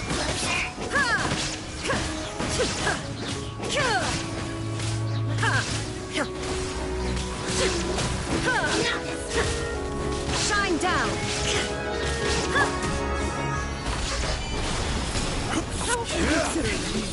Order guide you. Alright, fuck this.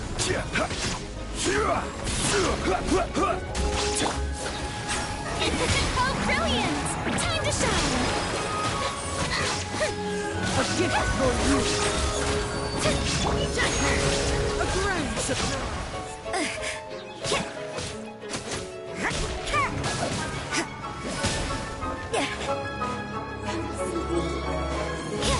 What a nuisance! You can't run! There is no escape! Thank you. But a momentary distraction.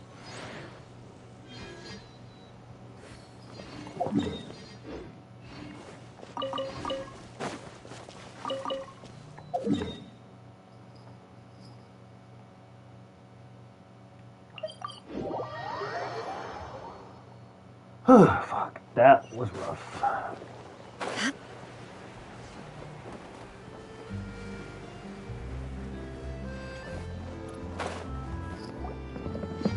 Laying gracefully like a G. Lynette? Fremine? How are you feeling? Much better. Whew, what a relief! What about you? Are you feeling all right?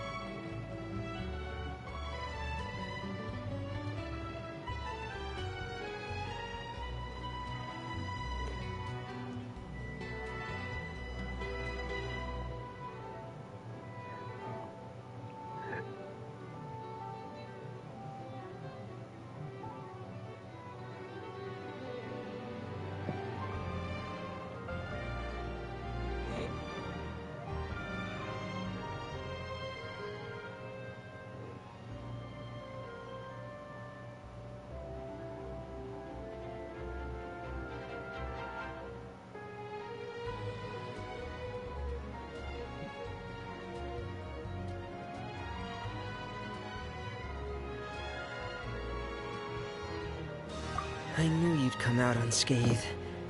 Us, on the other hand, well, we've been bedridden for 2 days. I couldn't even turn over. Oh, and I wanted to ask, is Clairvy gone? Linny and the other members have left Poisson and returned to the House of the Hearth. According to him, there haven't been any more sightings of a spirit roaming the house.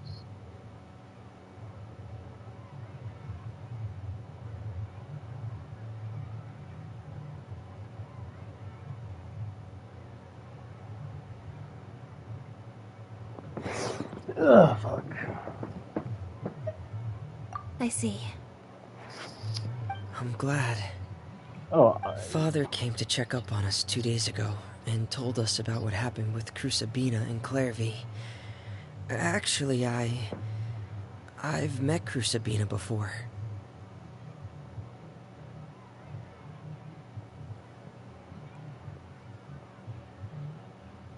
Wait, what? You've met the former knave? Crusabina died a year after Clairvy. It was during the year between their deaths that I joined the House of the Hearth. Crusabina had an extremely cruel and radical way of doing things. While she was alive, the atmosphere in the house was suffocating. When I joined, though, the experiment she valued so much had already come to an end, and all the people involved, dead and injured alike, were gone. Crusabina never talked about the past with us newcomers. A couple of months after I joined, Father killed Crusabina and burned all her files.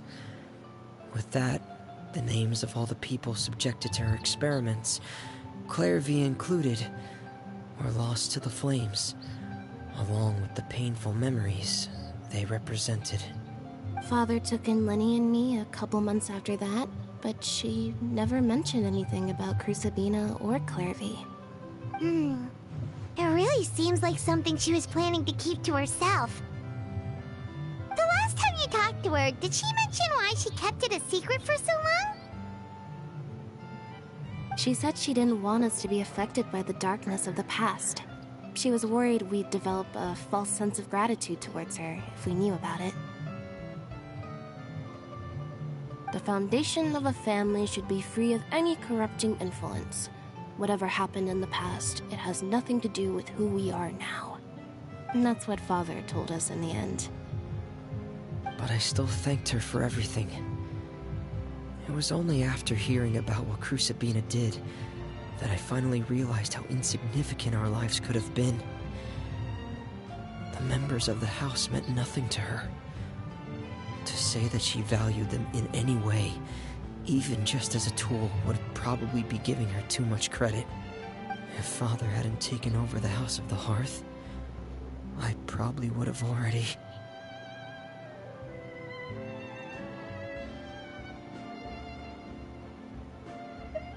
Father rarely brings up the fact that she saved us.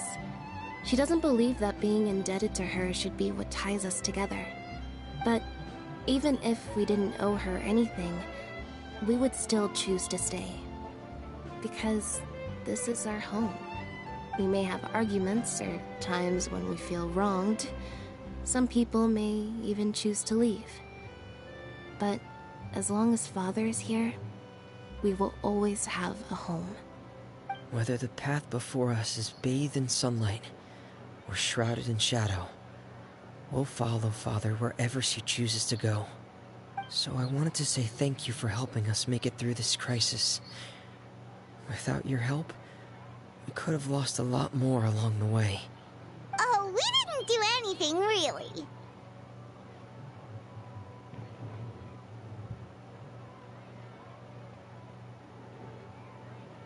Of course. You're welcome anytime. Are Filial and Nantoy okay? I actually saw them at a cafe this morning. They didn't recognize me. From what I could tell, they were drinking coffee and talking about one of the operas that started running recently. They seemed happy. If I had to take a guess, I would say they finally found the kind of life they always wished for.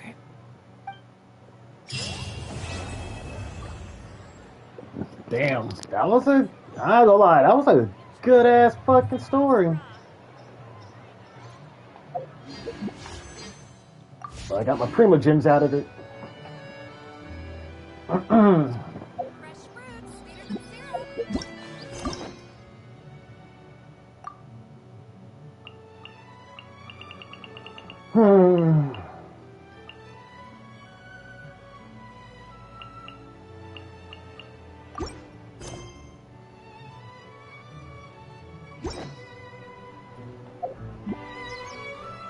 No, she's not. She's more, honestly, she's more of an anti-hero, if anything. That's my opinion on that one.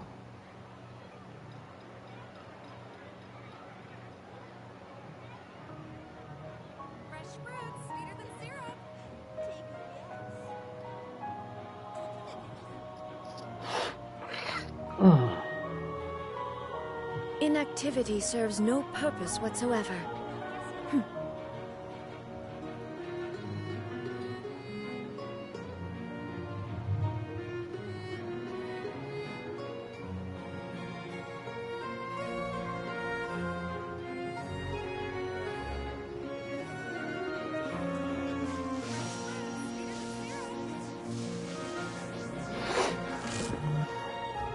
All right.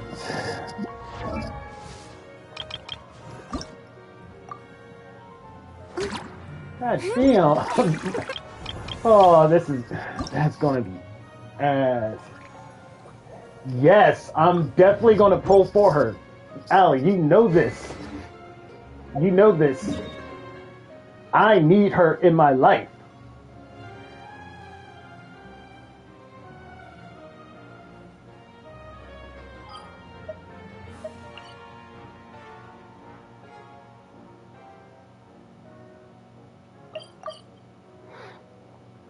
Well, in the meantime, I need some. In the meantime, I'm gonna need some level up material.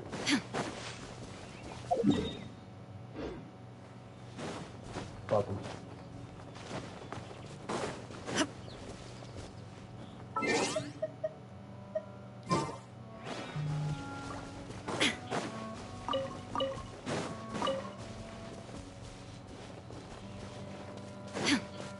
Yeah, even though it's not, even though your Arlecchino ain't, yeah, even though your Arlecchino ain't fully built yet, but I did enjoy her.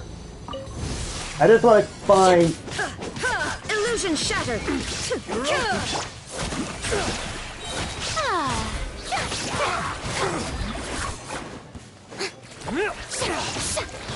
I just want to be like homie and, you know, go on. I give no fucks mode.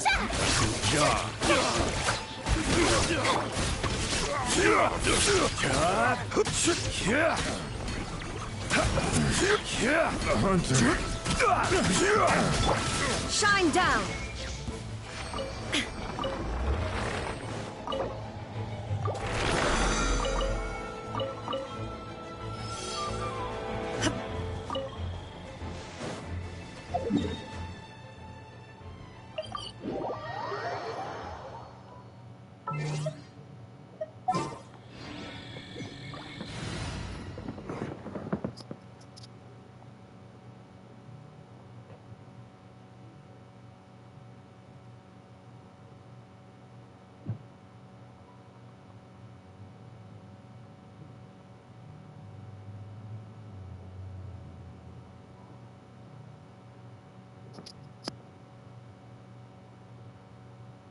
About time you download The Sims right now.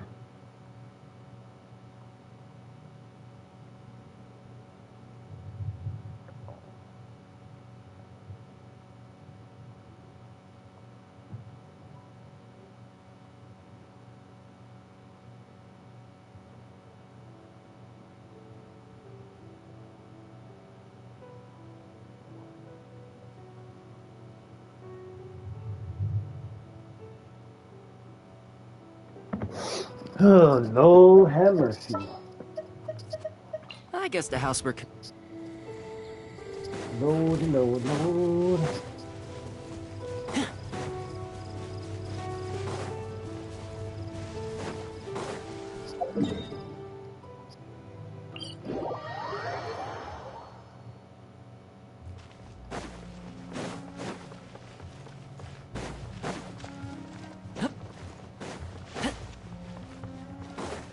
And besides, Allie, I'm more bummed. I'm kind of bummed out that you don't have Chlorine.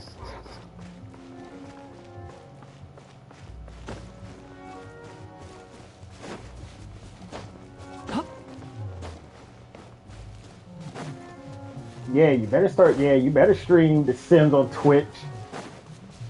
Just saying.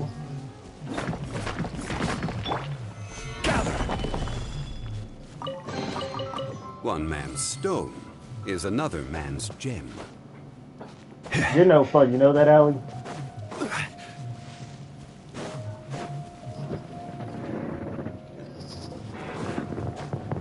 Oh, come on, Allie. Streaming will be fun.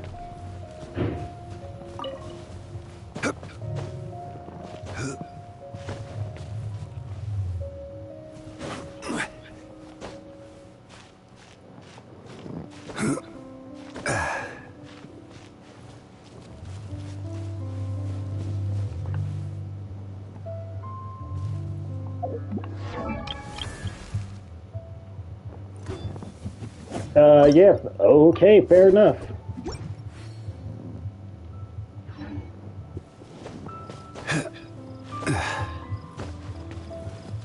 Girl, you love me, you know it.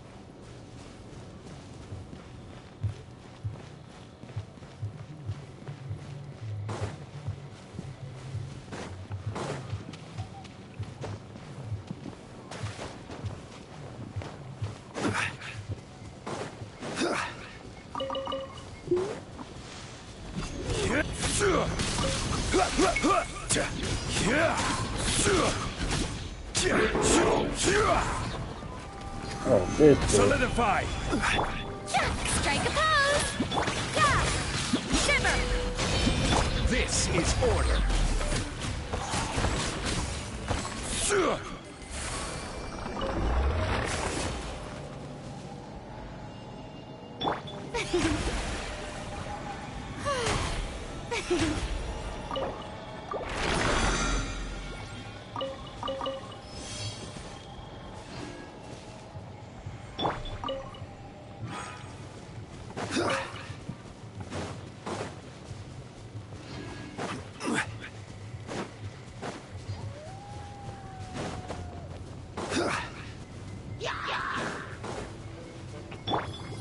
The show begins.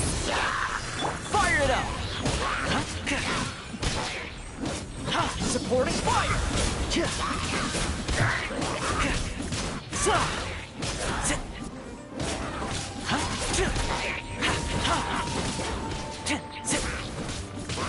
Don't get too close!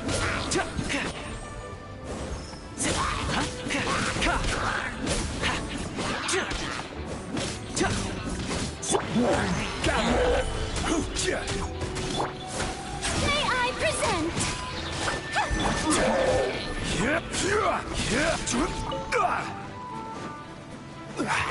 Order guide you.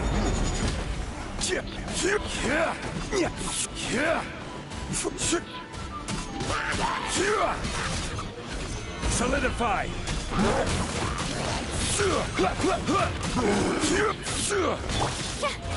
Oh, brilliant! Fire it up!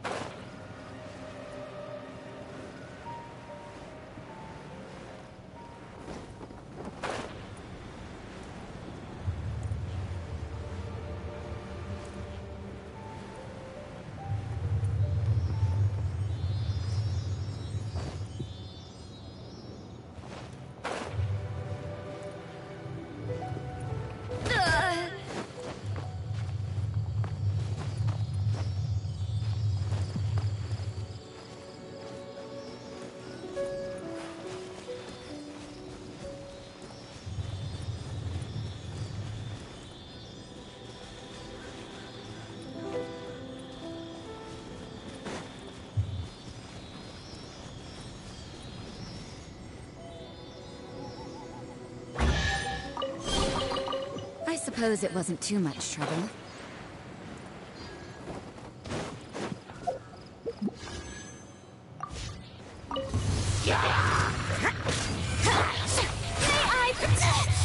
Let my name echo in song!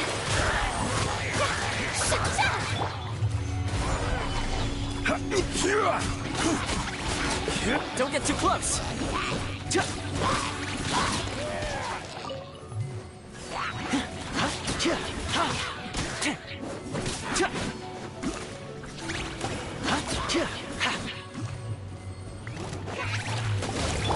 Shower me with praise!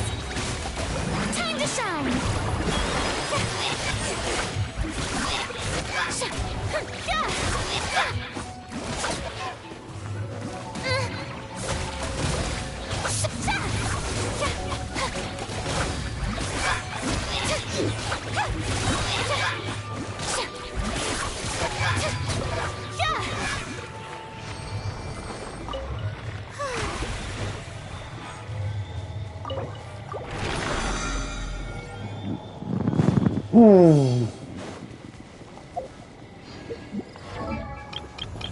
Alright, can I finally get what this thank you?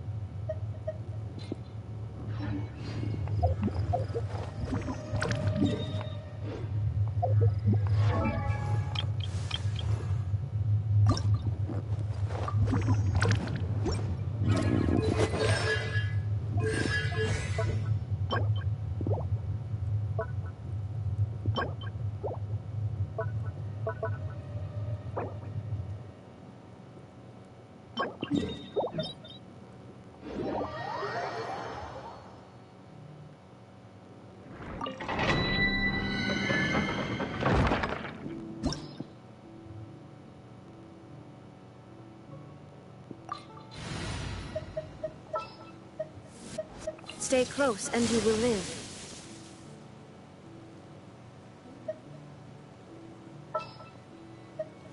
Where are we headed this time?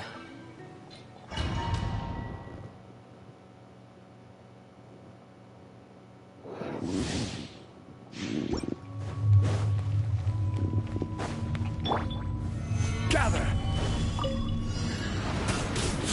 Illusion shattered! Yoo-hoo! Let my name echo in song!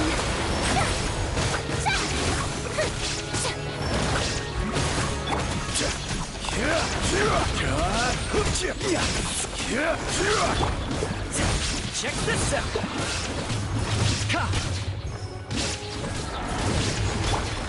Shine down!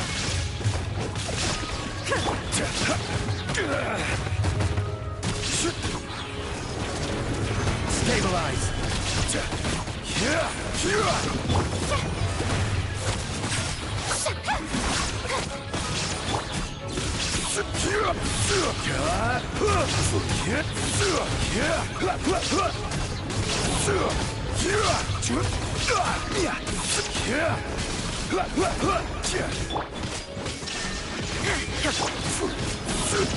This is order.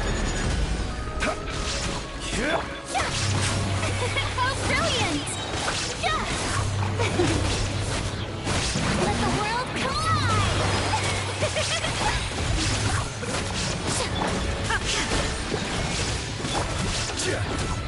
Gather!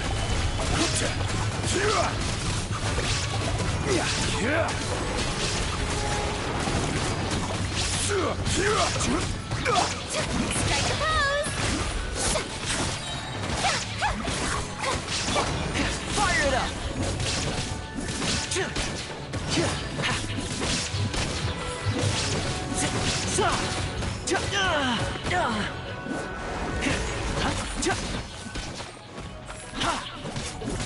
Crumble!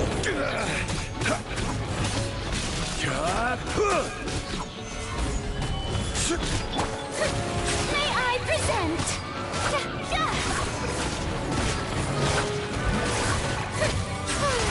Let my name echo in song.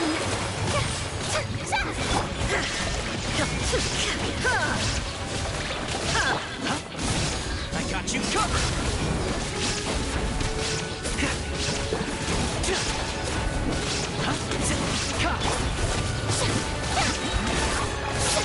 Time to shine.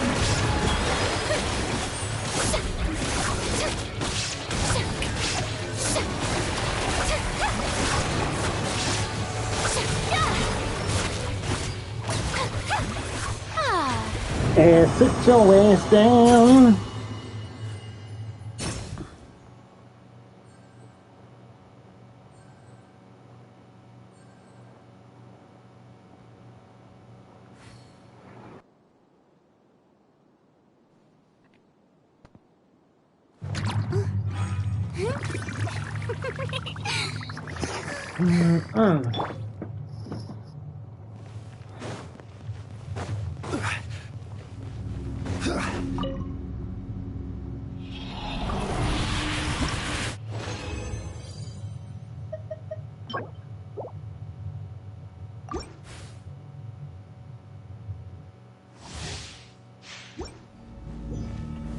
Stabilize! Shower me with praise. Let the world collide. Don't get too close!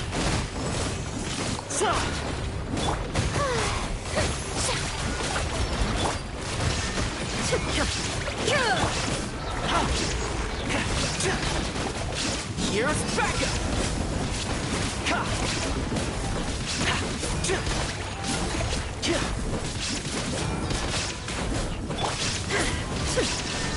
Torn to oblivion.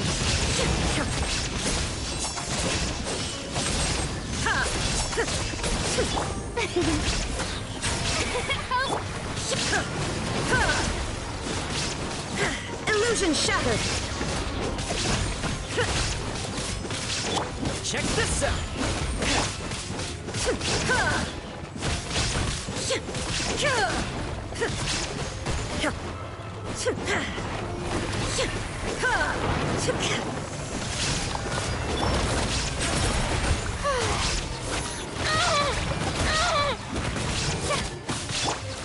Gather! Let my name echo in song.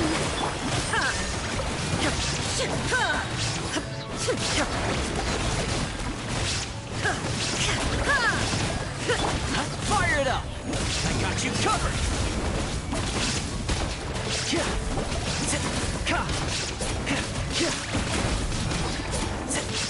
Shine down. Solidify! Order guide you!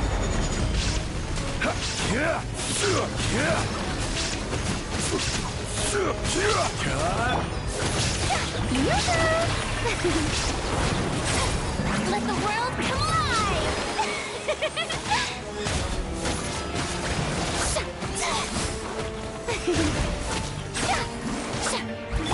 Yeah.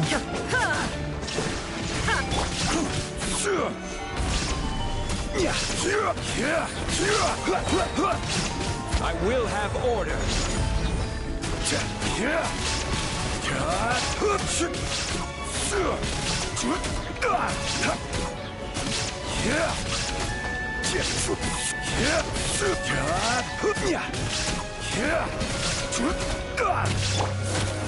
May I present? Don't get too close! Here's backup!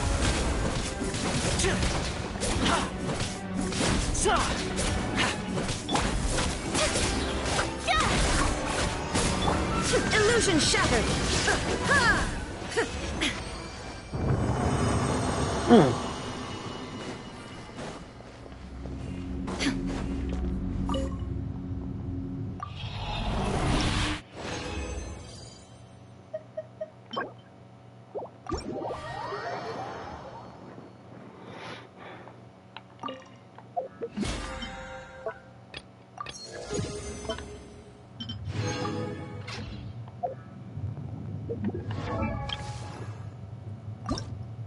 The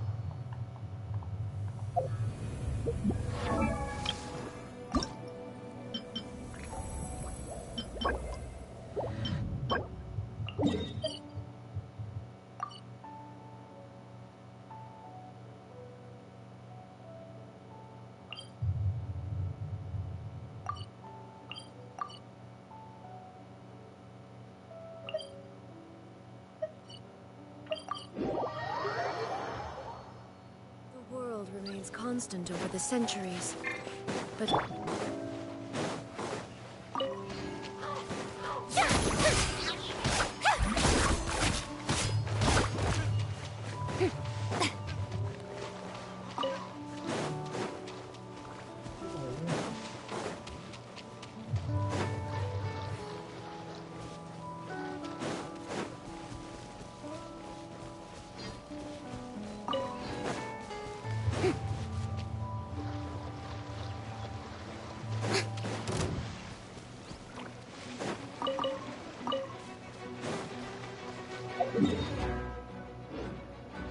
Strike a pose!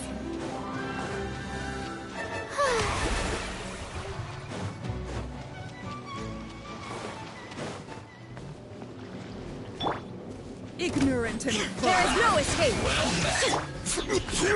Let's move. Order guide you. You can't run! Well, you'll have to. You got it. Shine down! Don't be a killjoy. We've only just begun. Looks like I went too far. Hurry up! The show begins! This was well done! Gather!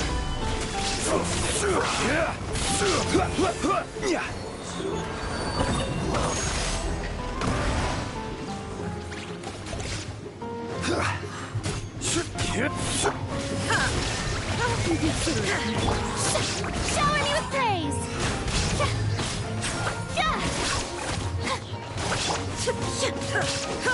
Illusion shattered!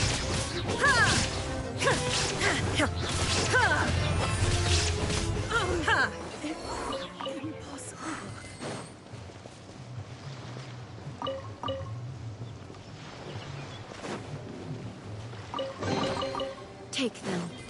I have no need.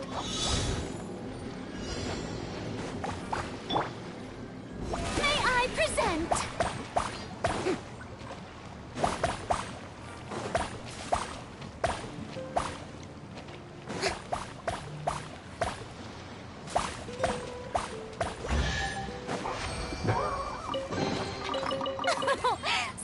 Splendid! More Interesting trinkets skills for solved me. everything.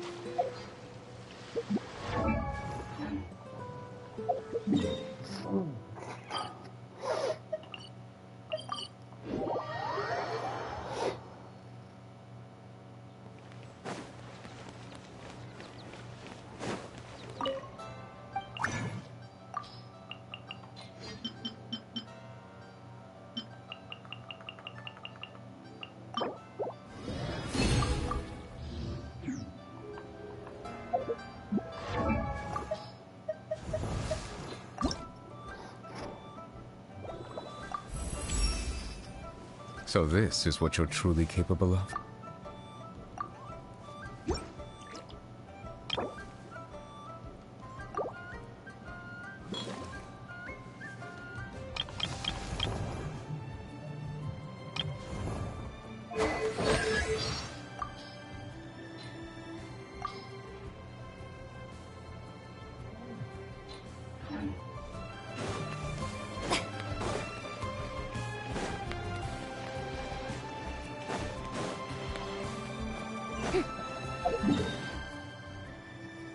Alright, I'm going to it.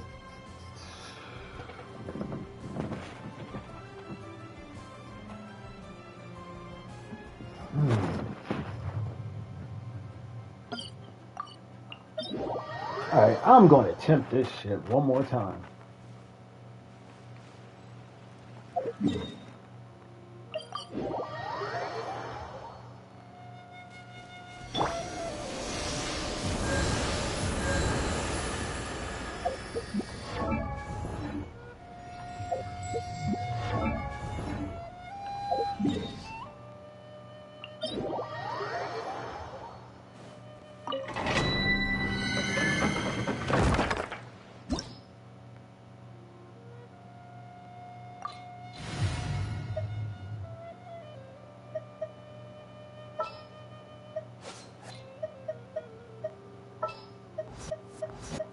I hear you've got a job for me.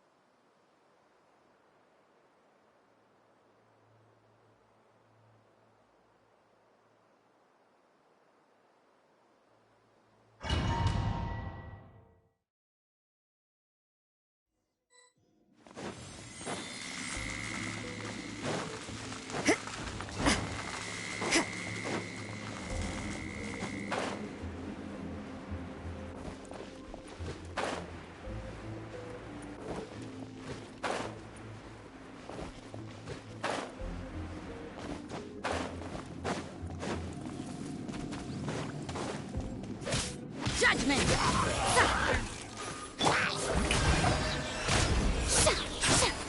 Fire it up!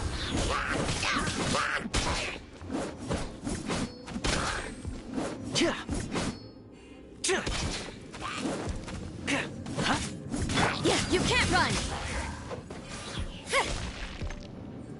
All right, I'm back. We're gonna see.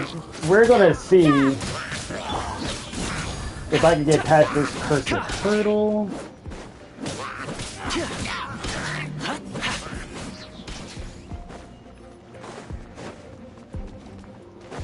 Don't get too close! Supporting fire!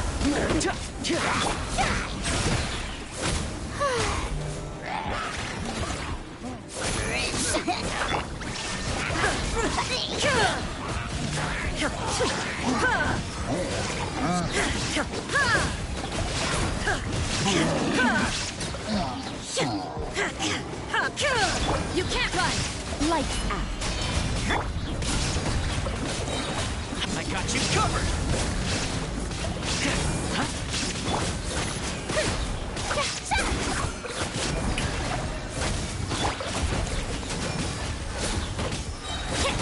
Shiver. There is no escape.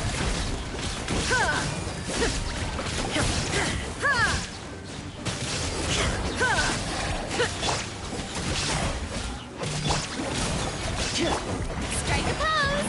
Time to shine.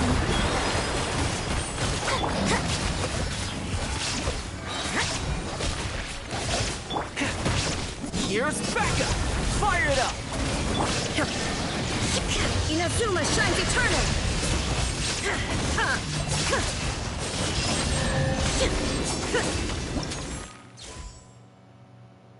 Yeet.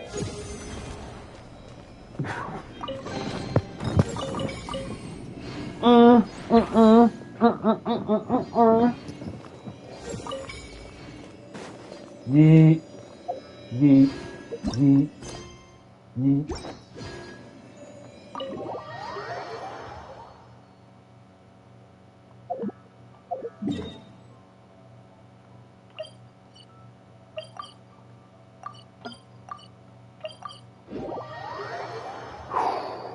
That was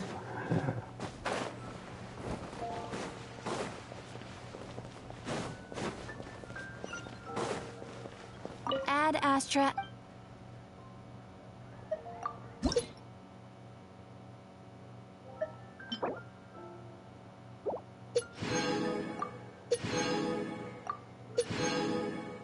God damn.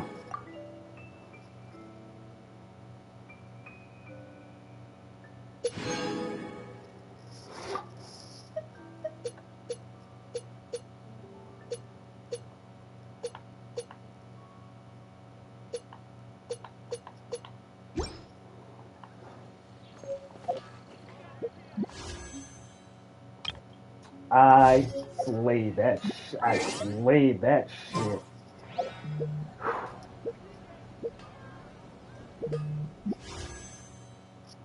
Now, let's see what I get out. The standing with them.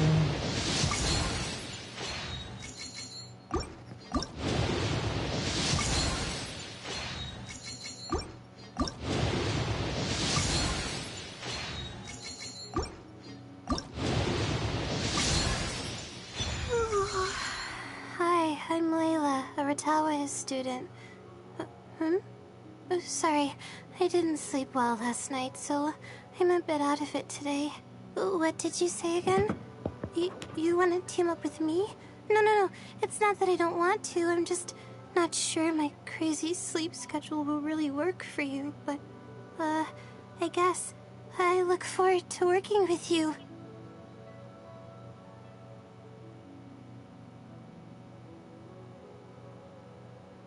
Okay, got Layla.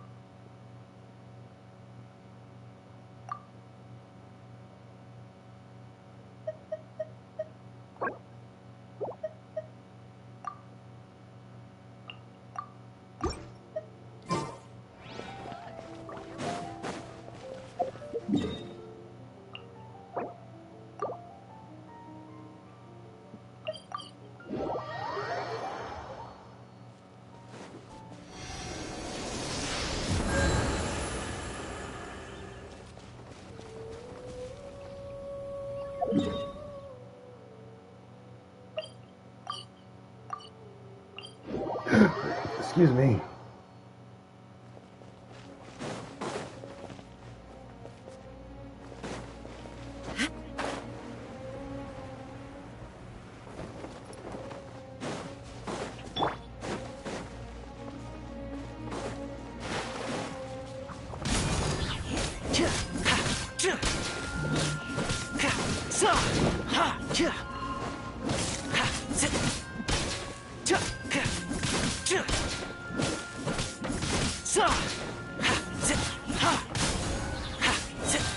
I got you covered!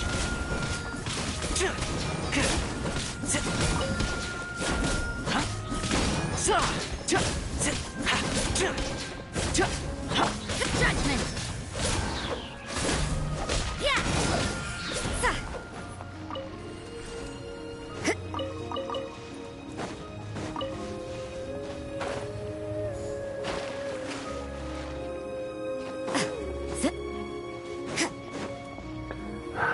All right, stream. Aunt is going to take a break. Thank you for watching, and drop still enable. So when I come back streaming, make sure y'all get your rewards. Catch you later.